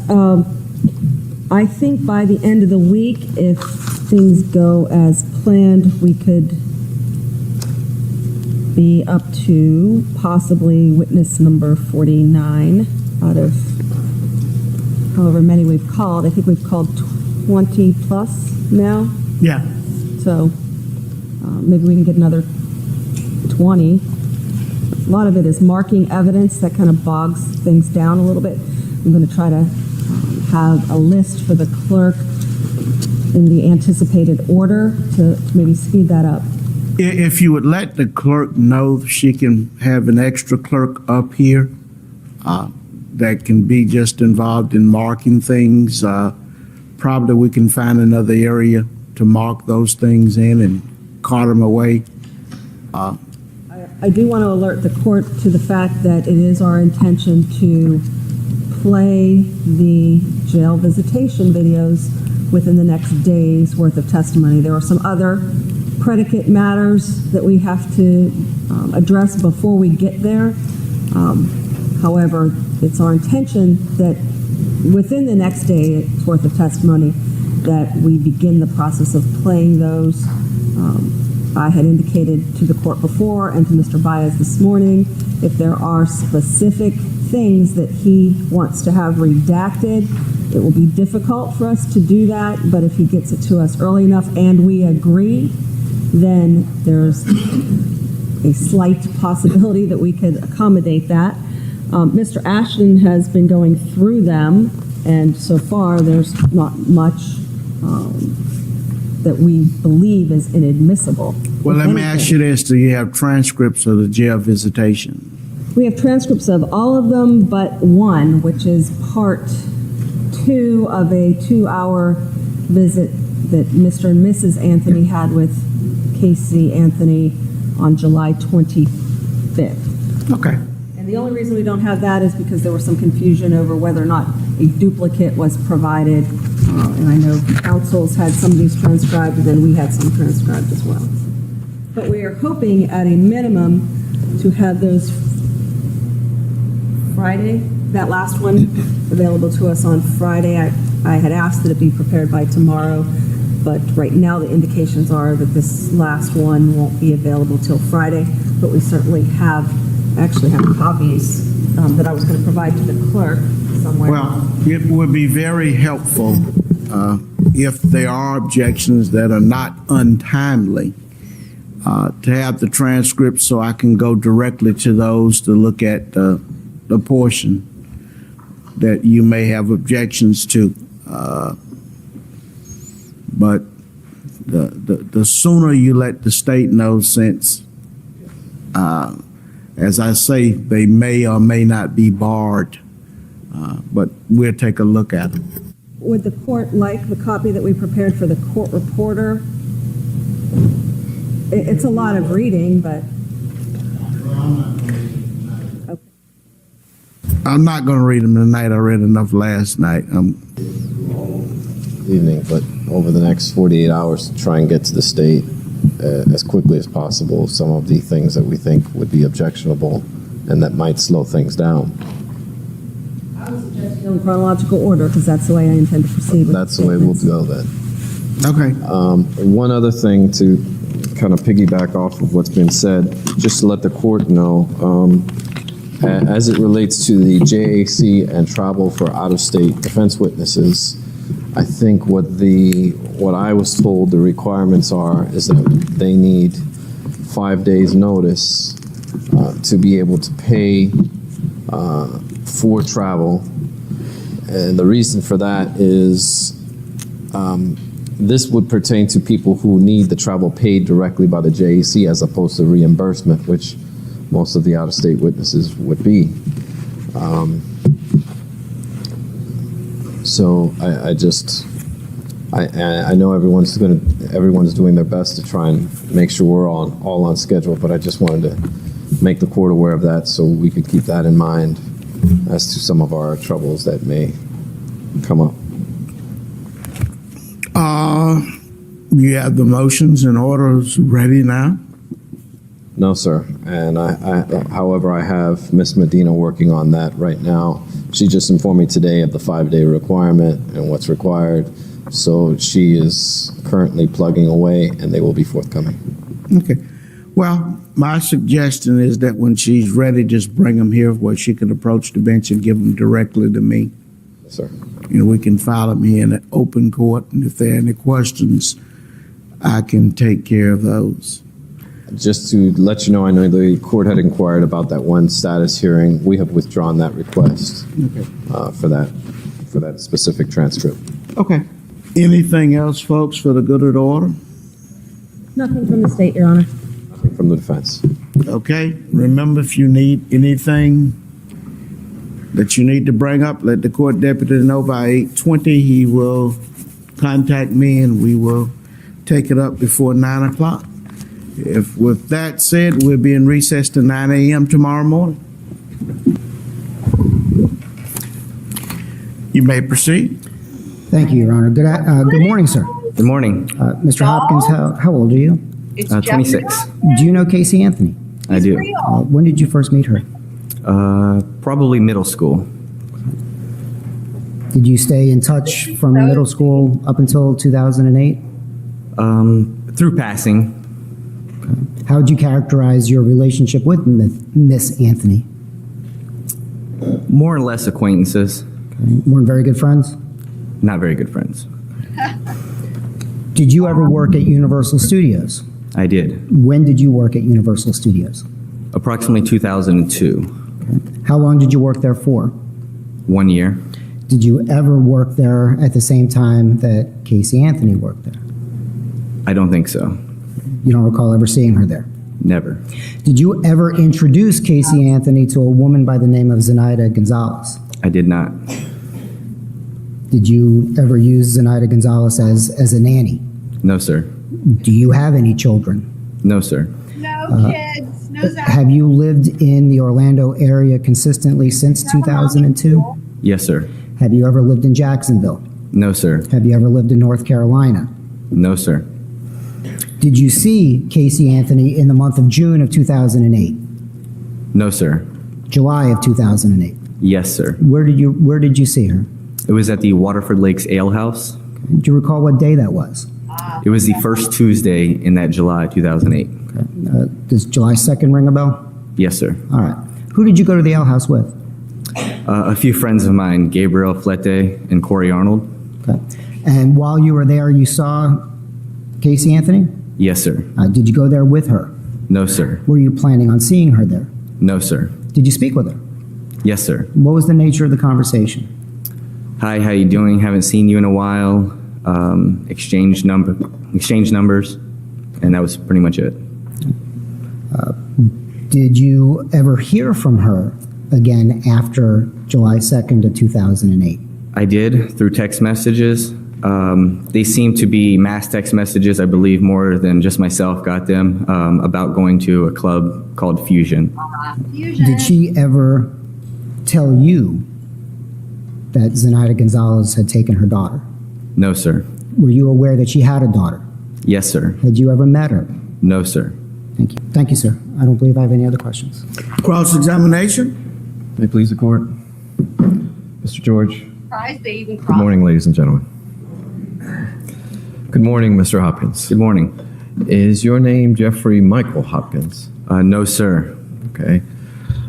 You and Casey knew each other in middle school, right? Correct. Did Casey have a crush on you in middle school? I'm not sure of that, sir. Did you have one on her? I can't say that for sure. You can't say that because you don't want to, or you can't say it because you don't remember? Well, not a crush, but she was an attractive young lady. Okay. It would be fair to say the two of you had, I guess, puppy love eyes for each other or something along those lines. No, sir. Just a mutual attraction of some sort. Yes. Okay. You have been contacted by law enforcement immediately when this case came to light, did you not? That is correct. And you let law enforcement know that you don't have a child named Zachary. That is correct. And that you are not rich from a trust fund. That is correct. And that you did not have a girlfriend named Zenaida Gonzalez. Correct. And that you never introduced Zenaida Gonzalez to Casey. No, sir. And that you and Casey were not going to, that your son Zachary, his mother died in I guess, an accident or passed away quite early. You told him you didn't have any knowledge of that, right? No, sir. And you told them you weren't going to move in with Casey and Caylee and your son Zachary, right? No, sir. Okay. And you told them all of these stories were just one great fiction. Did you not? Yeah, that's correct. Okay. And it's not you. It is not me. Okay. Now, do you have any information as to what happened to Caylee Anthony on June 16, 2008? I do not. You don't have any idea how she passed away? I have no idea. Thank you, sir. Redirect. Thank you, sir. Mr. Hopkins, when did law enforcement first contact you? I believe it was the night that they came to the Anthony home. That would be in July of 2008? Correct. Did you speak with them at any other time? I did. Do you recall when? Once at my house and once at the Orange County Sheriff's Department. Was this weeks later or months later? I would say weeks later. You were asked a question about Zenaida Gonzalez. Do you even know anyone named Zenaida Gonzalez? No, sir. Okay, thank you. I don't have anything else. Leonard Turtora, Turtora. You may proceed. Thank you. Good morning, sir. How are you employed? I'm sorry, how am I employed? Yes, sir. Currently, I'm the assistant manager of loss prevention at Universal Orlando. Okay. How long have you held that position? Just over 5 years. And what sort of job requirements are there for assistant manager in loss prevention? To have a full understanding of the investigations department at Universal Orlando, to know the internal and external theft policies and procedures, anything to deal with external shoplifting, anything to do with the resort and the security operations behind that. All right. Do you frequently have contact with law enforcement, particularly the Orange County Sheriff's Office, if there are investigations involving potential Universal Orlando employees? Primarily, we deal with the Orlando Police Department as we're in the city. But Universal Studios is in the city of Orlando? Correct. Okay. And occasionally, Orange County will get involved, but primarily we deal with Orlando Police. Okay. On July 16th of 2008, did you have occasion to come into contact with Detective Yuri Melich of the Orange County Sheriff's Office? Detective Melich showed up at our security out in City Walk and was asking some information on a potential or alleged employee. At that point, I was contacted and asked to assist him. He was directed towards my office, and he began to brief me on some information that he was looking for. All right. Did that information include determination as to whether or not a woman by the name of Casey Marie Anthony was a current employee of Universal Studios Orlando? He did. Okay. Do you have access to various databases at Universal Studios that would be able to tell you the status of former employees, current employees, or perhaps whether or not somebody ever worked at Universal Studios? I do. Are those databases ones that you use in the normal course of the business that you've described? Yes. Were you able to utilize a database at Universal Studios Orlando to determine the employment status of Casey Marie Anthony? I was. And what did you find? I found that at the time that I met with Detective Melich, she wasn't currently employed, but through our past database, I was able to determine that she was actually employed by a third party, not actually Universal Orlando. What does that mean? That it was it wasn't directed to a third party business that does property on our property, and that it's not owned and operated by Universal Orlando. Does the database nevertheless maintain the names of individuals who are employed by third-party vendors? It does. Would that vendor have been some subsidiary of Kodak? It was. It was called Color Vision. Okay. Are those the people who take pictures of when you come into the park and then want you to buy it? That is correct. Okay. Was she currently employed, according to the Universal Studios database, with this third-party vendor? Not at the time, no. Okay. Do you recall, or did the business records of Universal Studios reflect the last date of employment? I believe it was May or April of 2006. Were you also asked to determine whether or not other individuals were current or former employees of Universal Studios? Yes, Detective Melich gave me 3 other names to check. Was one of those Jeff Hopkins? It was.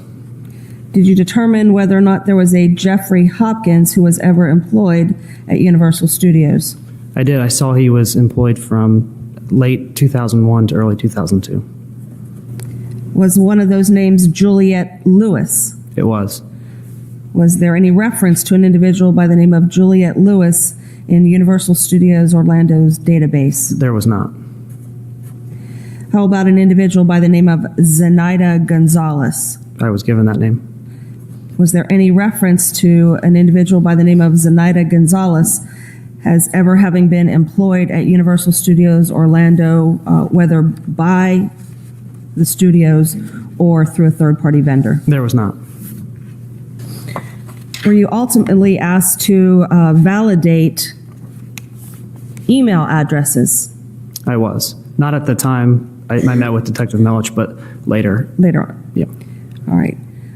Were you able to determine whether or not any of the email addresses provided to you, specifically as it relates to a Cheryl Davis, was one that was valid at Universal Studios Orlando? I could not.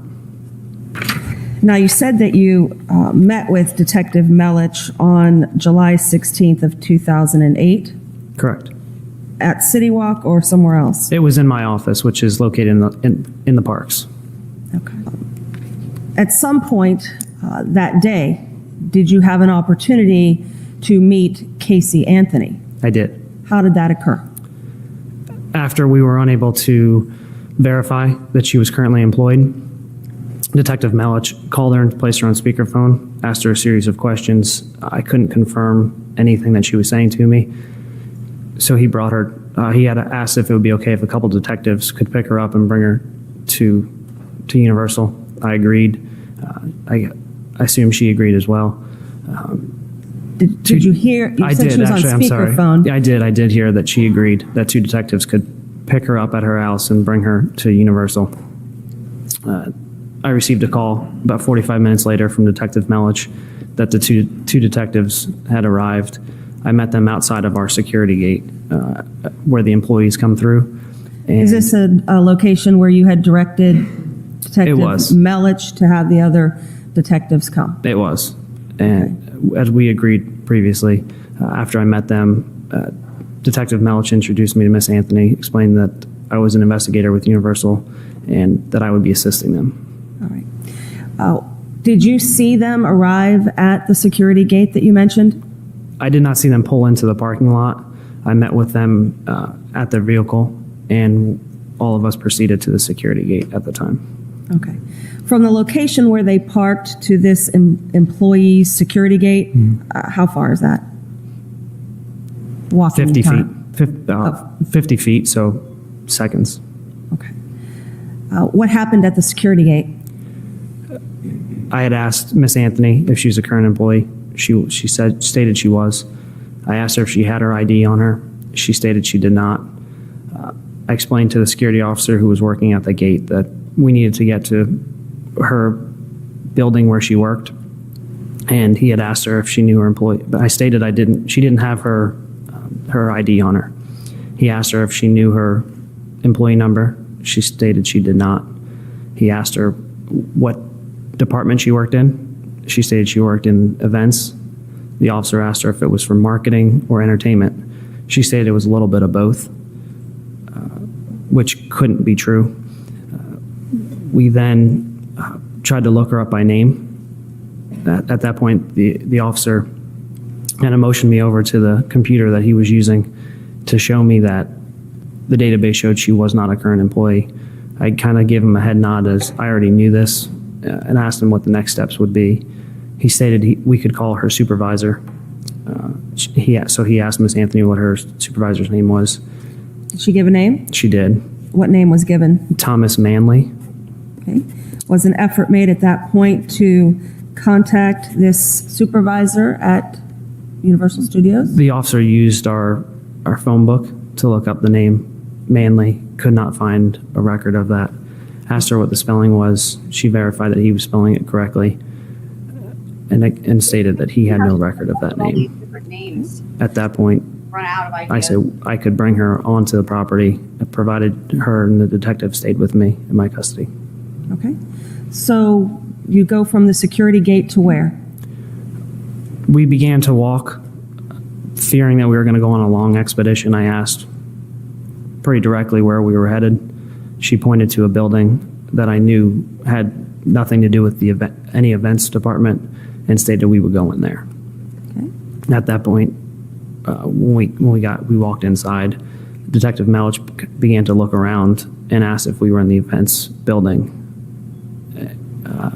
At that point, Ms. Anthony looked at me, put her hands in her back pocket, and stated, "I don't work here." Okay.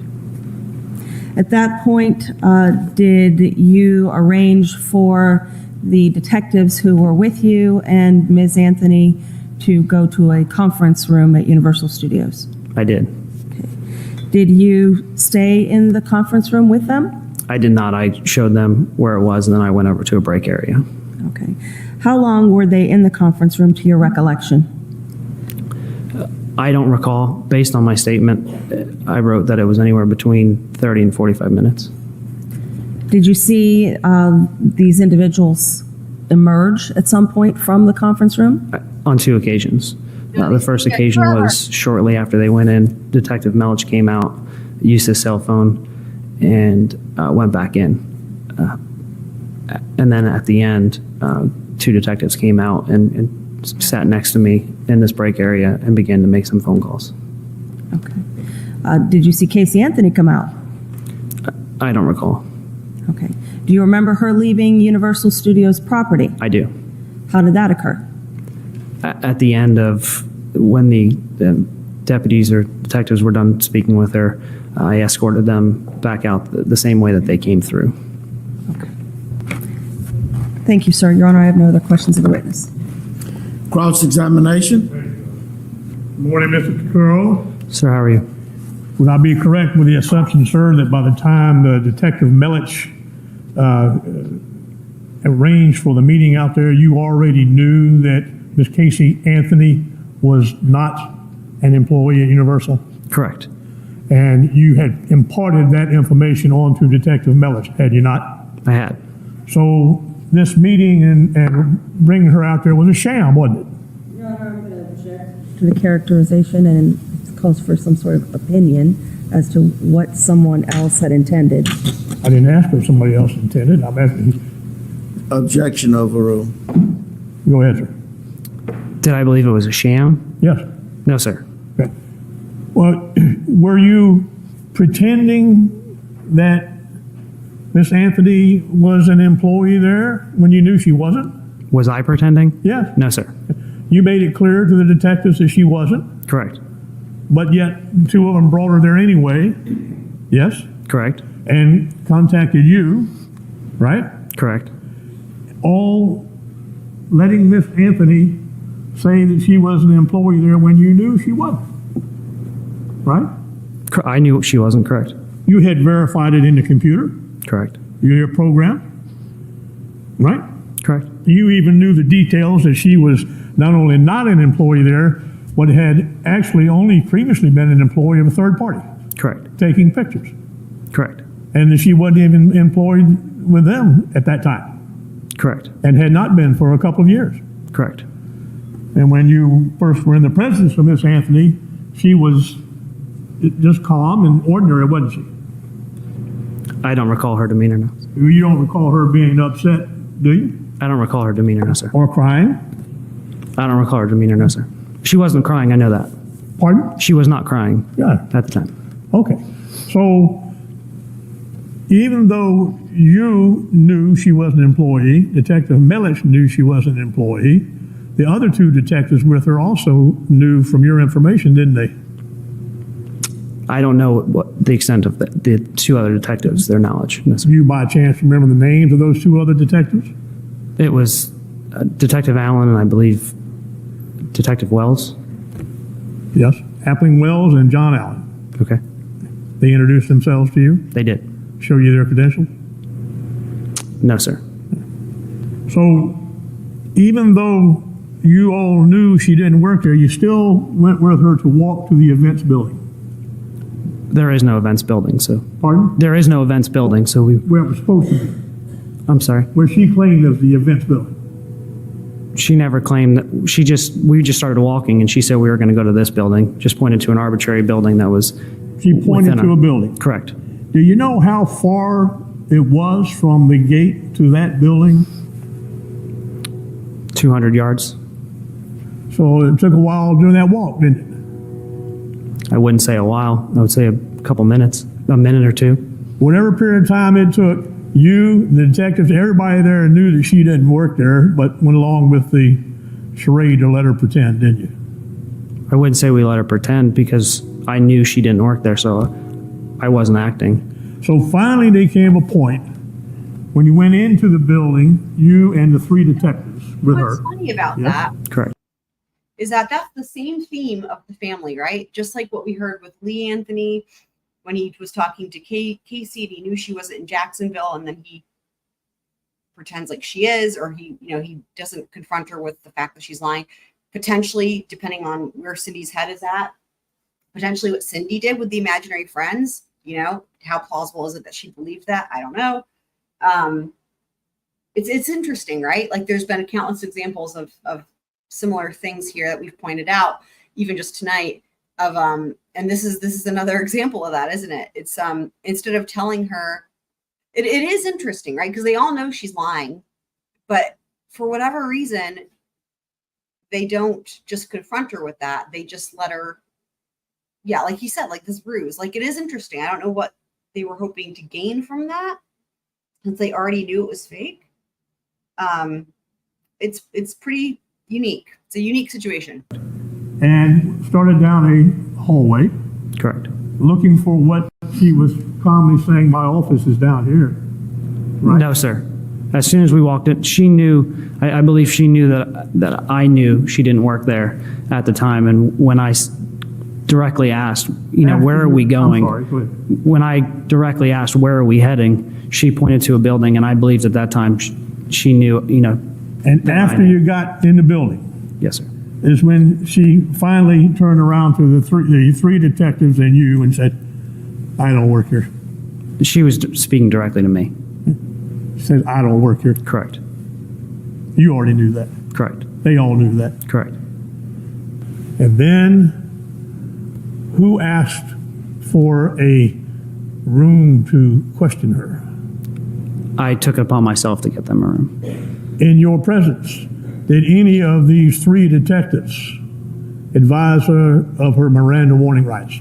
Not in my presence, no. And was she taken into a small conference room? That is correct.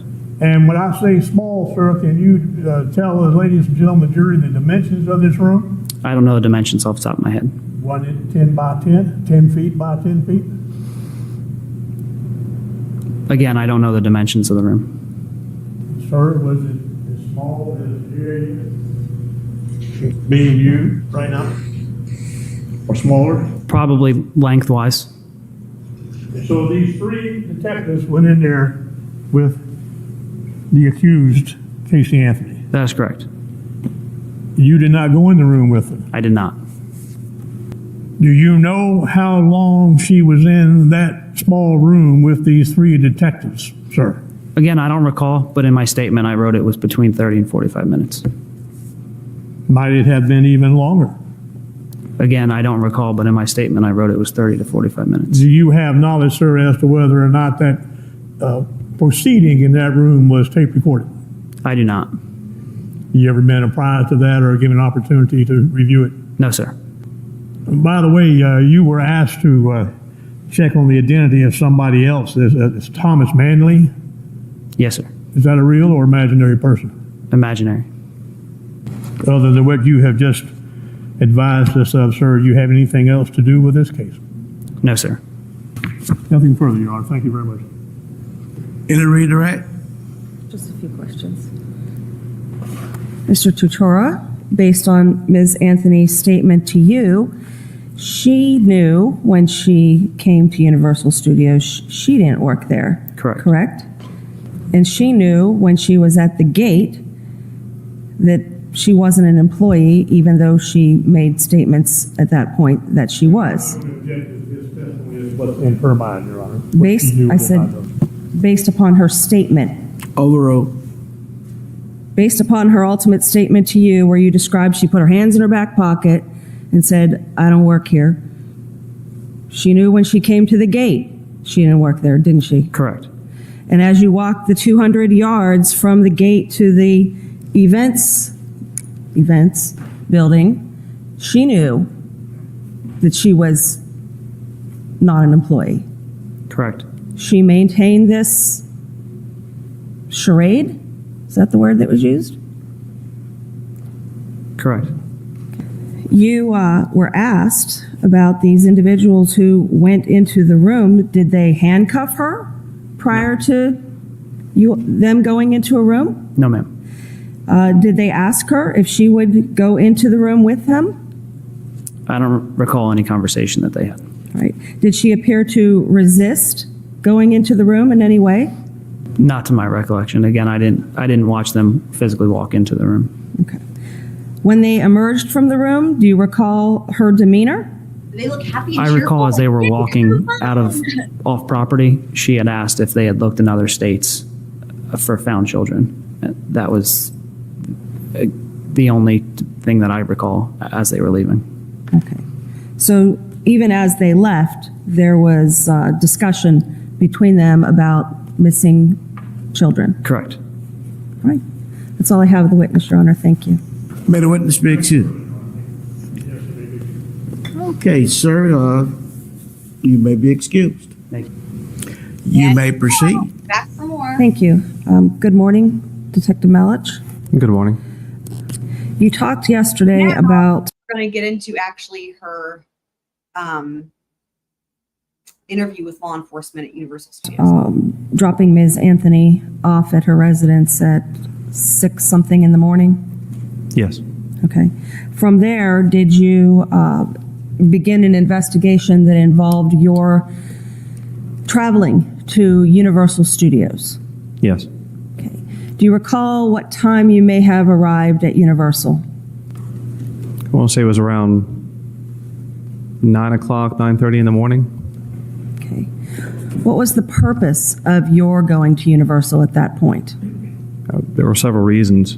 During my interview with Miss Anthony earlier that morning, she mentioned that there were several outcry witnesses that had worked at Universal in the past.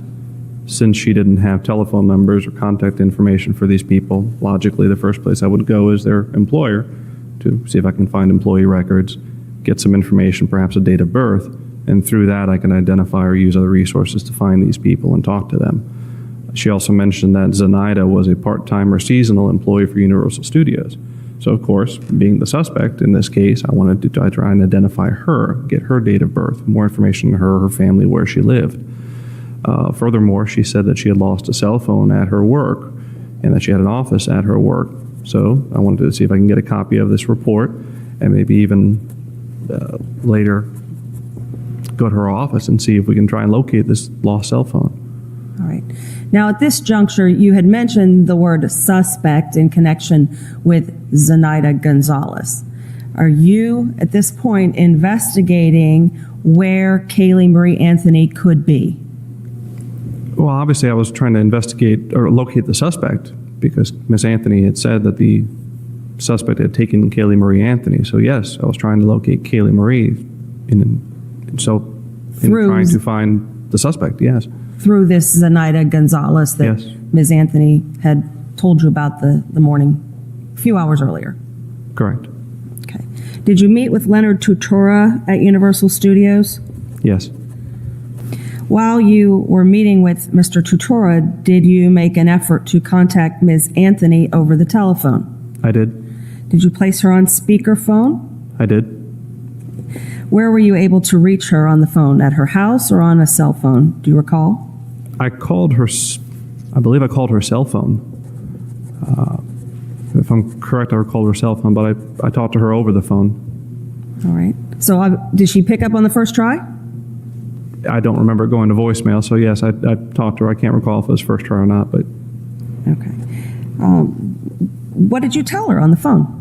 I told her that I was planning on going to her place of employment, and I wanted to make sure I'd gotten some of the information correct.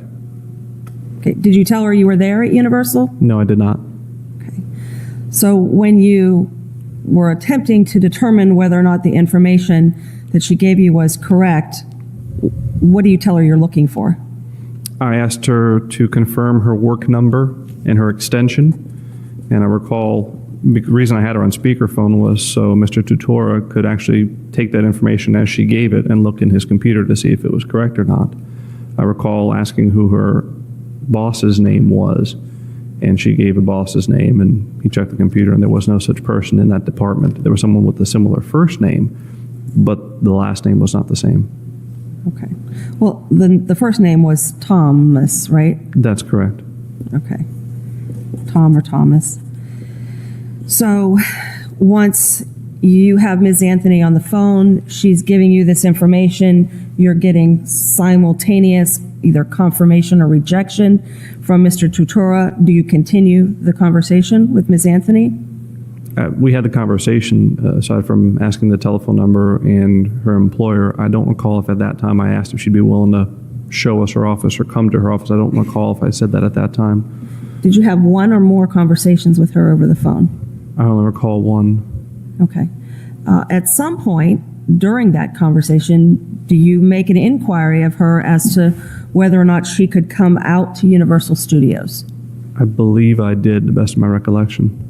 How did that transpire? Simply asked if I needed her to come out, I guess. I don't remember the exact conversation, so I can't tell you what I said verbatim on the phone. I recall asking her questions about the phone number and her boss, but I don't recall a specific conversation about her coming out to Universal. Okay. Obviously she did, but... Well, how did that happen? Well, I recall talking to my sergeant, John Allen, at one point after I talked to Casey. Miss Anthony? Sorry, Miss Anthony. And I recall asking my sergeant at the time if there was a way that he can go over to Miss Anthony's home and pick her up to bring her to Universal Studios if she'd be willing to come. And I recall that Sergeant Allen actually took another detective, Appy Wells, and picked up Miss Anthony about 12:30 or so and brought her to Universal Studios. All right. Did you tell Miss Anthony that you would like her to come to Universal? I believe I did, yes. Okay. Did she agree to come? To the best of my recollection, she did. She didn't. I don't recall her saying anything about, no, I don't want to go, I refuse to go, nothing like that. All right. So you made some arrangements for her to come to Universal? That's correct. Okay. How long after your phone conversation does she arrive? Probably within the hour.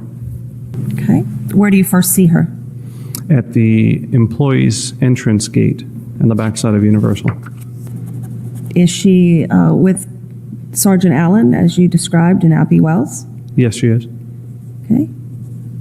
Do they have her in handcuffs? No. Do they have their hands on her in any fashion? No. How are they dressed? Much the same way I am. A shirt, tie, badge, gun. Okay.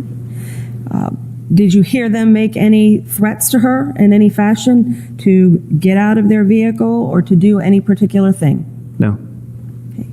So what was your first observation upon her arrival at Universal Studios?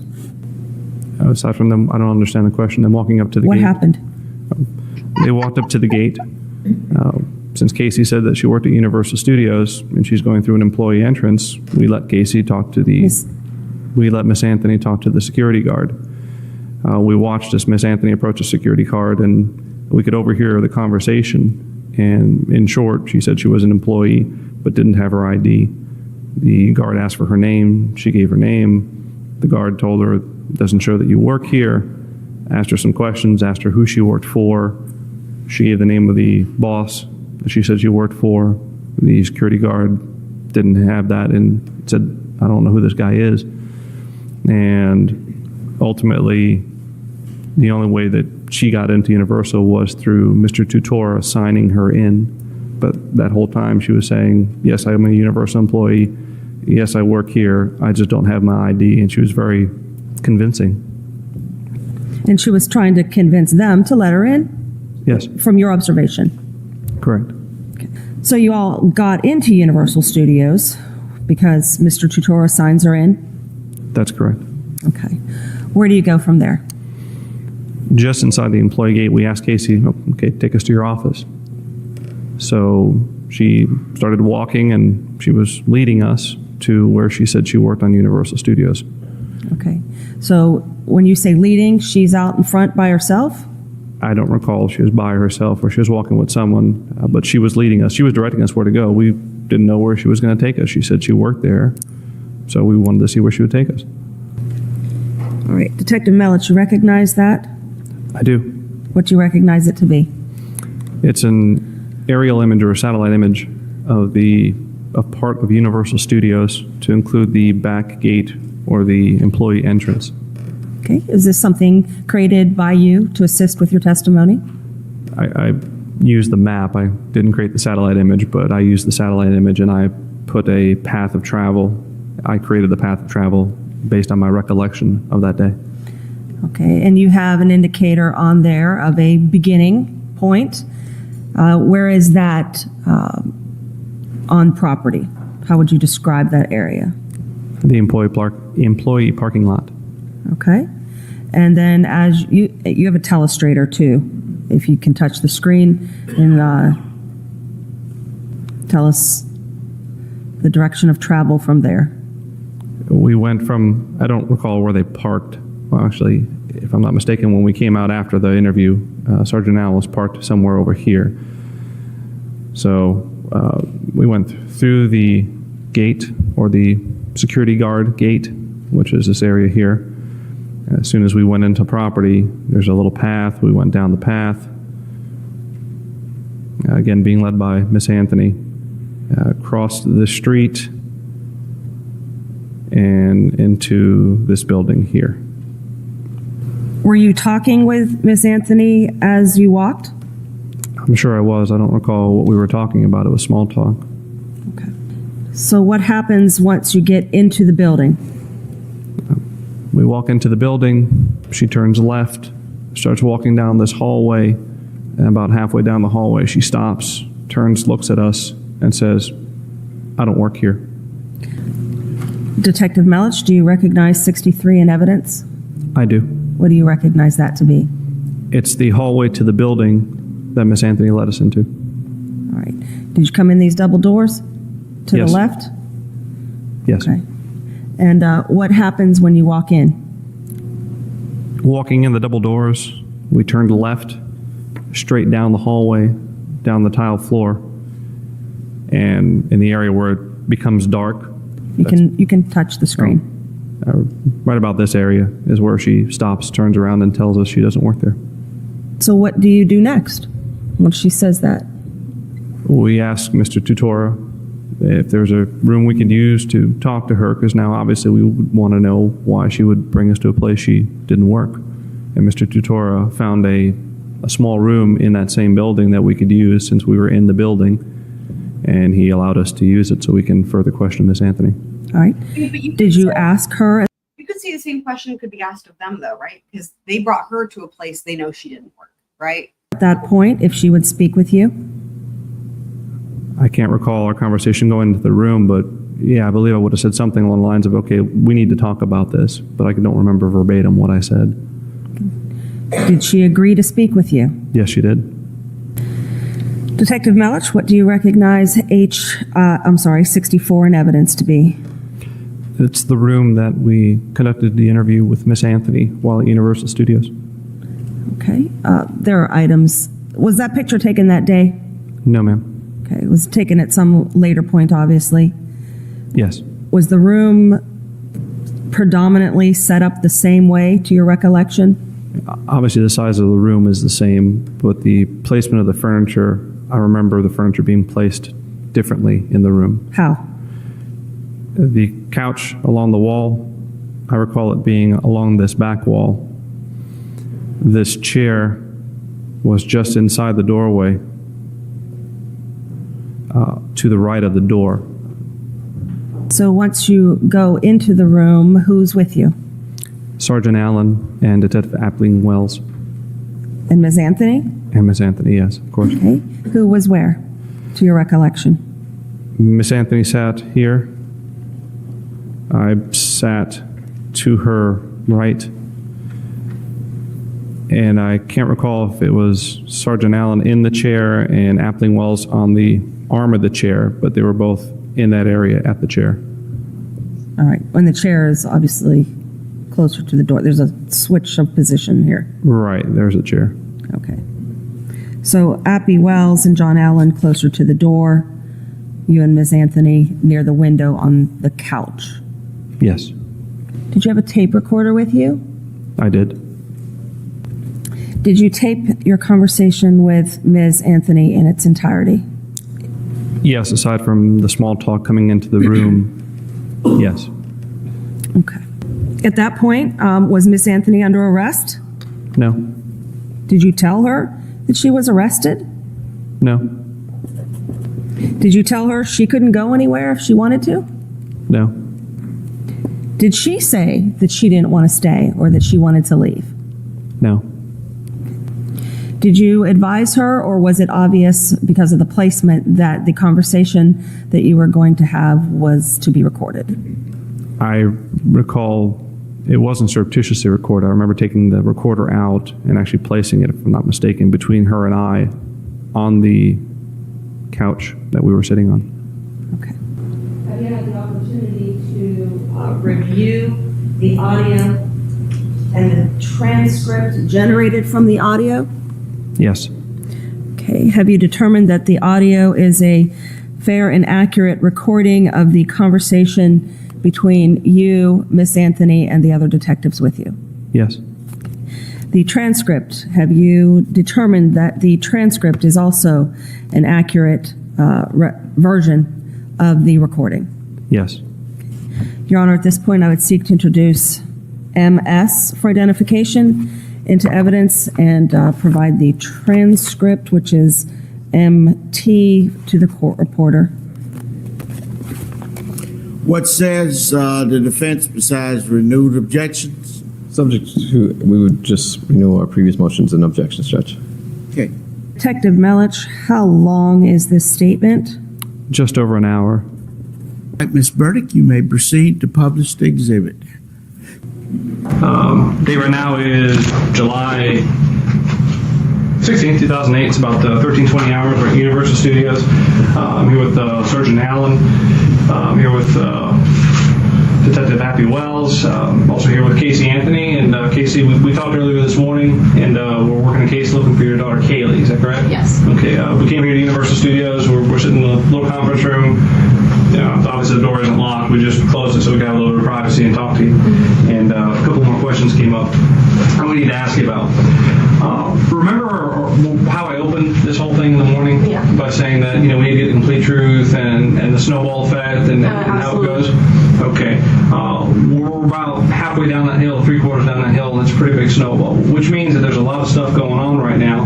And I can tell you just for a certainty that everything you've told me so far has been a lie. I can tell you that with a certainty, and let me explain why. Since I left you this morning, I've gone to every address that you've told me. I've looked up every name. I've talked to every person that you wanted me to talk to or tried to. I've reached out. I've talked to your ex-boyfriend. I've talked to Amy. I've talked to Tony.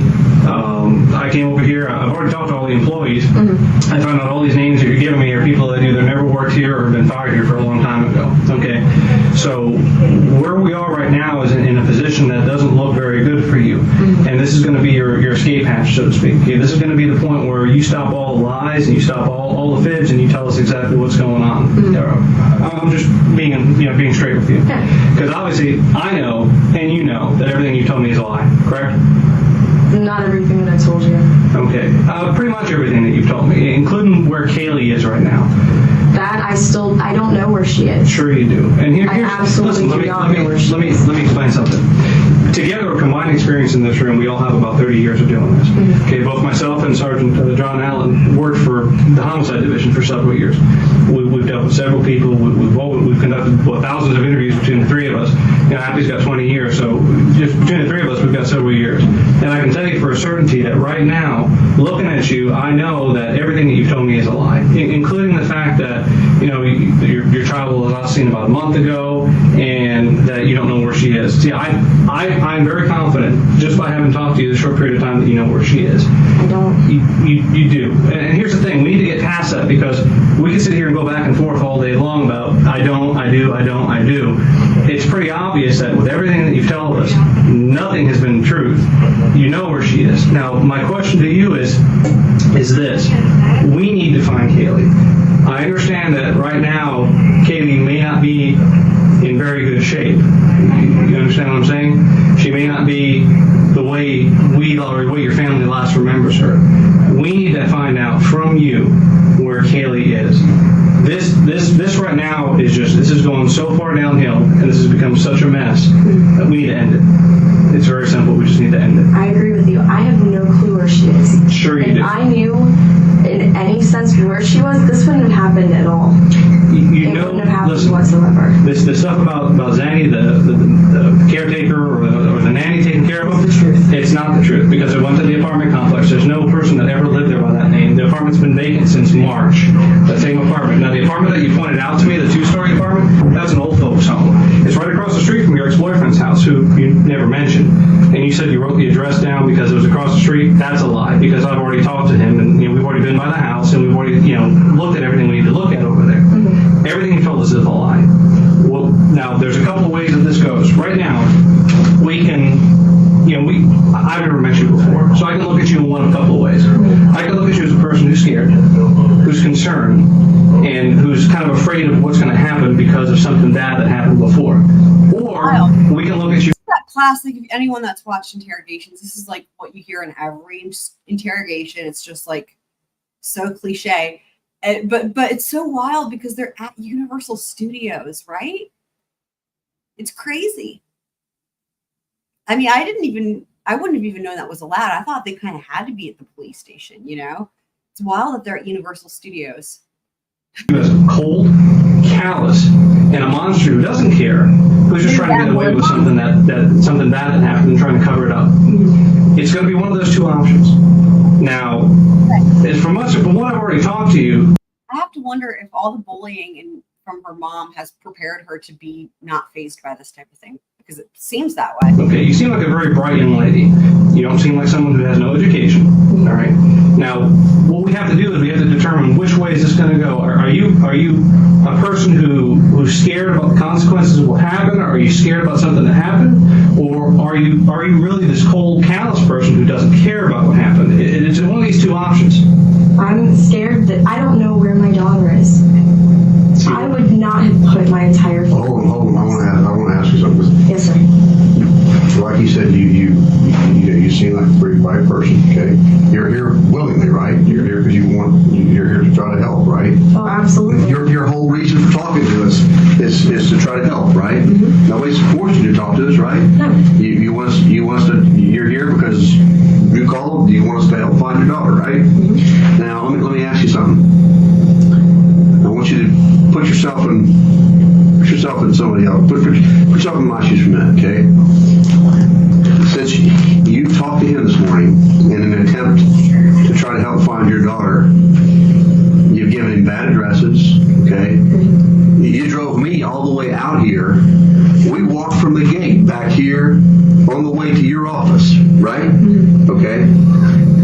To an office that you don't have. We got all the way into the building, into the hallway out here before you finally says, well, I really don't have an office here. But up till then, we were walking to your office, right? Mm-hmm. Okay, so I mean, does any of this make sense to you? I understand how well that sounds. No. Here's the problem with that, though. Okay? You can carry the weight of this around for a long time. It's not going to get any easier, okay? What he's trying to tell you right now, I'm going to tell you, in the amount of time that I've done this, almost 30 years now, okay? I've learned this. People make mistakes. Everybody makes mistakes. The three of us have all made some mistake.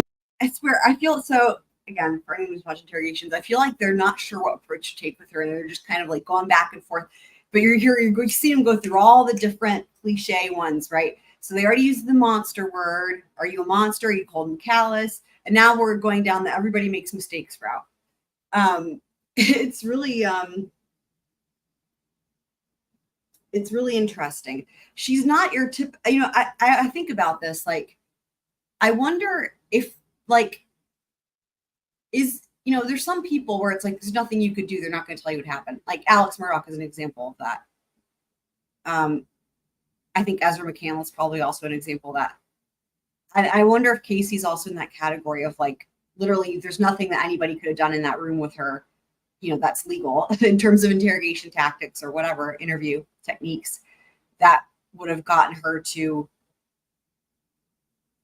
say what happened, assuming she knows. I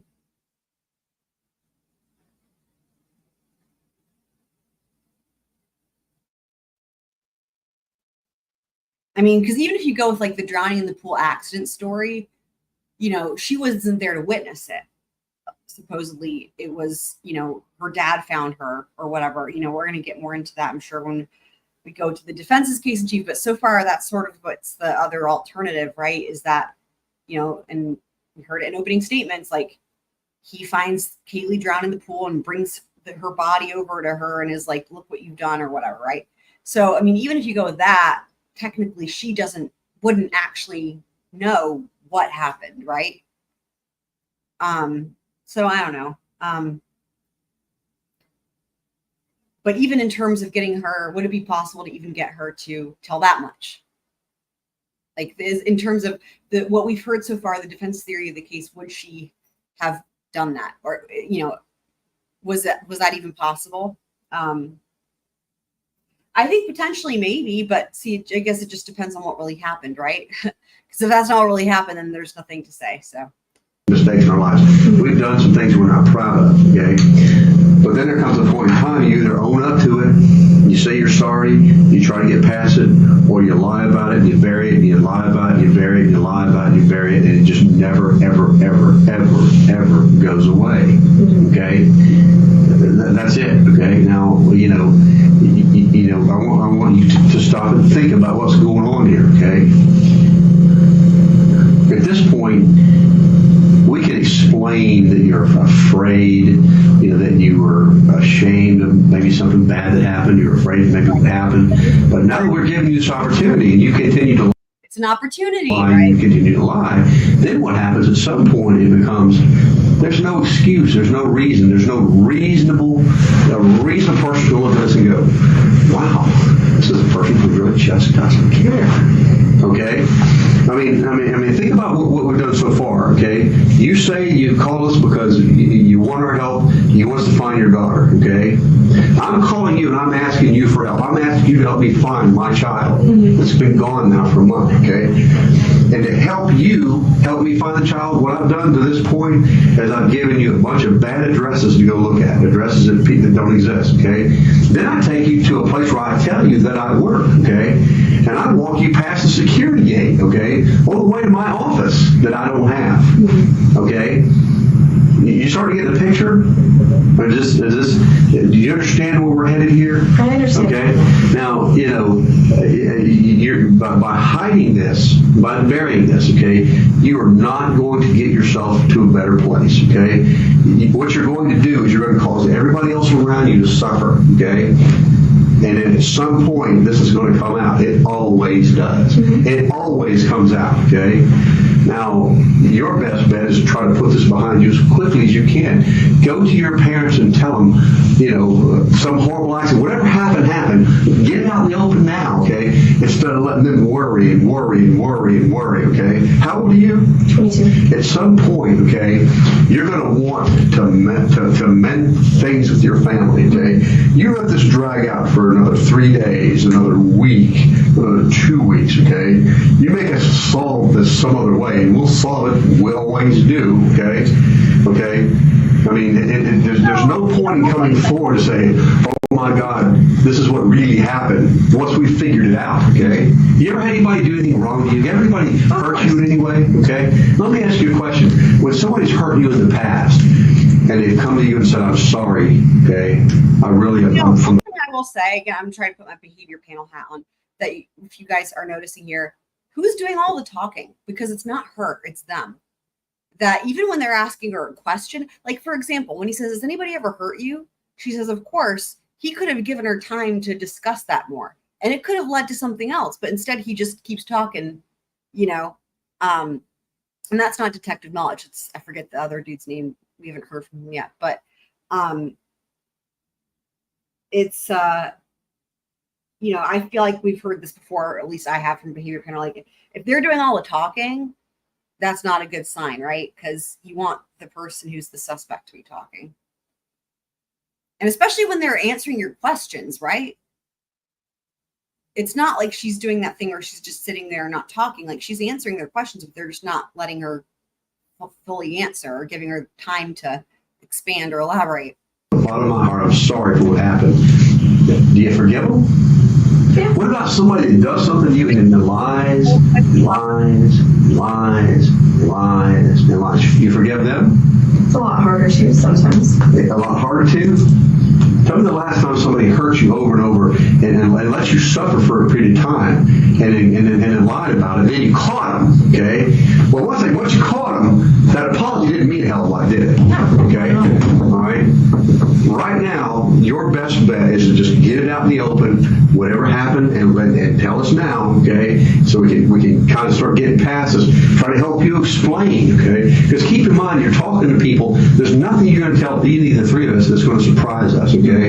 I've had to sit down with mothers who rolled over their babies accidentally. I've had to sit down with mothers whose kids have drowned in swimming pools. I've had to sit down with mothers who had boyfriends who beat their kids to death. Y'all hear that? Drown in swimming pools? You know, who felt horrible about what happened, and then I've had to go to them and help them try to explain to their families, okay? And then I've also had to deal with people who have done horrible, unspeakable things to children and then lied about it, and lied about it, and lied about it, okay?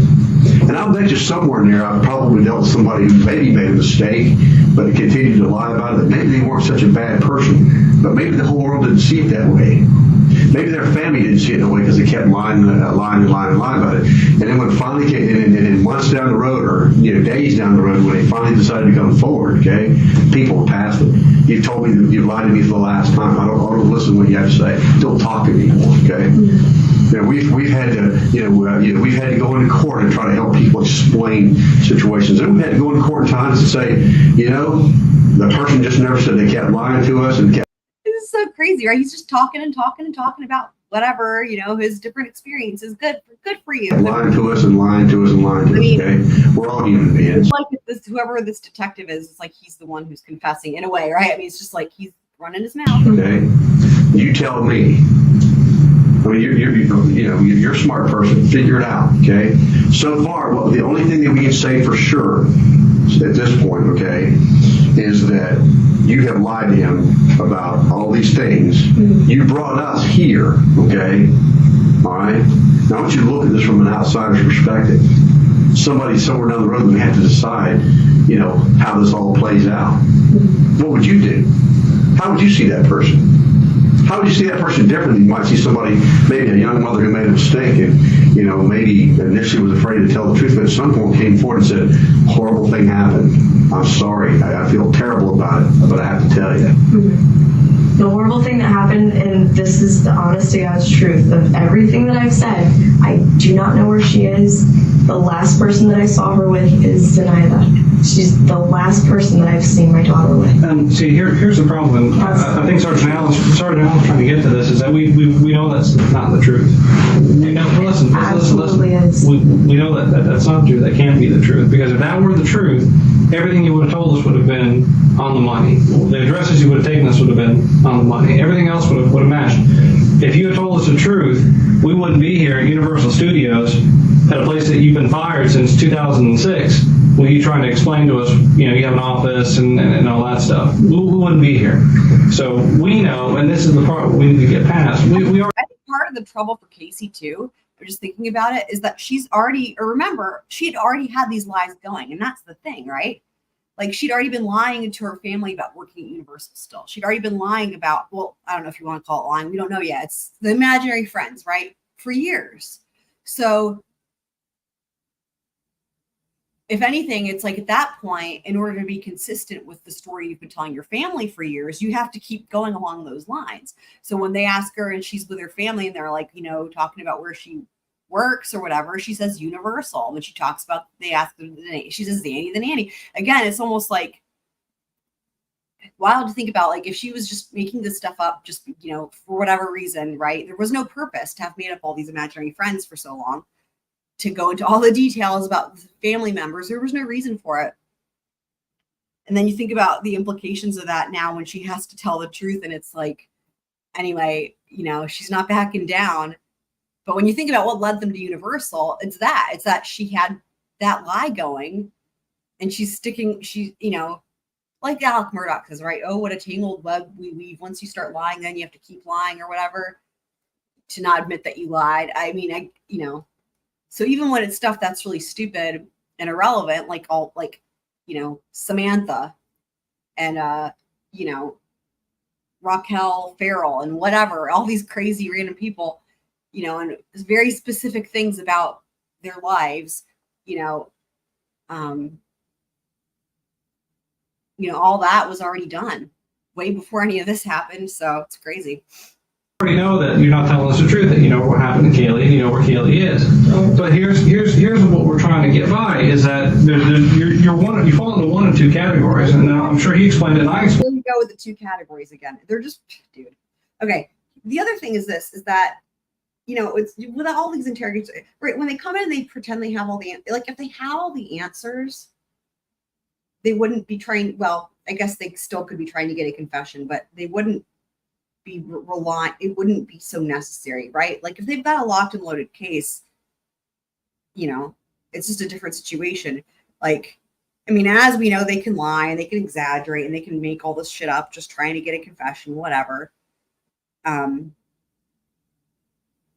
mean, anyway, I'm not going to get going on how I feel about interrogations. If this is something, an accident that happened, and no matter how you think people are going to look at you, they're going to look at you a lot worse if you continue showing that you're callous or not caring, and that you just show complete dispassion and disregard for human life. Mm-hmm. Or they can look at you as someone that, you know what, I can understand. I'm a young mother, or she's a young mother, first child, something horrible happened. She's thinking, oh my God, my life isn't going good right now. I already know my life is struggling. People don't see me in that great of a light. I know I got problems at home, and I've got problems with friends, I know I got problems at work or lack of work. Mm-hmm. All all of a sudden something bad happens to my child, then people are going to think I'm just a devil. See, there's a difference between this person who makes a mistake and says, listen, I'm sorry, this is the reason I lied to you, this is the reason I was scared, compared to the person who might sit here and say, I have no idea what you're talking about. There's a big difference there. Well, I mean, what about when you have people who really don't have any idea what you're talking about? I'm not saying that's Casey's position, but, you know, it happens. And I can tell you now that everything you told me is a lie. Everything that you've told me this morning from Zanny, from the addresses, from Universal, from all these people that you've talked to, including people that you... And the thing is, again, to them, they think she's making this up to lie. And the thing that's so crazy is what they don't know yet is that these lies have been going on for years. That's the thing that's so crucial. Like, I feel like maybe that's the part that they're missing here. Had they known that all of these lies were years old and they weren't just made up on the spot to try to explain this stuff, I wonder if their approach would have been different, because I would imagine it should be, you know, because you're dealing with someone who's, you know, maybe living in, you know, an imaginary world in their heads, you know, a lot of the time. Who knows? Or they're just a pathological liar and there's just nothing you can do. I don't know. Never told me their names, and I found them and talked to them. You know, everything that you told me this morning is a lie. Every single thing. There's one of two options right now. You need to tell me the truth, and we can work with that. Or if you continue down this path and continue lying, I can tell you that when this snowball gets to the bottom of the hill, the only person who's going to get hurt is you. That's not true. A lot of people around you get hurt. Your parents. People are hurting right now, and you know what? One person put a stop to that. I've been trying. You haven't been trying. Wait a minute. Okay, let's go through this again. Okay. Okay, I would say, in my opinion, again, putting my behavior panel hat on, that would be a miss. Let's go through this again. So that means you've already done it and it didn't work, right?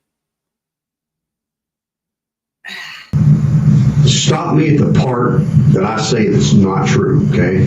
I want to go through this, and I want you to stop me at the part that isn't the truth, okay? Now, this part doesn't make any sense. I tried to follow this when I was doing this video, and I was like, I don't understand. There's like double negatives or triple negatives. I don't know. It's kind of confusing the way he does it. And of course, he just kind of plows through and doesn't let her answer. So there's that too.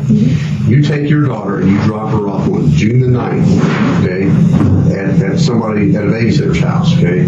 Now, this is a babysitter that lives at this apartment, okay, that's been vacant. I dropped her off at that apartment, okay. at those stairs. Oh, you just walked her, you dropped her off? Walked her to the stairs. That's where I've dropped her off a bunch of other times, besides just that day. Okay, and when you dropped her off, who took her at that point? Zanny did. She took her. So you left her in Zanny's care on June the 9th. The date mix-up is interesting, right? Because Casey thinks it's June 9th, and, you know, they talked about that a little bit with Cindy, but it's interesting because they learn once they get the video from the nursing home or whatever that she was still alive on June 15th. So, but the thing that I'm saying is interesting to me is that I wonder why Casey gave the date June 9th. Because we know Caylee was still alive and well, but there must have, I mean, in my mind, it's like there must have been something that happened on that day to where when she was pressed by her family, right, before that third 911 call, and she was talking with Lee and her mom, and she said 31 days. What's interesting is 31 days would actually have been correct from June 16th to July 15th. But the date that she gives is June 9th. And I don't know. I wonder if we'll ever get more answers as to that. We'll see. Okay. So far, that's right. Yes. Okay. You first call the police about this when your mother and father, okay, actually, you don't call the police to report your daughter, Nelson. What happens is your parents find their car that's been towed from Amscott, and your parents ask you where your daughter is, and you tell your daughter or your parents that you haven't seen your daughter for over a month, right? That's true, okay? So I haven't told anything. So far, I haven't said anything that's not true, okay? That's true, okay? That's true. That sounds reasonable to you, correct? Okay? A lot of this, too, is like so super compound, and you just, sounds reasonable. It's like, dude, if you, anyway. he's making it so that you can't stop and pick any of it apart, which isn't really, I mean, the problem is that by doing that, that's the point, right? You're forcing them to say yes, yes, and just agree with you, even if it's not accurate. But then you could be tricking them, or not even tricking them, but just like bombarding them into essentially agreeing to things that aren't true, right? And then they're on the hook for that. So, interrogation. The police do get involved, okay? When your parents involve the police in an attempt to locate your child because they're worried, the first thing you do, okay, is you lie to the detective whose job it is to try to find your daughter and get her back into safe hands, okay? You give him all kinds of bad addresses to look at, right? Okay, so far I'm on track, correct? Okay, then you bring us out to Universal where you say you work in an office to try to help find stuff that will help us find your daughter. I'm on track so far, okay? And we get here, we walk all the way down the hall to where you tell us, you don't really work here. You don't have an office here, okay? So far everything I've said is true, correct? Okay? Now, that sounds reasonable to you, okay? I'm telling you this story. I'm saying to you, listen, I dropped my child off 5 weeks ago at the babysitter's house. She's just disappeared. Now, I didn't call the police and tell them. Matter of fact, I made some attempts to locate her on my own, but I didn't really get the police involved or do anything like that, okay? And, oh, by the way, I got my mom and dad's car towed, and then when my parents asked me what happened to my daughter, I told them I hadn't seen her in 5 weeks. So they called the police, okay? Now, what I did is I lied to the police when they got there, okay? I told them a whole bunch of crap that isn't true, gave them a bunch of bad addresses to go look at where I know my daughter's not there. And they did all this to try to help find my daughter. Makes sense to you, right? That makes sense to you? It makes sense to you that I'm trying to help the police find my daughter by giving them a bunch of bad addresses? That makes sense to you? Like he's like, that makes sense to you, right? And then he's like, that makes sense to you? Like, why did you just agree with me? It's a very weird interrogation. I mean, I don't know if you want to call it a strategy. I've never really heard anyone quite do it like this before, but That's what I said. Yes. No, I'm asking you. That makes sense to you. That part of it, no. My attempt to help him find my child, okay, what I've done to try to help him find my child is I've given him a whole bunch of addresses to go to that are bad addresses. That's what I did to help him try to find my child. That makes sense to you? I took him to the last place that I've seen my daughter. Besides that, I took them to other places that I've when you brought us here to go look in your office, that was supposed to help us how? Because everything we're doing here is about finding your daughter, okay? So I want you, okay, to explain to me how coming here to go to an office that you don't have, I want you to tell me how that's helping us find your daughter. Because every bit of focus right now, okay, you got 3 people here to try to help you. That's what we're here to try to help you find your daughter, okay? All right? And we came here to look for clues, to look for evidence that will help us find your daughter, okay? Now I want you to tell. that's not what they went there for. I still don't really understand why they did it, but they did the same thing that we've heard from her family. They did the thing where they're like, they know she's lying, but they bring her out there just to see what she'll do, I guess. I mean, anyway. Tell me how that's helping find your daughter. We're here to go. It's hypocrisy. That's why it bugs me, because it's like they're mad at her. I mean, the premise being she's lying, she's not telling the truth. She's going along with this story that's not true, blah, blah. But then you've got her family doing the same thing, as we've talked about countless times. And we've got law enforcement doing the same thing. It's like literally everybody is lying and covering up lies and, not letting people know that they know there's a lie. And it's just a mess, man. Come search your office for anything that will help us, okay? And we're here because you brought us here, right? Now I want you to tell me how that's helping us find your daughter. But everything we're doing is to find your daughter. That's the most important thing to you right now, right? Kaylee's been up here. Maybe we can talk to security to see if she's come through the front. I know she's come to the park. She's gone to Disney. Sometimes, right here is a good example where she does a really good job of redirecting. I guess they're not questions, they're really statements coming from this law enforcement officer at the time, but of redirecting it when confronted with like, how can you explain this? This doesn't make any sense. There's examples I'm like, wow, like that's impressive. Like, I don't know how she's handling it so well. It's like what she's saying isn't really answering the question or solving the problem, but like, I don't know. I'll point it out when it happens again. There's a couple times where it's pretty impressive, my opinion, of handling this. Let's go back to we're here. Backwards way of no, it's looking. and why do you think it's backwards? It's backwards because you haven't been truthful with us, okay? Because I've been reaching. You've been reaching, huh? I've been reaching to try to figure out a place where she actually is.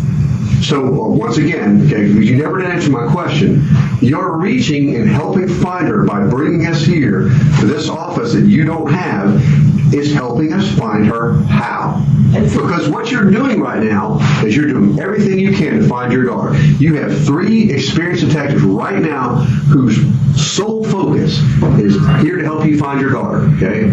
And we're here because you brought us here, correct? Absolutely. You directed us here because we're going to your office to find out. Use that, but like, that's not really what happened. She's there because they brought her there. They'll help us find her, okay? Now that we're here, I want you to tell me how that's helping. What is it we're doing here? What's helping us right now, okay? We're coming to an office that doesn't exist. It's not helping. So why did you do it? Honestly, I wanted to come up and try to talk to security. Maybe pass around a picture of Caylee. I legitimately have not seen my daughter in 5 weeks. I didn't let anything happen to her, except I trusted her with somebody. Somebody that had been taking care of her, that had been taking good care of her. Someone that she was comfortable with, that I was comfortable with. What about Jeff? You said Jeff worked here until about 2 months ago? No, he hasn't worked here for quite a while. 10 months? How long?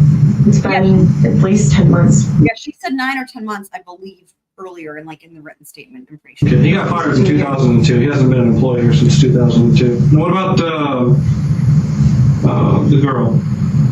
Juliette? Yeah, what about her? She left 2 months ago. That's exactly what she had told me. Juliette Lewis never worked at Universal Studios. I'm sorry. Is the baby's daddy actually dead? That's a good question. What are we gonna find? Would your I still have a copy of the obituary at home. I mean, you've told us so many untruths right now. I'm confused. Would your parents be upset if you had given the baby back to daddy to take back for his grandparents, for his parents to take care of? He passed away last year. We hadn't even talked much before that. So let me ask you this. Is the obituary in your office? No. I think I have a copy of the obituary at home. There's no office, so there's no anything. I think they're barking up the wrong tree because, there's no evidence. From what I understand, no one to this day knows who the baby daddy is, except maybe Casey. But anyway, it's like first establish who the baby daddy is, and then you can try to figure out if they're alive or dead. Anywhere, we've made that clear already. Right. So if I have a copy of it still, it would be on my computer at home. I'm pretty sure I kept that. I don't think that's something I would have gotten rid of. Zanny has never worked here. How do you explain that? She has an ID. She has an ID with her name on it. Just like you have an ID? I do have an ID somewhere at my house. Both of my parents have seen it. Both of my parents know that I've worked here. I used to have an office. Now, just like you have an office? No, I don't have an office now. Okay. And we're here to go to what? To do what? We're here because what? Try and put things together. No, we're here in this building because we put a lot more together than I think you realize we put together. My question to you is, we're in this office because we got here how? To do what? Our purpose in coming here was to do what? Go where? I guess there wasn't a purpose. There wasn't a purpose whatsoever to come up here. So we're wasting time, valuable time, that ought to be spent looking for your daughter. I'm trying to think of places where I know she's been. You're not answering my question. Do you want us to help? Yes, you want to help us find your daughter? I do want you to help. Well, then you need to help. Then a good starting point would be to answer the questions, okay? Mm-hmm. If I say to you, we're here because, and then you just ignore that, like as if I never asked it, and go off in some other direction, does that answer the question? No. Okay. All right. Well, let's go through this again. We're here because. We got here how? To do what? Because I lied. Because I brought you up here. And honestly, I was reaching for No, stop right there. I want you to tell me how lying to us is going to help us find your daughter. It's not going to.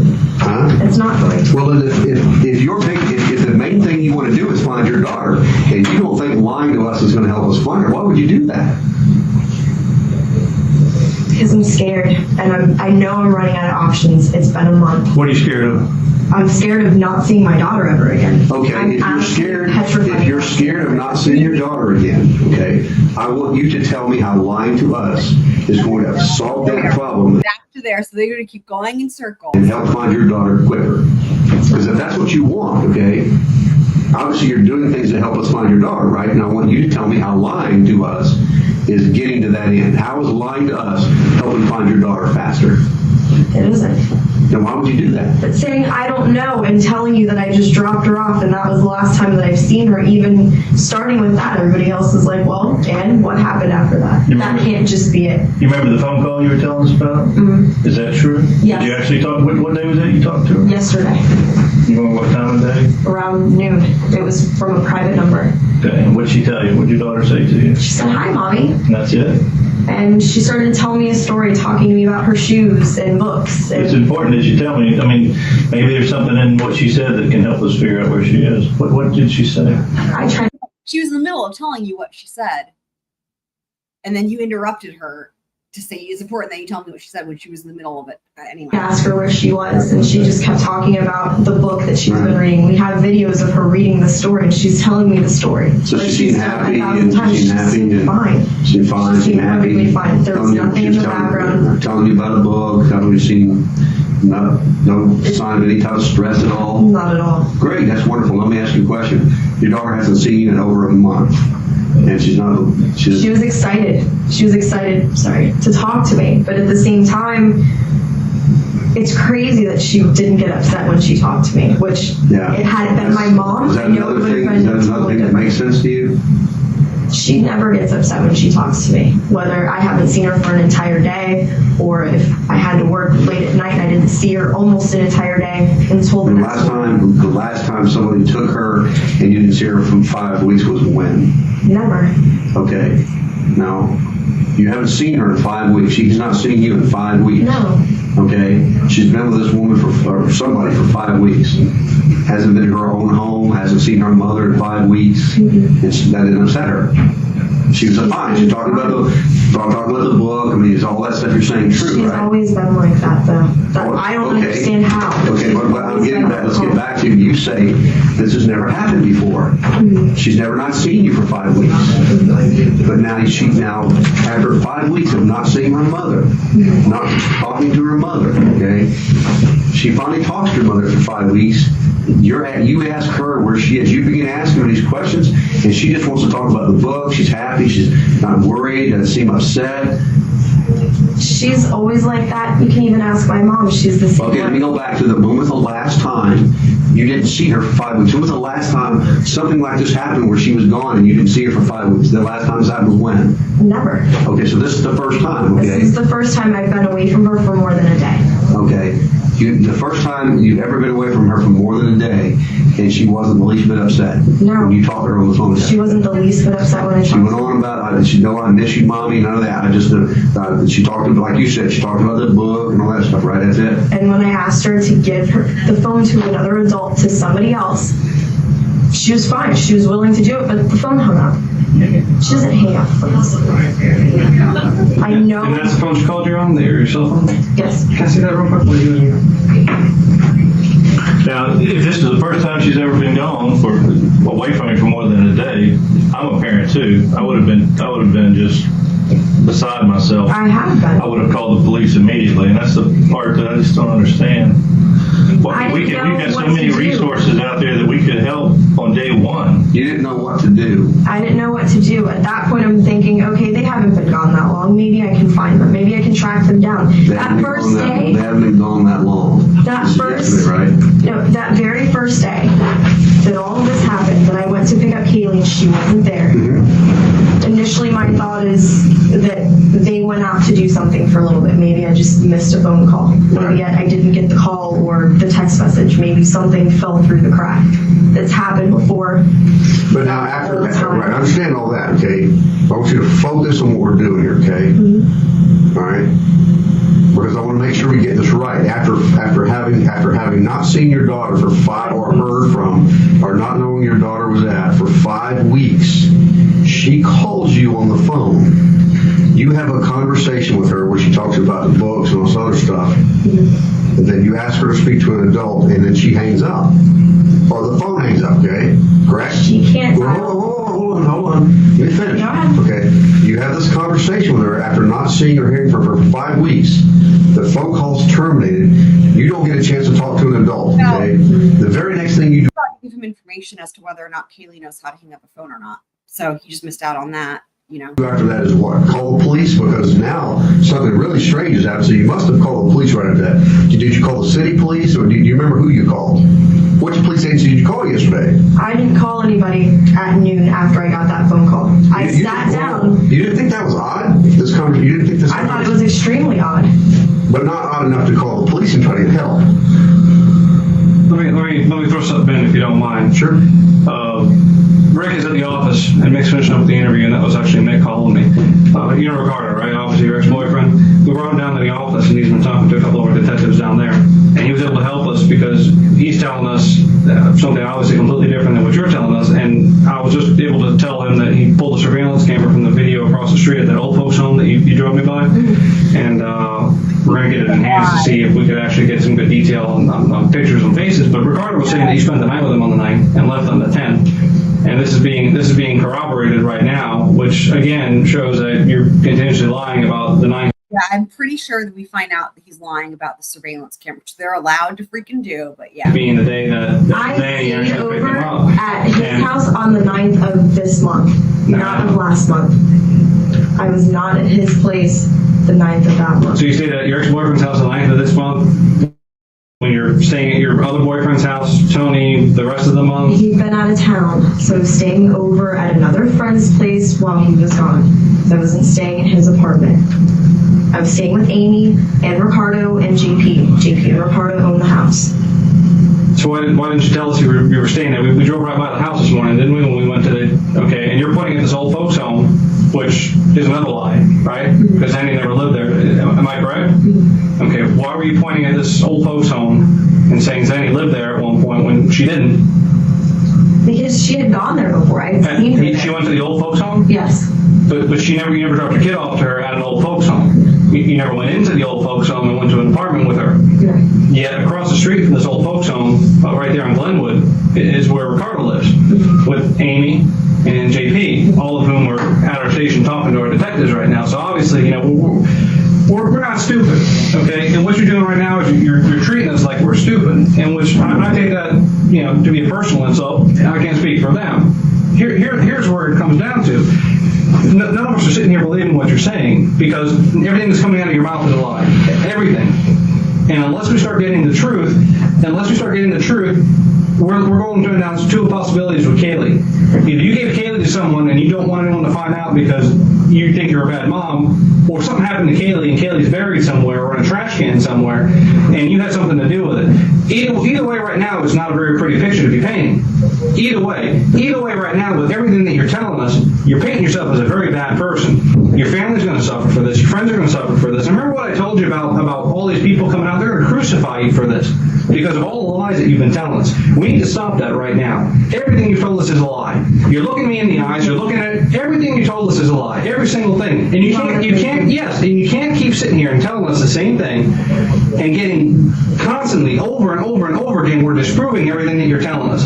You're telling us that you've lied to us. You're telling us you're giving us misinformation. Everything you're telling us.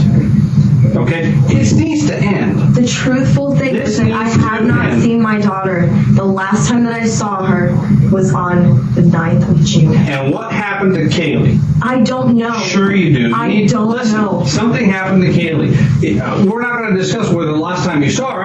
I'm guessing something bad happened to her some time ago and you haven't seen her. So that part is true if you say you haven't seen her because she's somewhere else right now. She's either someone else. No, she's either in a dumpster right now, she's buried somewhere, she's out there somewhere, and her rotten body is starting to decompose because of what you're telling us. And here's the problem. The longer this goes, the worse it's going to be for everyone. Everyone. The worse it's going to be for everyone. Right now, everything you've told us, we've locked you into a lie. Every single thing that you've told us has been a lie. We're proving all that.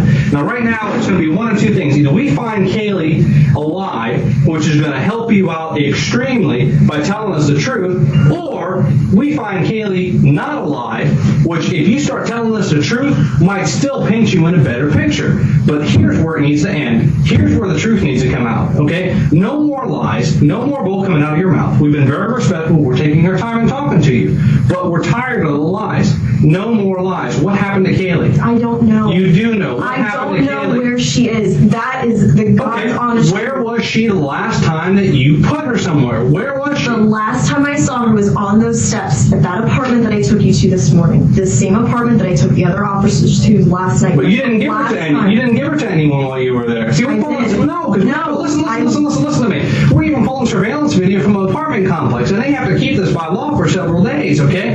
And we're not seeing you over there. We're not seeing you there at all that day. Do you think that we're stupid and we're not going to do all this stuff? Okay, we're not seeing you there. So now, if you're not there and you're not being seen there, and somebody's already saying that you're not there, and everything else you told us is a lie, that's telling me. Remember we had those two people that we were talking about, the person who had an accident or made a bad decision, and a person who's just a cold-blooded, callous monster. That's telling me that you are the second person, this cold-blooded, callous monster who doesn't care and doesn't want to help because she's afraid that something so heinous happened that everyone's going to look at her and say, she's a monster, she deserves to go away, she deserves to never see the light of day, this bad thing should happen to her. I don't want to believe that right now, but you're giving me no choice. You understand? You're giving me no choice. This is going to be the opportunity that you have right now. No matter how heinous you think that what happened was to Caylee, this is your opportunity to tell us. This is going to be your only opportunity to tell us. Because what's going to happen, we're going to find out. There's not going to be a question, we're going to find out. Okay? We've got so many resources on this right now, just like I told you would happen. That what we're trying to do is prove your story, but everything that we've done is disproving your story. Every single thing. Everything you've told us, we've shown you have lied about it. Casey has lied about it, and we're looking for your child. We got to throw these lies out, okay? All these lies are out. We know that everything you told us is a lie. Tell us what happened to Caylee. Tell us what happened to Caylee. I dropped off Caylee. And that's the last time that I've seen her. I dropped her off. Where did you drop her off? I dropped her off at that apartment. No, you didn't. That's exactly where I dropped her off. And who'd you drop her off to? With Zanny. No, you didn't. She's the last person. No, that's not true. Did Zanny give you any money that day? No. I would not have sold my daughter. If I wanted to really just get rid of her, I would have left her with my parents and I would have left. I would have moved out. I would have given my mom custody. What about the baby's daddy's parents? Would you have left them with them too? I haven't talked to them since we were probably 6 or 7 years old, since we were little kids. That was probably the last time I saw or talked to them. No, I do not. I would not have let anything happen to my daughter except I made the mistake of trusting another person with her. That's it. No.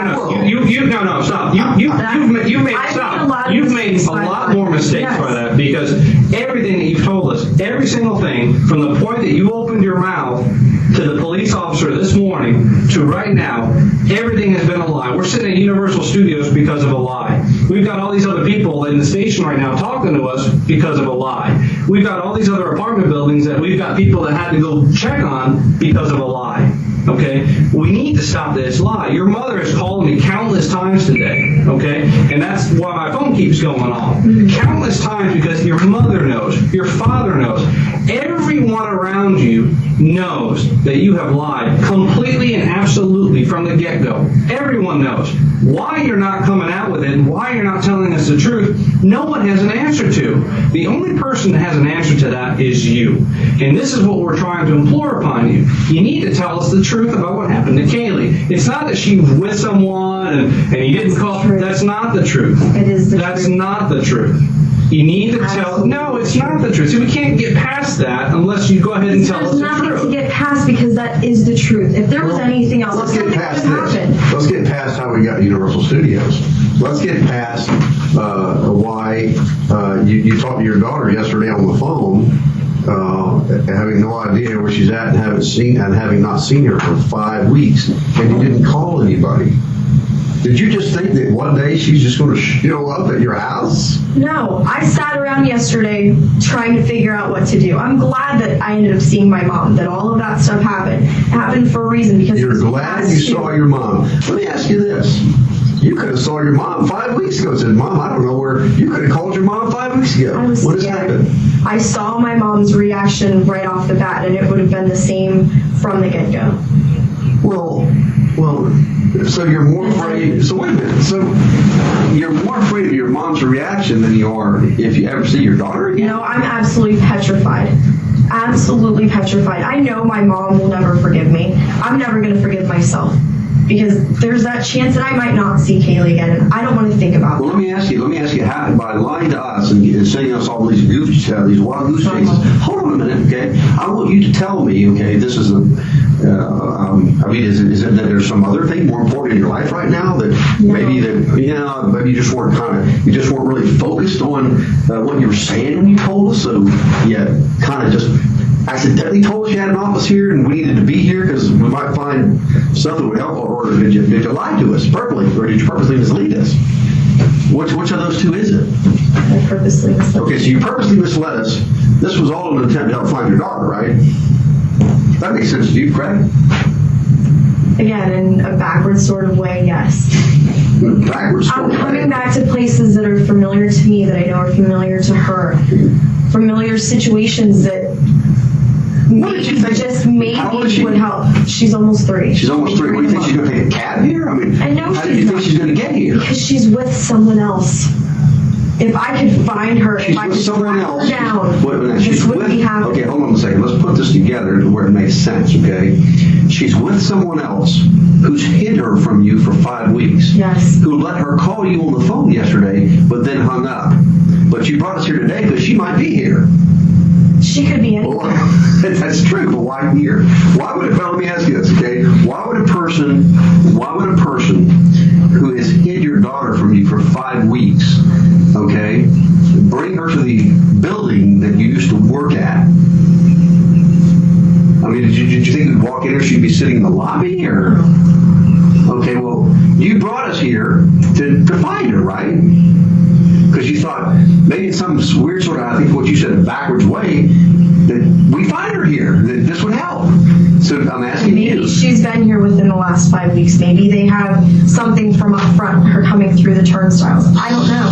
So you think that this person who's hid her from you for 5 weeks, okay, that had her call you on the phone yesterday and tell you about this book she was reading and hung up, would bring her to Universal Studios, and in this office in particular? Not in this office. Coming to this you office. brought us. You didn't take us to the turnstiles, did you? You brought us here, right?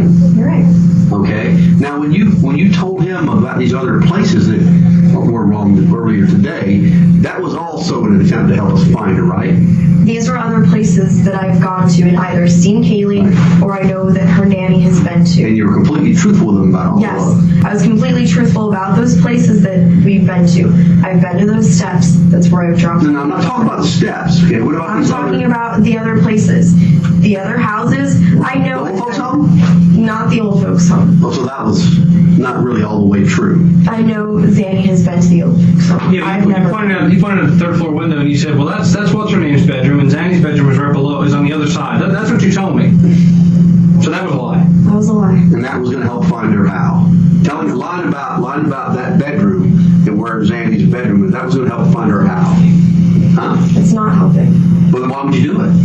Because that's what we're here for, right? Find her.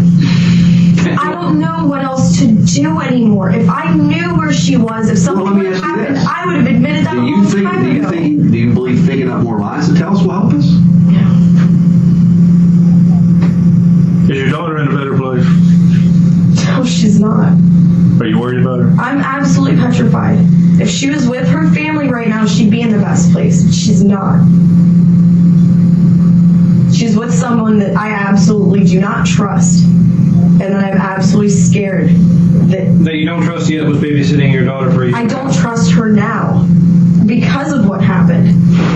What point did you stop trusting her? The moment that her phone was cut off and I couldn't get in contact with my daughter. So you thought then something ain't right. Something's wrong. And when you started thinking that something was wrong, I wanted to, which How much you want to bet he's going to say, how come you didn't call law enforcement?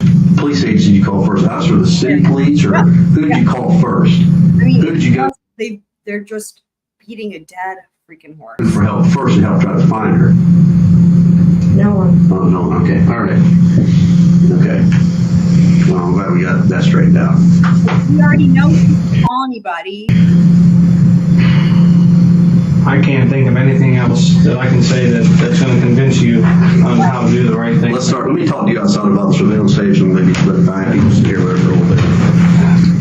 I'm going to leave that on if you want to turn it off themselves. You want some water or something? No, I'm fine. No, you good? My one goal is,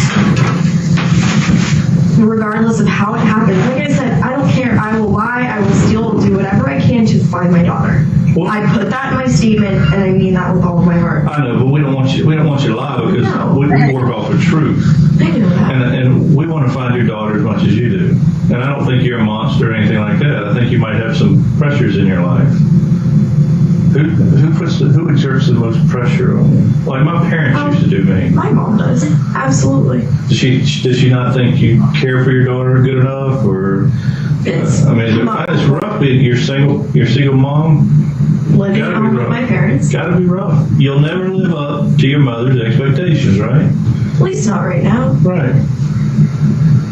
But that in no way means that I would ever do anything or let any harm come to that child. She's the one thing in this world that I love more than anything. And I understand that, and I believe it. I see the tears in your eyes. Okay. My concern is I know from my years of experience, I know what young adults and young moms and dads can do when parents exert too much pressure on them. They don't live up to their standards. They don't. So, not that you would hurt your child, but you might, because if your parent just constantly talks down on you, makes you feel like crap, you're not good enough. It's not constant. I brought that on myself. The stuff that she says, the thing that she said, she's been right about everything. What kind of things did she say? She told me that I took advantage of her, and she's right, because I had for a very long time. How did you take advantage of her? By using credit cards. When I had my own money, I still used some of her money. I went and bought material things for nothing. Right. Whether it was things for myself, went out to eat, right. Spent a little bit of time with friends, or went and took Caylee shopping. For whatever reason, I was extremely selfish. Right. I was extremely selfish for a few years, quite a few years. What about, I don't know anything about this. Like I told you before, I was just sitting at my desk and he said, hey, come on. But it's something about a car at Amscott. My car ran out of gas. I was driving actually to different places. My car, yes. Okay. Car that I bought for my brother 3 years ago. Okay. Sucks because I ran out of gas. My gas gauge is obviously reading wrong. The sensor could be wrong. Right. It showed I had half a tank of gas and it was empty. When did it run out of gas? But before or after your baby was missing? I was definitely after. Yeah. I was definitely after. And it ran out of gas in the parking lot of that check cashing store? No, it was right at the corner of Goldenrod and 50. As you can turn, you get in that merging lane where Sam's is and the Amscott. Right. As you're going to get on to Goldenrod from 50, that's where my car stalled, right there.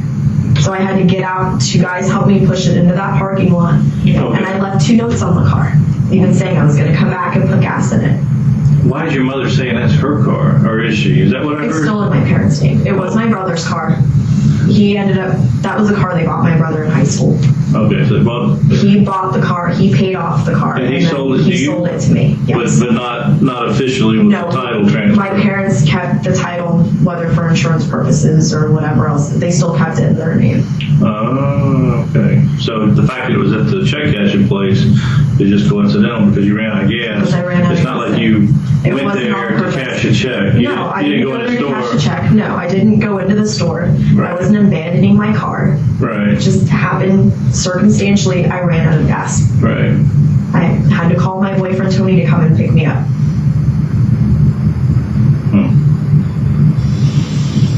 Well, if you were in our shoes, what could we do to help you find your child? I don't know. What more can we do? Do you have a computer at home? Mm-hmm. Did you ever send, what's the nanny's name? Zenaida. Did you ever send her any emails? Or Her did she email accounts bounced back. I've tried twice. I tried she twice did- this morning. She had email. Even when y'all were in good times, would she send emails back and forth? On occasion, we would talk online, not usually through email. So we might be able to track her. If I check my logs, we could probably find her through instant messaging. What would be great is if we could have our forensic computer guy take your computer with your permission and search it, and he can probably track her by her AOL or whatever account and maybe see, because she's going to set up another account somewhere where she goes. She's Would gonna that set be up something another you'd be willing to do? I'm okay with that. Yeah. Because I know that I have documentation on my computer somewhere. I have Okay. to. Well, he can find it. What he does, he makes a copy of what's on your computer, so you don't lose anything on your computer. That way you can just pull it. And then he and can go search through through it, and maybe there's some clues there as far as where this lady has gotten off to. And when she was watching your baby, she for the year and a half, Almost 2 years. almost 2 years, was she always in that same building? She'd been at a house over in Andover Lakes for a while. That was one of the main places. Was it her house or was it the one she was No, sharing? it was a friend's house. So it probably wasn't in her name. No, it was not. Is that one of the addresses Yuri had? No. Do you know that That address? house. I do not know the address. Andover Lakes, where's that? Off of Dean and Crayford. Okay, that's out by, there's a McDonald's out that way? Yeah. That's the newer Do you remember how to get to that house? So we could get the address, maybe do a title search, or? But she was probably just renting a room, or? I think she was just running a room there for a while. She had a couple of the roommates. I know the house wasn't in any of their names. I think they were just running through. Did you know any of those roommates? I have names. I have 2 names for them, but nothing. Have you given them to Yuri? Yes. Okay, what were those names? Raquel Farrell and Jennifer Rosa. Okay. Have you had any contact with them? No. Have any way of getting a hold of them, cell phone? I never really talked to them much anyway. I think I probably saw them maybe a handful of times. Right. Their schedules were completely opposite of mine. They were never really anybody that I met besides just in passing, even with the boyfriend that Zenaida had last year. I saw him maybe twice. Right. They only dated a couple months. It was never anything serious. She never had him around Caylee or the other children she had babysat, so it was never an uncomfortable situation. So this is so heart-wrenching because there was never a sign. Never a single sign that this was going to happen. Right. Do you know where she was from? With a name like Zoraida or whatever? Zenaida. Zenaida? She's mixed. She's Puerto Rican and her father's black. She's from New York. From what I've been told, that's where she was born. She lived in Miami. She went to U of F. You said you went to Colonial High School. Did you go to college afterwards? Valencia. Valencia? How many years in Valencia? About a year and a half. I got my event planning certificate. Yeah. Oh, that's when you got hired on here? Well, I got that outside of all of this. I just wanted to do event planning, period. And working occasional events even before actually coming to the event department, even part-time or as a seasonal employee. It was just something I always wanted to do anyway. Right. So. When you were growing up, you take any medicines or anything? No. Your baby take any medicines? Didn't she need any medicine? Not at all. She's good health? She's had one cold and it lasted 2 days her entire life. Yeah. Wow. She's been extremely healthy.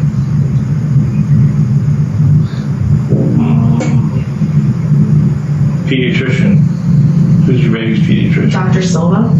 Did the police chair not very comfortable? Get the lean way back. Exactly. I'm not comfortable. I feel like I'm leaning way back. Did the nanny ever take baby to the doctor? The only people that were on the list was myself and both of my parents. Then my dad had come with me to a couple of visits. My mom, I think, came to one. It was usually just Caylee and I.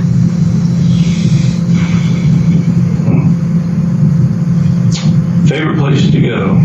I guess Universal was one of them. Well, as a theatrical thing, of course, but Right. she liked G. Blanchard Park, going to Lake Underhill and walking around the lake. Whereabouts in the park did she like the best? The playgrounds. She Yeah. liked to just attempt to run around Lake Underhill. She liked to go and walk the big trail at J. Blanchard Park. The Yes, trail. that's a big trail. Love that. Oh, yeah. Yeah, we just finished walking that trail. That's where the jogger was killed, I believe. It's a pretty park.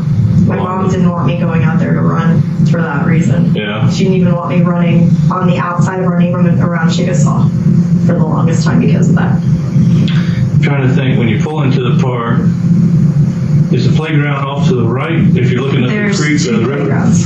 Which one did she play at? She's played at both of them, but usually the bigger one that's down towards where the Y is. Right. That's the one she liked the most? Yeah. Because there's more things to climb on, and for her to run around, there's usually a lot more little kids. Yeah. So, and there's swings. When was the last time she was there? The last time I know that she was there was the end of May. I took her in April a couple times. I've taken her a few times myself this year. The last time that I know that she went with someone other than myself was the end of May. End of May. And you last saw her June the 9th? Monday.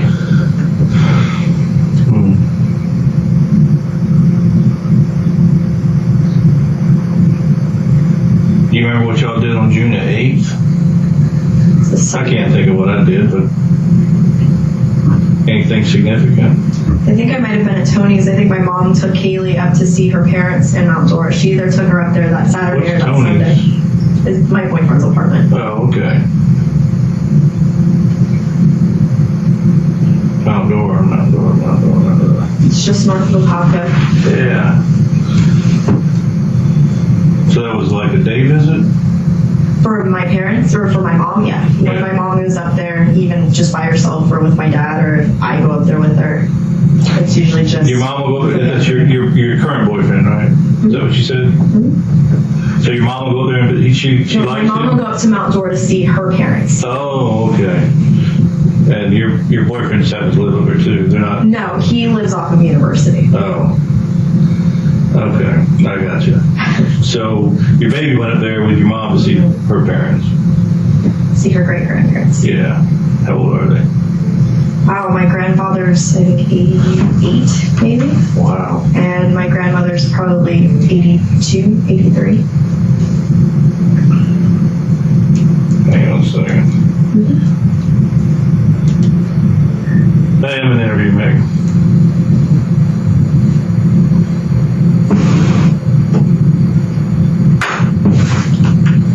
That's my partner. He's going on a cruise to Bahamas, I think. Nice. Was that 3 day, 4 night, or usually 4 day, 3 night, or something like that? That'd be nice. I guess, but I don't like boats. So, man, I just don't know everything that was asked of you, and I just don't know. I mean, you're our biggest help. You're going to be our biggest help in solving this. I have nothing to go off of. That's the problem. I have perspective ideas of maybe where she could go, but at the same time, she could have gone back up to New York. She could have gone up to Jacksonville, where we have a friend. Could have gone down to Miami, where her mom and her sister live now. She could have gone anywhere. Did she have any children? No. And we're talking about the babysitter, right? She didn't have any children. Could she have children? Is it something that she could have done? I'm pretty sure that she could. That was never anything that came up, but I mean, Did she ever, when you look back, did she ever make any funny, oh, like, I love this child, you know, I wish you were mine, or anything like that? Or? Never that I had witnessed or anybody else had ever told me. She used to just say how much she loved Caylee and that she was such a good kid. And, you know, she was very, very proud of how she was being raised. Right. It was always good praise, but more of things that I've heard from other friends. Nothing that sounded out of the ordinary, that was ever strange or weird. Right. But then this just happened. She was nonchalant with me the morning of. Everything was perfectly fine. And when you would call, like you would drop baby off in the morning or for the day, or was it because you had to go to work and she was watching? Would you call during the day? Call her up during the day? I would always call and check on Caylee or send a text message, or if I was online, just to make sure that everything was okay, or she would occasionally call me. Just Can you get online here at work? Can you send text messages from work? I usually just use my phone. Oh, okay. I usually use my computer instant message from, anywhere else where I have access. Well, once again, I mean, that phone, I'm not an electronic geek, but I mean, the phone might have some valuable clues in there that can help us try to track down maybe The that. bad thing is it only saves 20 calls at a time. And text messages, it only saves the messages that I receive. It doesn't show anything that I send. That's why I pulled up a list of stuff for them. Is that a Boost phone? No, it's a Nokia. It's an AT&T phone. It's probably one of the cheapest, crappiest, simplest phones. But the phone company, your service will have your telephones itemized for everything you pay, right? But incoming and outgoing, right? Incoming and outgoing. The thing is, do you have those itemized bills for? I printed off the ones for July. Did you give them to Yuri? Okay. We did last night. Actually, I put them on a zip drive form. I gave him my zip drive that has pictures, and it has 2 different Word documents. One has my text messages, when they were sent to what number, and ones that I had received. It didn't show the actual message itself, but it at least showed text message sent at this time to such and such number. Right. Same thing with the phone list. I just need to go back on the Singular website and find the other months. Right. Because I know she's had at least 3 different phone numbers in the last almost 4 years that I've met her. And I know that she was on 2 different phone plans. And she's lived in 2 different places since, did you know of? She's lived in since she's been watching your child? No, she's lived just in Orlando since I've met her. But she had just in the Andover Lakes. Was she watching your baby there? Yeah. And then in the whatever this other place is, or there was another apartment that she had been in probably right about the time that I met her. It's Althea Club Apartments. Does Yuri know all that? Althea Club Apartment. So she'd only lived there for a few months. I think Caylee probably was only there maybe once or twice. Did she live in the apartment that you dropped her off at the steps? Was that one of the ones she lived in, or was that? That was one of the places where we had met up a couple different times. I actually have a couple friends that live in that complex, so does she. Okay. A good friend of mine from high school still lives there. He has a 1-bedroom apartment right around the corner. Do you know who her friends were in there, where they lived, or names, or anything like that? I do not. She used to talk about people all the time, but would never use specific names or really go into any detail about anything. And again, it never seemed weird. Some people are just very particular about giving out details or specific details about other people. So I understood all of that, but looking back at stuff now, the privacy, the way she was a little bit changing phones, and it didn't seem right whatsoever. Right. So looking back at any place that I know that she had ever gone to, or that again would seem familiar for me, that maybe I've gone to meet her, to drop off Caylee or to pick up Caylee for whatever reason. We'd find mutual places sometimes, or I'd go and pick her up at a grocery store if that's where they were, to try to make it a little bit easier. If we found a nanny today and we found your baby, what's the next biggest hurdle for you in your life as far as maybe explaining something to somebody, or what's the next biggest concern? I know your major concern now is finding your baby. Honestly, that's all I care about at this point, and I'll take that necessary step with whatever. Who would that be?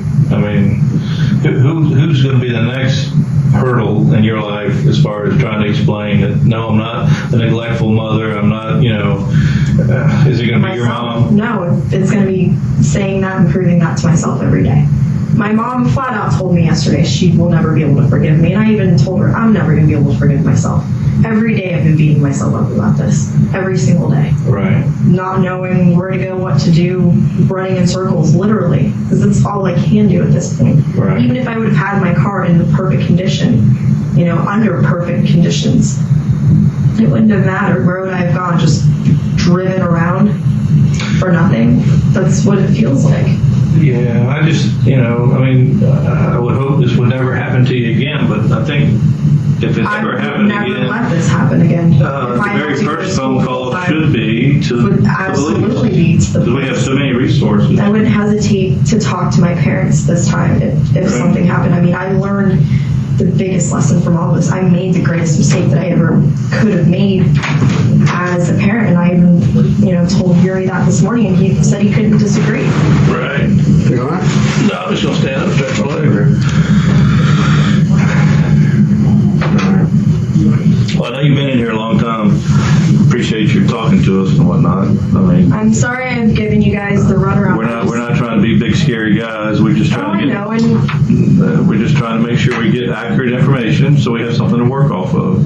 Well, I understand that. I just wish I honestly had more things to help with. We've talked about going through my computer, maybe trying to find past conversations through instant messenger or through emails, something. Okay. I'll offer up my computer in a heartbeat. Just like with my phone logs and everything else, anything that could possibly help. That's why we've set up websites and have been making phone calls and trying to get a hold of people. I had such a limited number of people that I was actually trusting at that point, thinking maybe they could help, maybe they'd have some insight. I didn't want to involve a bunch of people that maybe didn't know the situation. The biggest mistake was not calling you guys right off the bat. I understand all of that. It's the biggest slap in the face, and I did that to myself. But the worst of all, I've done this to my daughter by allowing her to still be with someone else. Yeah, that's true. You're right about that. By failing to notify somebody, right? I mean, I'm glad you acknowledged that. But by failing to notify somebody, you put your daughter at greater risk. Bigger risk. You put your daughter in terrible danger by just letting this drag out for 5 weeks and not telling anybody. That's you're right. I'm not going to argue with you there. Okay. You want to head back to the office? Yeah. Get outside. I want to bring this Zanny up on the. I'm going to put that name in David and see what we get. Better take a look, make sure we're. Both of my parents were even saying to try to figure out other names if she went by something else. Let me just go ahead because this is still running. I noticed it. Raise your right hand for me, just like this morning. You swear everything you told me is the truth now, about the lies and everything else? Okay. Detective Melich, the last individual talking to her for a lengthy period of time, who was that? Detective Appling Wells. Okay. And then the other voice on there that we heard that was not yours, who was that? Sergeant John Allen. While you were at Universal and conducting that interview, are other detectives with the Orange County Sheriff's Office following up on things? Yes, I believe so at the time, some were. You were talking during the interview about a surveillance video from the SAWGRASS apartments. Is there or was there a surveillance video that was available from SAWGRASS apartments? No, there was no video. Did the Orange County Sheriff's Office speak with Amanda Macklin, the leasing agent there at the SAWGRASS apartments, to determine whether or not there were any occupants of that complex by the name of Zenaida Gonzalez? Yes. You knew at some point during the investigation that Ms. Anthony's car was towed from the Amscot. Yes. Okay. Did you attempt to locate any surveillance camera footage at the Amscot? Yes. Okay. Was any available? No. Do you know why? They had a bunch of cameras at the Amscot, but apparently they're not operational. Are they dummies? For lack of a better word, yes. During the interview, Miss Anthony mentioned that she had given you a zip drive. Correct. Okay. Did you receive such a zip drive? I did. And what was on that? It contained This is at the night of our interview at her house prior to Universal. It contained photographs of Caylee Anthony, and it also did contain some cell phone records that she downloaded for, I believe, the month of June and July 2008, that she downloaded from the AT&T, I guess our AT&T site. She logged in, downloaded, and gave it to me. Were you there with her when she did that? Yes. And what computer was used to make that download? If I recall correctly, it was a desktop computer. Where was it located? In the same room that I conducted my interview with Miss Anthony at the home, the spare bedroom. What happened at the conclusion of that interview? The Universal interview? Yes, sir. We left the building, went back into the employee parking lot. She went into the car with Sergeant John Allen. She was sitting in the front passenger seat. I was a little bit behind them. By the time I approached them, Sergeant Allen had his laptop, a computer agency laptop out. He was going through photographs in the driver and vehicle information database, also known as DAVID. It brings up driver license photographs of individuals, and he was going through pictures with her. Pictures of anyone in particular? Pictures of Zenaida Fernandez Gonzalez's, based on the information that Casey had provided. You're able to use a search criteria. In other words, you can put a name in and a date of birth or an age range. So I presume he was doing that based on the information that Miss Anthony had provided to try and identify who Zenaida Gonzalez was. Okay. If you know, would that include permutations of the name Zenaida Fernandez, Zenaida Gonzalez, and however many variables that could include?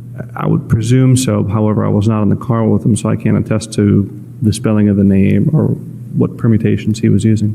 All right. Did Miss Anthony attribute any vehicle in particular to this Zenaida Gonzalez? If memory serves correct, a silver Ford Focus. Did the Orange County Sheriff's Office receive any tips from citizens regarding Zenaida Gonzalez or the location of Caylee Marie Anthony?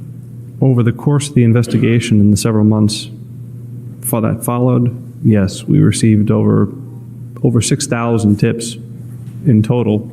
Several of those had to do with sightings of Caylee with a Hispanic female. Several tips had to do with Zenaida Gonzalez. So yes, we did. Okay. Did you ever locate the Zenaida Fernandez Gonzalez that Ms. Anthony described to you? No, I did not.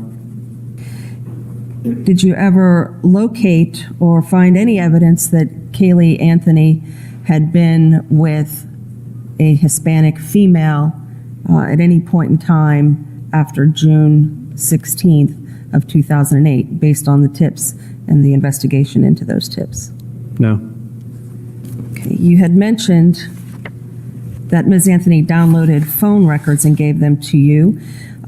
Did you collect Ms. Anthony's actual cell phone? Yes.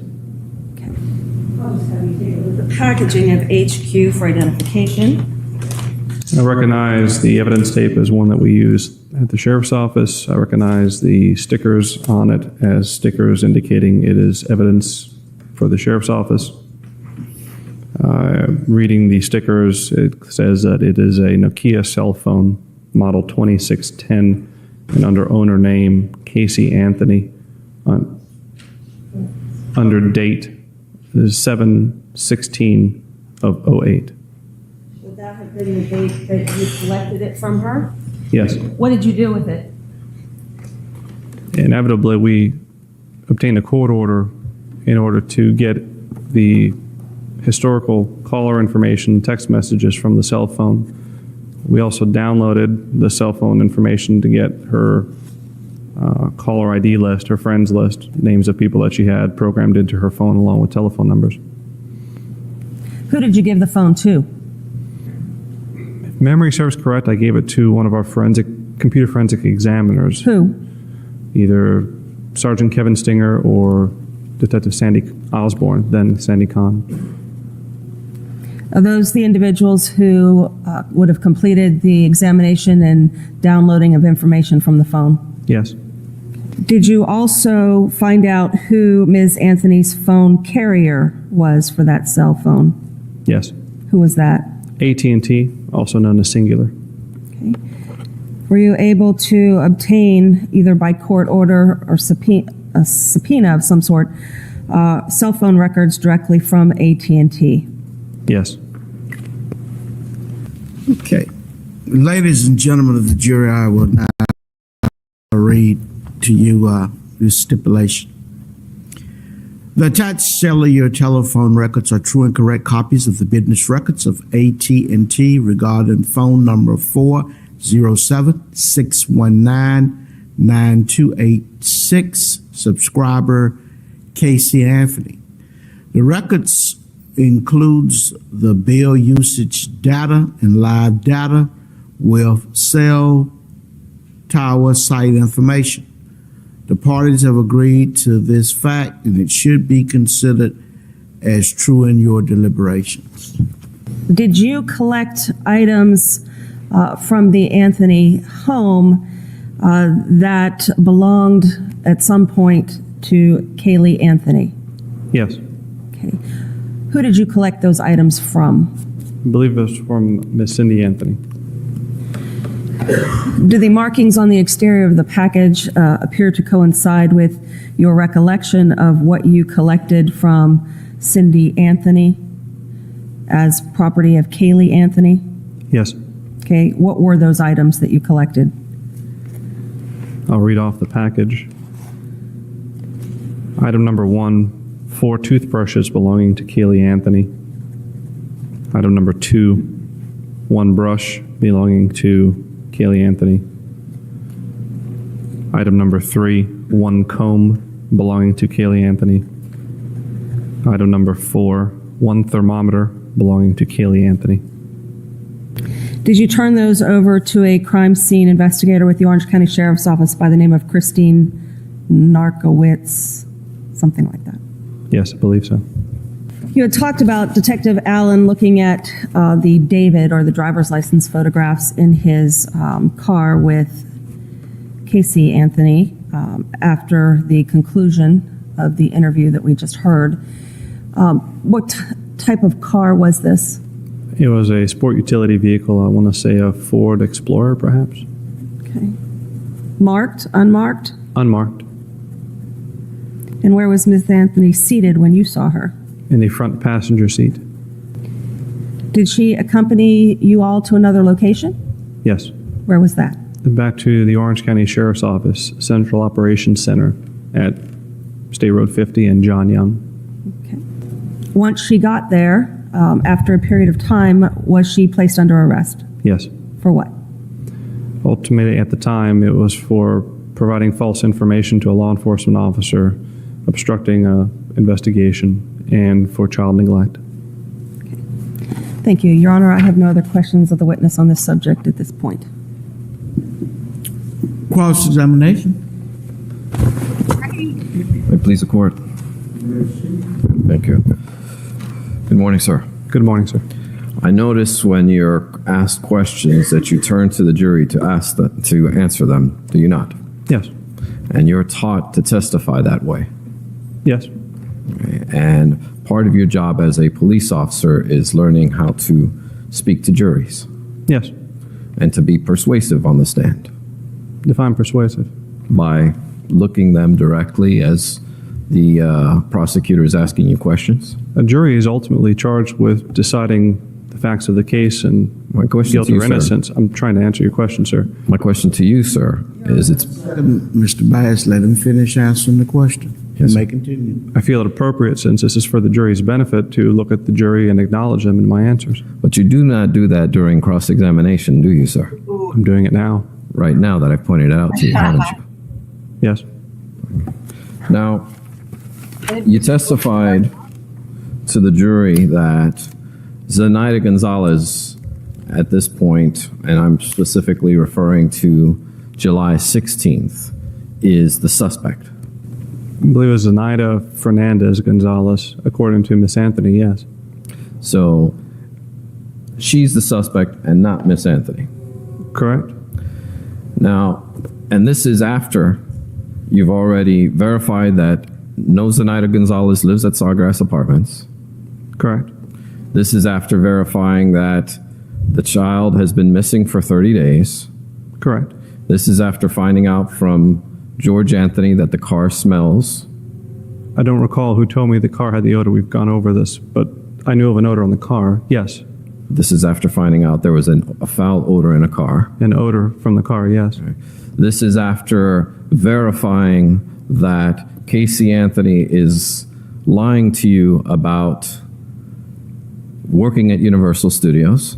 Yes. This is about after verifying that Jeffrey Michael Hopkins hasn't worked there since 2002. Correct. This is after finding out that no Juliette Lewis ever worked for Universal Studios. Correct. This is after finding out that Zenaida Gonzalez never worked for Universal Studios. Correct. And despite all of this information, Casey Anthony is not a suspect. Correct. Now, I notice you're not looking at the jury anymore. Can you look at them and tell them in the eye that... Your Honor. May I finish the question? No. It's unnecessary for him to. Sustain. Next question. Can you honestly, under oath, Detective Melich, tell this jury that at that point in your investigation, Casey Anthony was not a suspect? A suspect of what, sir? Of anything, of any crime. Well, obviously she admits that she had lied to us about several aspects of this, but she was very vehement in her statement to us in saying the last person she saw this child with was Zenaida Fernandez Gonzalez. And you didn't suspect Casey Anthony of foul play against Caylee Anthony at this point? I didn't know what to take of Casey Anthony. I couldn't understand why the mother of a missing child would go through this extent if we're just trying to help find her child. Did you understand the question, sir? Please say it again. Did you not suspect Casey Anthony at this point of some type of foul play against Caylee Anthony? I suspected that Miss Anthony was holding back information still. I confronted her several times in the interview, offered several different scenarios to include one where Caylee was no longer alive. She denied all of it, and she was adamant that her daughter was with this Zenaida Fernandez Gonzalez. So the answer to my question is no, you didn't suspect her of foul play against her daughter. I can't tell you what I felt at the time. Standing here today or sitting here today, based on all the information, yes, I do suspect that now. But at the time, right after Universal, we had all this information coming to us. We'd already determined that she had lied on several accounts. We still wanted to get more information. We wanted to show her photographs of this Zenaida. If we didn't believe she didn't exist, we wouldn't have showed her photographs. And this is even after all this information. Because in the interrogation, they were like, we know Zenaida doesn't exist. We know you're lying about everything. Like, they went through all of that only to walk it back, right? I mean, that doesn't really make any sense. It's like, but I understand why he's asking these questions because it doesn't make any sense. It's like, either you think everything she's saying is a lie, none of it's true, or you think that some of it's true, but then, in other words, they're contradicting themselves, right? So, I mean, like it was odd, right? At the end of the interrogation or interview, whatever, the other detective came in and, he seems to actually think that there's validity in it. And he was asking her more detailed questions and blah, blah, versus like the other dude, the sergeant, who was like, blah, blah, blah, you're a monster and where's the body and whatever, So anyway, it's just, yeah. You still didn't think she was a suspect? Correct. We had no indication to say foul play aside from her just lying and not telling us where Zenaida lived. But isn't a true missing persons case investigation akin to a murder investigation, Detective Melich? It can depend on the circumstances. But without a body? It can depend on the circumstances. If you have a missing person and legitimately this person has gone missing, for instance, a 2.5-year-old child, and you get a lot of different stories, it could be because ultimately you're trying to find the truth. So in that respect, in finding the truth, it is. And we've had missing adult cases where a person who is reputable in the community, who has nothing in their life that would suggest that they would just immediately leave their lives, yes, those are missing person cases where we have to presume maybe something else happened. So at this point, you're doing a murder investigation? No, sir. Okay. And even though, Well, well, let me ask you. and again, that one detective's questioning Sergeant. I mean, he was talking about it like a murder investigation. Anyway. Is it your opinion that a missing persons investigation is akin to a murder investigation without a body? In the general sense, no. It can be, but not in all instances, no. I'd like to go back to all that you had done up until this point, since we're now in the phase of the Universal incident on July 16th. At this point, you have gone to 4937 Hope Spring Drive. Yes. You have, at that point, looked at a statement. Yes. By Miss Anthony. Now, you didn't collect that statement from Miss Anthony, right? Correct.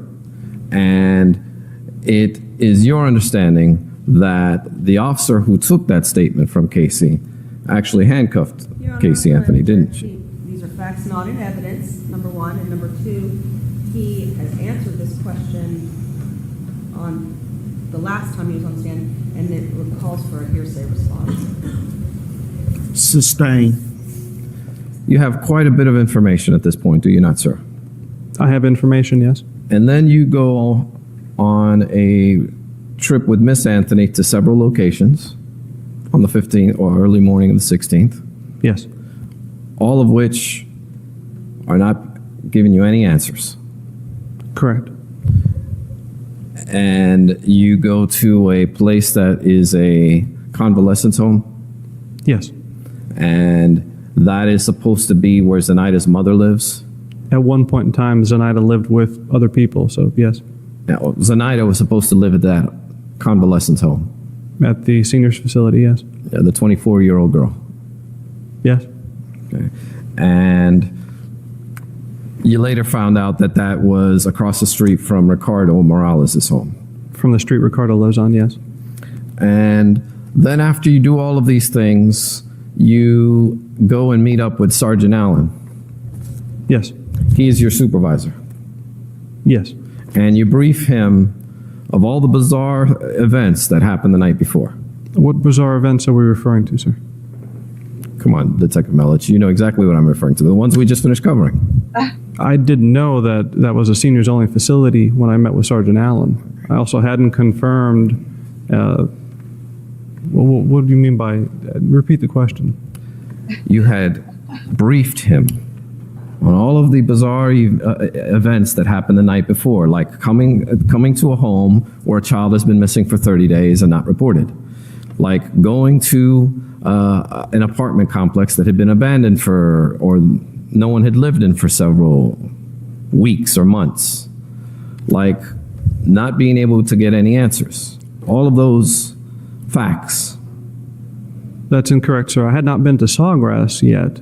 I went with Miss Anthony when she showed me the apartment, but I had not yet met with the apartment manager of SAWGRASS and determined for myself that it was an empty apartment. But you had sent other officers to go do that. In fact, Fletcher was ordered to go do that, was he not? I don't recall sending any officers to go there. I know they did. I don't recall it being in my direction. In fact, do you know that this was the second trip that was taken to SAWGRASS apartments?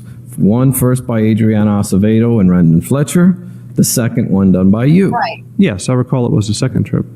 All right, so you've got all this stuff done. You brief your sergeant as to what's going on, right? Yes. And your next step is to go to Universal Studios. No. When I briefed my sergeant, again, I had not gone to SAWGRASS, I had not been to the seniors-only facility, and I had not been to Universal. So when I briefed Sergeant Allen, I had yet to do these things. Okay, so your next step was to? The next place I went was to the SAWGRASS apartments. Then you got all this information, which means that apartment's been empty for months. According to SAWGRASS, it had been. No Zenaida Gonzalez. Correct. And then? Incorrect. There was a guest card filled out with a Zenaida Gonzalez on it that we would later follow up on. but no Zenaida Fernandez Gonzalez. No, the guest card didn't say Fernandez. Right. Interesting. And after all of this goes on, Wonder if that's you talk to Sergeant Allen again. word. Wow. Yes, in an effort to see if he can get someone to bring Miss Anthony to Universal. And you're briefing him of all of these stories told to you by Casey Anthony. Yes. And you can't put your finger on why you're hearing all of these stories. Correct. I had no idea why. It's odd. Is that a question? Yes, sir. That's a question. Yeah, it was. And at this point, you go to Universal Studios and you meet with Leonard Turtora. If you're implying that I met with him before or after I talked to Sergeant Allen, I don't recall talking to Sergeant Allen until after I had been to Universal. From our meeting in the morning to the time I called him after we had met with, or after I'd met with Mr. Turtora. Now, at this point, you're with Leonard Turtora, and you find out Casey Anthony doesn't work there. Correct. And you find out all these people don't work there. Yes. And you're finding out that these are just more stories. Yes. Now, the night before, you had inquired about Miss Anthony's mental health status with Miss Anthony, did you not? I asked if she had ever been to Lakeside or had any thoughts of suicide. So in that respect, I had. Okay. Now, you then, after knowing that she doesn't work there, you call her. You're implying that I... Right. Yes. My question to you, sir. My question is, after knowing that she doesn't work... This is exactly what I was saying and getting frustrated about with the interrogation, because they kept saying things like, you brought us here, blah, blah, blah. And I was like, wait, they know she doesn't work there. It's the opposite. It's just the hypocrisy, right? It's the opposite. They brought her there and they're lying to her. I mean, she's lying to them too, but they're lying to her. Anyway, it's just, ugh. Work there. You call her. After meeting with Mr. Turtora, and Mr. Turtora saying she had not worked for Universal for several years, yes, I did call her. Okay. Now, after you call her, you put her on speakerphone. Yes. And this is so Leonard Turtora can hear. Yes. And she gives you more information. She confirms information she had already given me. She gives you an extension. Yes. From her office. Yes. Her office where her other phone is at. Where she lost her other phone, I believe, yes. Where she filled out a report with security because she lost the phone number that contains the information of all these people you need to get a hold of. I don't recall her saying that she was at her office when she filled out the report, but she did claim she filled out a report, I believe for Universal. With loss prevention. For Universal. Okay. And now, you know, because Turtora tells you that that's not a phone extension. Correct. And you know that's not true. So then you have her come to Universal, correct? Correct. And this is after briefing, of course, Sergeant Allen, right? Again, you're saying briefing. I know I talked to Sergeant Allen over the phone and asked if he could pick Miss Anthony up. And you didn't tell him all that you had found out right then and there. Although I can't recall what I told him on the phone, I believe I did. I would say I did. If he's my supervisor and I'm asking him to pick up Miss Anthony, I presume I would have told him what I had found so far. Right. He's not your taxi service. He's your supervisor. You're going to tell him what's going on, right? Correct. Okay. So he knows what's going on. You know what's going on. There's about to be this ruse at Universal, is there not? Ruse. What ruse? Pretending or going to allow Casey to continue telling stories. Miss Anthony told us she worked at Universal Studios. She was very persuasive. She was very, as a matter of fact, when she was telling us about her employment, what she did and her office and her phone and everything else. Even at this time, I couldn't imagine that this was a ruse, to use your word. But I wanted to find out where. But he know it's not true, because he already knew it was all lies. Where she would take us. If she said she had an office, maybe the computer system was wrong. I don't know. Maybe she worked as a subcontractor for Universal off-site. I don't know. I wanted to see where she would take us. She agreed to take us to her office. So obviously, I want to see where she's going to take us. She didn't take you off-site, did she? No. She took you to Universal? Yes. Okay. And you knew all of this is not true? According to Mr. Turtora, yes, she did not work at Universal Studios, and yet she directed Sergeant Allen to go to the employee parking lot of Universal, and she walked up to the employee entrance of Universal and attempted to get in, even then claiming she was an employee. I couldn't understand why she would do that. Just beyond you. Fair to say, we're looking for a missing 2.5-year-old. I can't understand why, if she's coming up to this security gate with 2 officers in tow, another detective standing there with security manager in front of all these people, I can't imagine what would inspire her to lie at this point. If she's at the gate, there's got to be a reason for it. There has to be an explanation for it. I can't figure it out, but she led us there. Right, and these are things beyond your comprehension, aren't they, Detective Melich? Well, at the time, I sat back, and of course we watched. We wanted to see where her exchange was at the security gate. And she had no ID number? I don't know about the number. She had no ID with her. She had no one that she could call to come to the gate and say, hey, yeah, she works here? I can't answer that question. That didn't happen in your presence? I don't recall her asking or being asked if she had someone she can call. Now, you walk through the gate, right? Yes. And as you're walking through the gate, and you said she's very persuasive, sounds like she believes this, right? Perhaps convincing is a better word, but yeah, she's very convincing, as if she knows what she's doing, knows where she's going. And in fact, you said she was walking with purpose. Yes. All right, so as you walk in, this is where you begin, correct? I was at the security gate when they walked up, and as I indicated before, I believe when we left, and can I mark on the screen? Yes, go ahead. When we left, I recall Sergeant Allen being parked somewhere here in the blue. But yes, we did walk through this security gate. And right there, where you just marked, she's walking with purpose. Walking with purpose is while she's in the studio. It's the general sense of overall, yeah, she walked with purpose. She didn't hesitate anytime. You testified she was leading you. Yes, she led us to her office. We obviously didn't know where it was. And then you make a right. Inside the gate, we make a right. We go down a path or a walkway. And she's walking again, leading you. And the two of you are having small talk. Yes. And she's telling you that she's going to take you to her office. I can't recall what the conversation was, but she was there to lead us to her office. Does she have a nameplate that says Casey Anthony on her desk? Did she say anything about that? I don't recall. Did she say she had a computer on her desk? I don't recall. Any photographs of her family? I don't recall asking any of that. And she's walking down, what's that, about 50 yards before you make a left? Give or take. I can't approximate distances. And when you're making that left, does she tell you, we've got to turn left here? Once again, I don't recall the conversation. I recall she led us to that building. I can't recall the specifics or the conversation I had with her as we walked. And then you walk maybe another 100 yards before you get in the building. A fair estimate. Okay. And then she turns to the left or she turns to the right? At what point, sir? When you get in the building. She turns left. Okay. And she looked like she knew where she was going. Yes. Okay. And she just kept going. Yes. And then all of a sudden stops. Yes.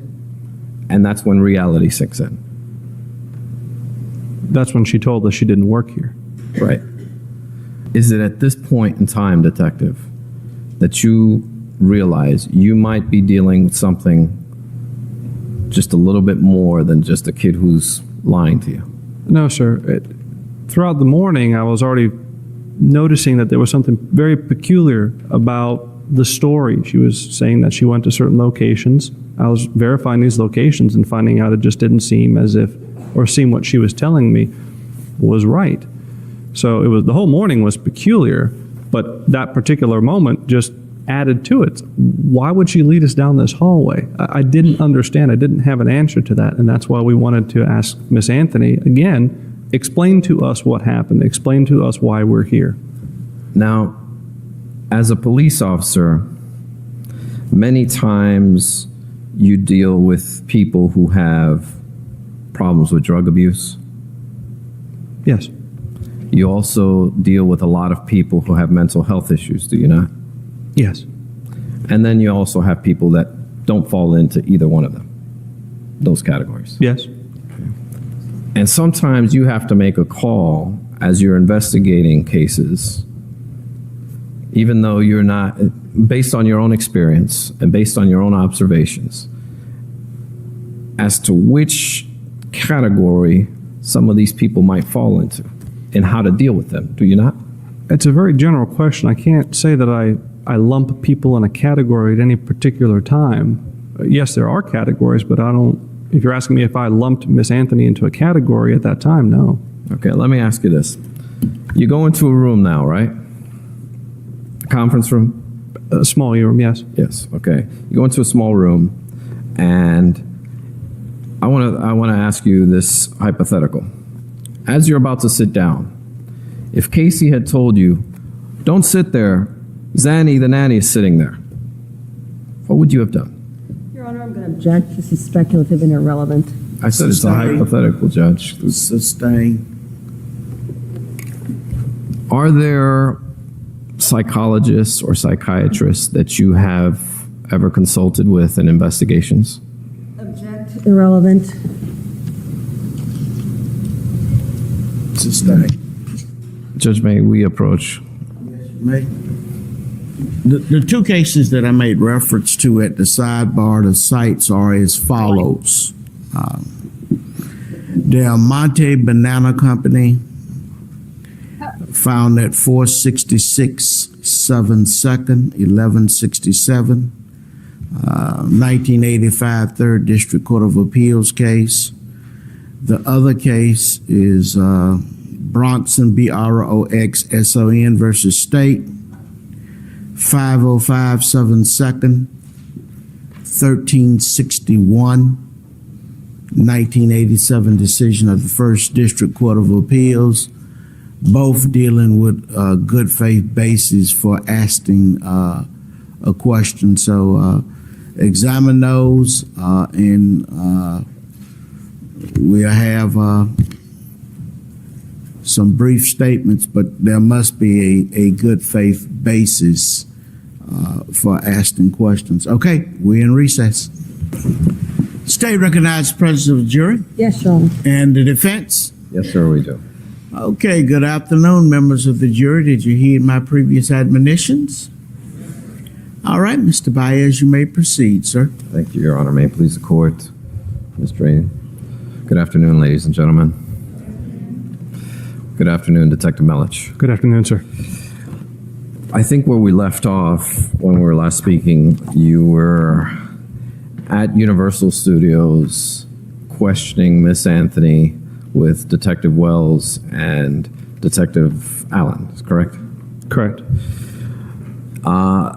During this questioning that you were engaging with Miss Anthony,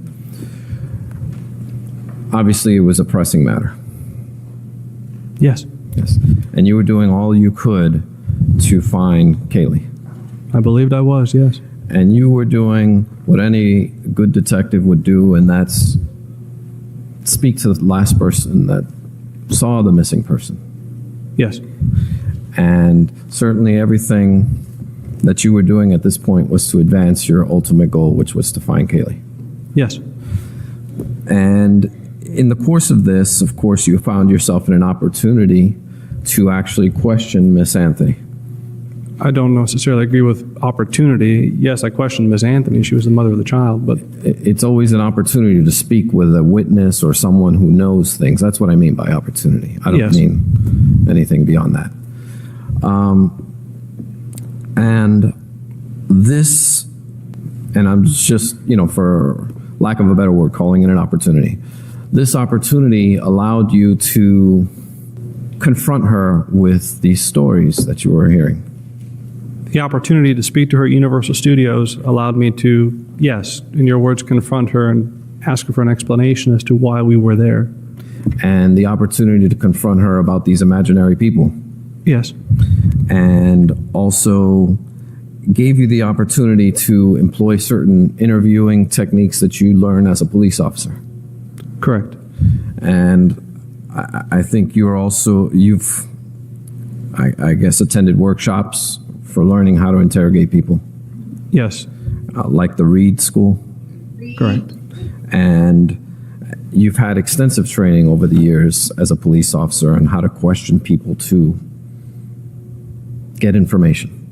I've had training both on the job and through school, yes.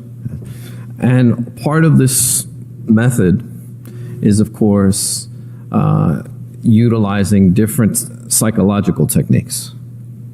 I would say different techniques in questioning, may not necessarily be psychological, but different techniques in order to get the truth of the matter, so yes. One of them is psychologically explaining to them, listen, now's the time to talk, it could benefit you.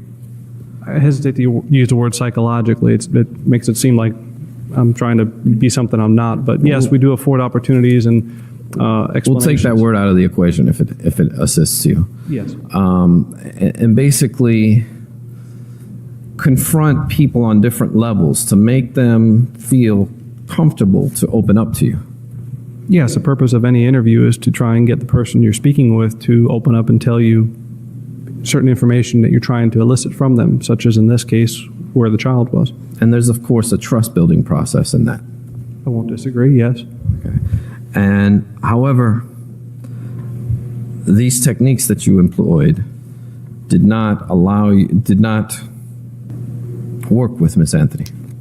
Well, you have to understand, at the time I'm employing them, it's in an effort to try and get her to tell us the truth, because obviously to this point, she had told us things that weren't true.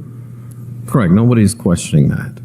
I mean, I think it's quite obvious and clear. But my question to you is, despite all of the techniques that you had utilized in your training, it still didn't get you any closer to the truth.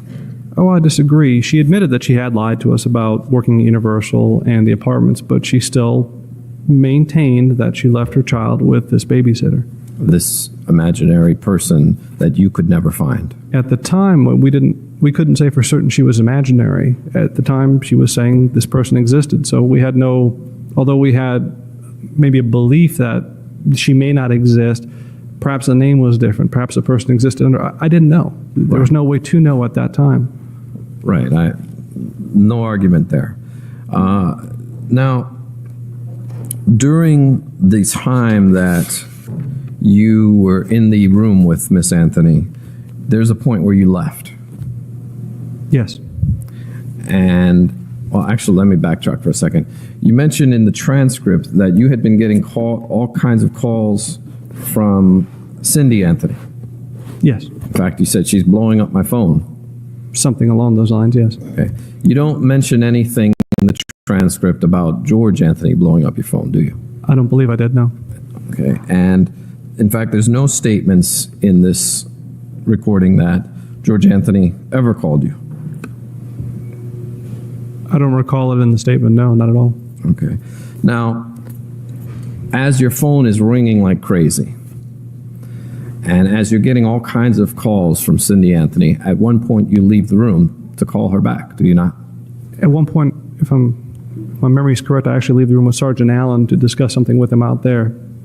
In the course of the interview, the phone was going off. You could hear it on tape. My memory serves correct, one of the phone calls was from Cindy Anthony, and I would have returned that call or spoken to her because I did during that break. And what I'm getting at is, so when you got out of the room, you actually spoke with Cindy Anthony? Yes. Okay. And it was at this time that you first heard the incident with the pool ladder? Yes, I believe it was at that time where I first heard about the ladder being found down in the pool and the gate being found open sometime in June. Okay. And now that you're armed with this information, you have the opportunity to go back in and question Casey about this pool ladder incident. Do you not? Sure, I had the opportunity to. And you found that information to be important, did you not? Not necessarily. Do you remember giving a deposition in this case, sir? Yes. Refer counsel to page 101, lines 16 through 18. On September 10th, 2010, you remember that deposition, sir? Yes. And I was present? Yes, sir. Ms. Drain Burdick was present, Yes, sir. as well as the other members of the prosecution team? I believe so, yes. And do you recall me asking you the question? Okay, and did you find that to be important information? And do you recall giving the answer yes? I won't doubt that, yes. Okay. So on September 10th, 2010, of course, you found that information to be important. Any information that we were getting was considered important. It's a level of importance. If you're suggesting that that was critical information at the time I got it from Cindy, I'm here saying it wasn't critical, it was just another piece of information. So was it information? Yes, it was. It was important information. Yes, any information at that time would be important. Absolutely. And you had the opportunity to question Casey or confront her with this information, did you not? I won't disagree. I had the opportunity to go back in and ask her about the pool. But you did not. No. In fact, you'd never confronted Casey with this information about the pool. That's correct. And you never had the opportunity to utilize all of your skills that you've learned in interrogation and interviewing techniques to be able to use that information with Miss Anthony. Unfortunately, after the interview at Universal, I didn't have... Your Honor. I'm going to have to object. There's a possibility of an issue here. You've lost me. What's your objection? Do you want to approach? We need to approach on that. Okay. If we may. Question is withdrawn. You may ask another question. Yes, sir. Detective Melich, a majority of the information that Casey was giving you, you were able to quickly verify that they were not true. By the time of the Universal interview, yes. I Like was. she didn't work there. Yes. That What that issue the was? last time she saw the child was June 9th. You found that out relatively quick. I think what that issue was, shout out to Iowa Backyard Camp. I think what that issue was that he was going to say, like, I didn't have another opportunity, and then to finish that sentence for him, like, because she had obtained counsel and something along those lines, right? And then Miss Drain Burdick was actually correct in stopping that from accidentally coming out because, you know, that's her right and all that. So that's what I think happened there. It was after the Universal when we were able to download photographs, I believe, from the computer or from the camera. But it was after the Universal incident. I understand. Or interview. But that was clearly verifiable by a videotape? Yes, but I didn't come to identify that date until after her arrest. I realize, but my question to you is that you were able to verify that. Yes, after her arrest. And you were able to verify by numerous other witnesses who had seen Caylee alive after June 9th. Yes. As well as, of course, her employment and things like that. As well as she wasn't a student at Valencia. That was much further down the road. We determined, she said she was, and we confirmed that she had never attended Valencia. Did there come, I know that during direct examination, there was some discussion about cell phones. You were able to collect Casey's cell phone, correct? Yes, I did. And she volunteered her computer. Yes. In the interview. You didn't have to get a search warrant for her computer. I can't recall if we ended up getting one or not. I don't believe we did, so no. And you collect certain items from Cindy Anthony that you went over during direct examination? Yes, again, all this is after her arrest. And including a hairbrush, correct? Yes. Did you ever obtain any information that the hairbrush that was given to you by Cindy Anthony may not have been Caylee's? Your Honor, I'm going to object, and the response is based on hearsay. Sustained. Were there ever any issues as to the authenticity of Caylee's hairbrush that was given to you? Your Honor, again, same objection. His response will be based on hearsay information. Sustained unless there's a proper foundation established. That hairbrush was subsequently tested for mitochondrial DNA, was it not? Yes, all the items collected. And you sent that, and you received results from that, correct? Your Honor, I'm going to object. This is all hearsay. I don't believe I have any further questions. Thank you. Redirect. Thank you, Your Honor. Detective Melich, did Cindy Anthony give you a specific date as to when this pool ladder situation occurred? To the best of my recollection, no, aside from it sometime in June. That's the best I can recall. Perhaps early June. Were you in the interview when John Allen suggested a pool accident to Miss Anthony? Yes, among other options and scenarios, yes. All right. At any point in time after the conclusion of the interview, did Ms. Anthony adopt that there was an accident in the pool? I know that after the arrest, there were a lot of theories floating around by people. Detective Melich, if I may. My question is, after that tape is turned off, after Detective Allen suggested the possibility of an accident happening to Caylee, Ms. Anthony does not adopt that during the interview, correct? No. After the tape is turned off and you are in Ms. Anthony's company, at any point in time, does she adopt anything other than that her daughter was kidnapped by Zenaida Gonzalez? Absolutely not. Thank you. Recross as to those issues and those issues alone. This scenario that Detective Allen mentioned also included mothers whose boyfriends beat their kids to death? I'll agree without having the transcript in front of me. I'll take your word as to what is being said on the transcript. I won't disagree. And mothers who roll over their babies? Correct. And people who have done horrible, unspeakable things to children? Yes, it included all these. And she certainly didn't adopt that, did she, sir? No, sir. Thank you. May the witness be excused. He may. Subject to recall, of course. Detective, you're hereby excused, subject to recall. Thank you, sir. Thank you. That's it for this one. So on the next episode, it's one thing and one thing only. Casey's jail visits. So they're like jail calls, but they're like in person. And it's with her mom and her dad and her brother, and there's several of them. And it's going to be quite interesting. So that's what we have coming up next time on episode 8.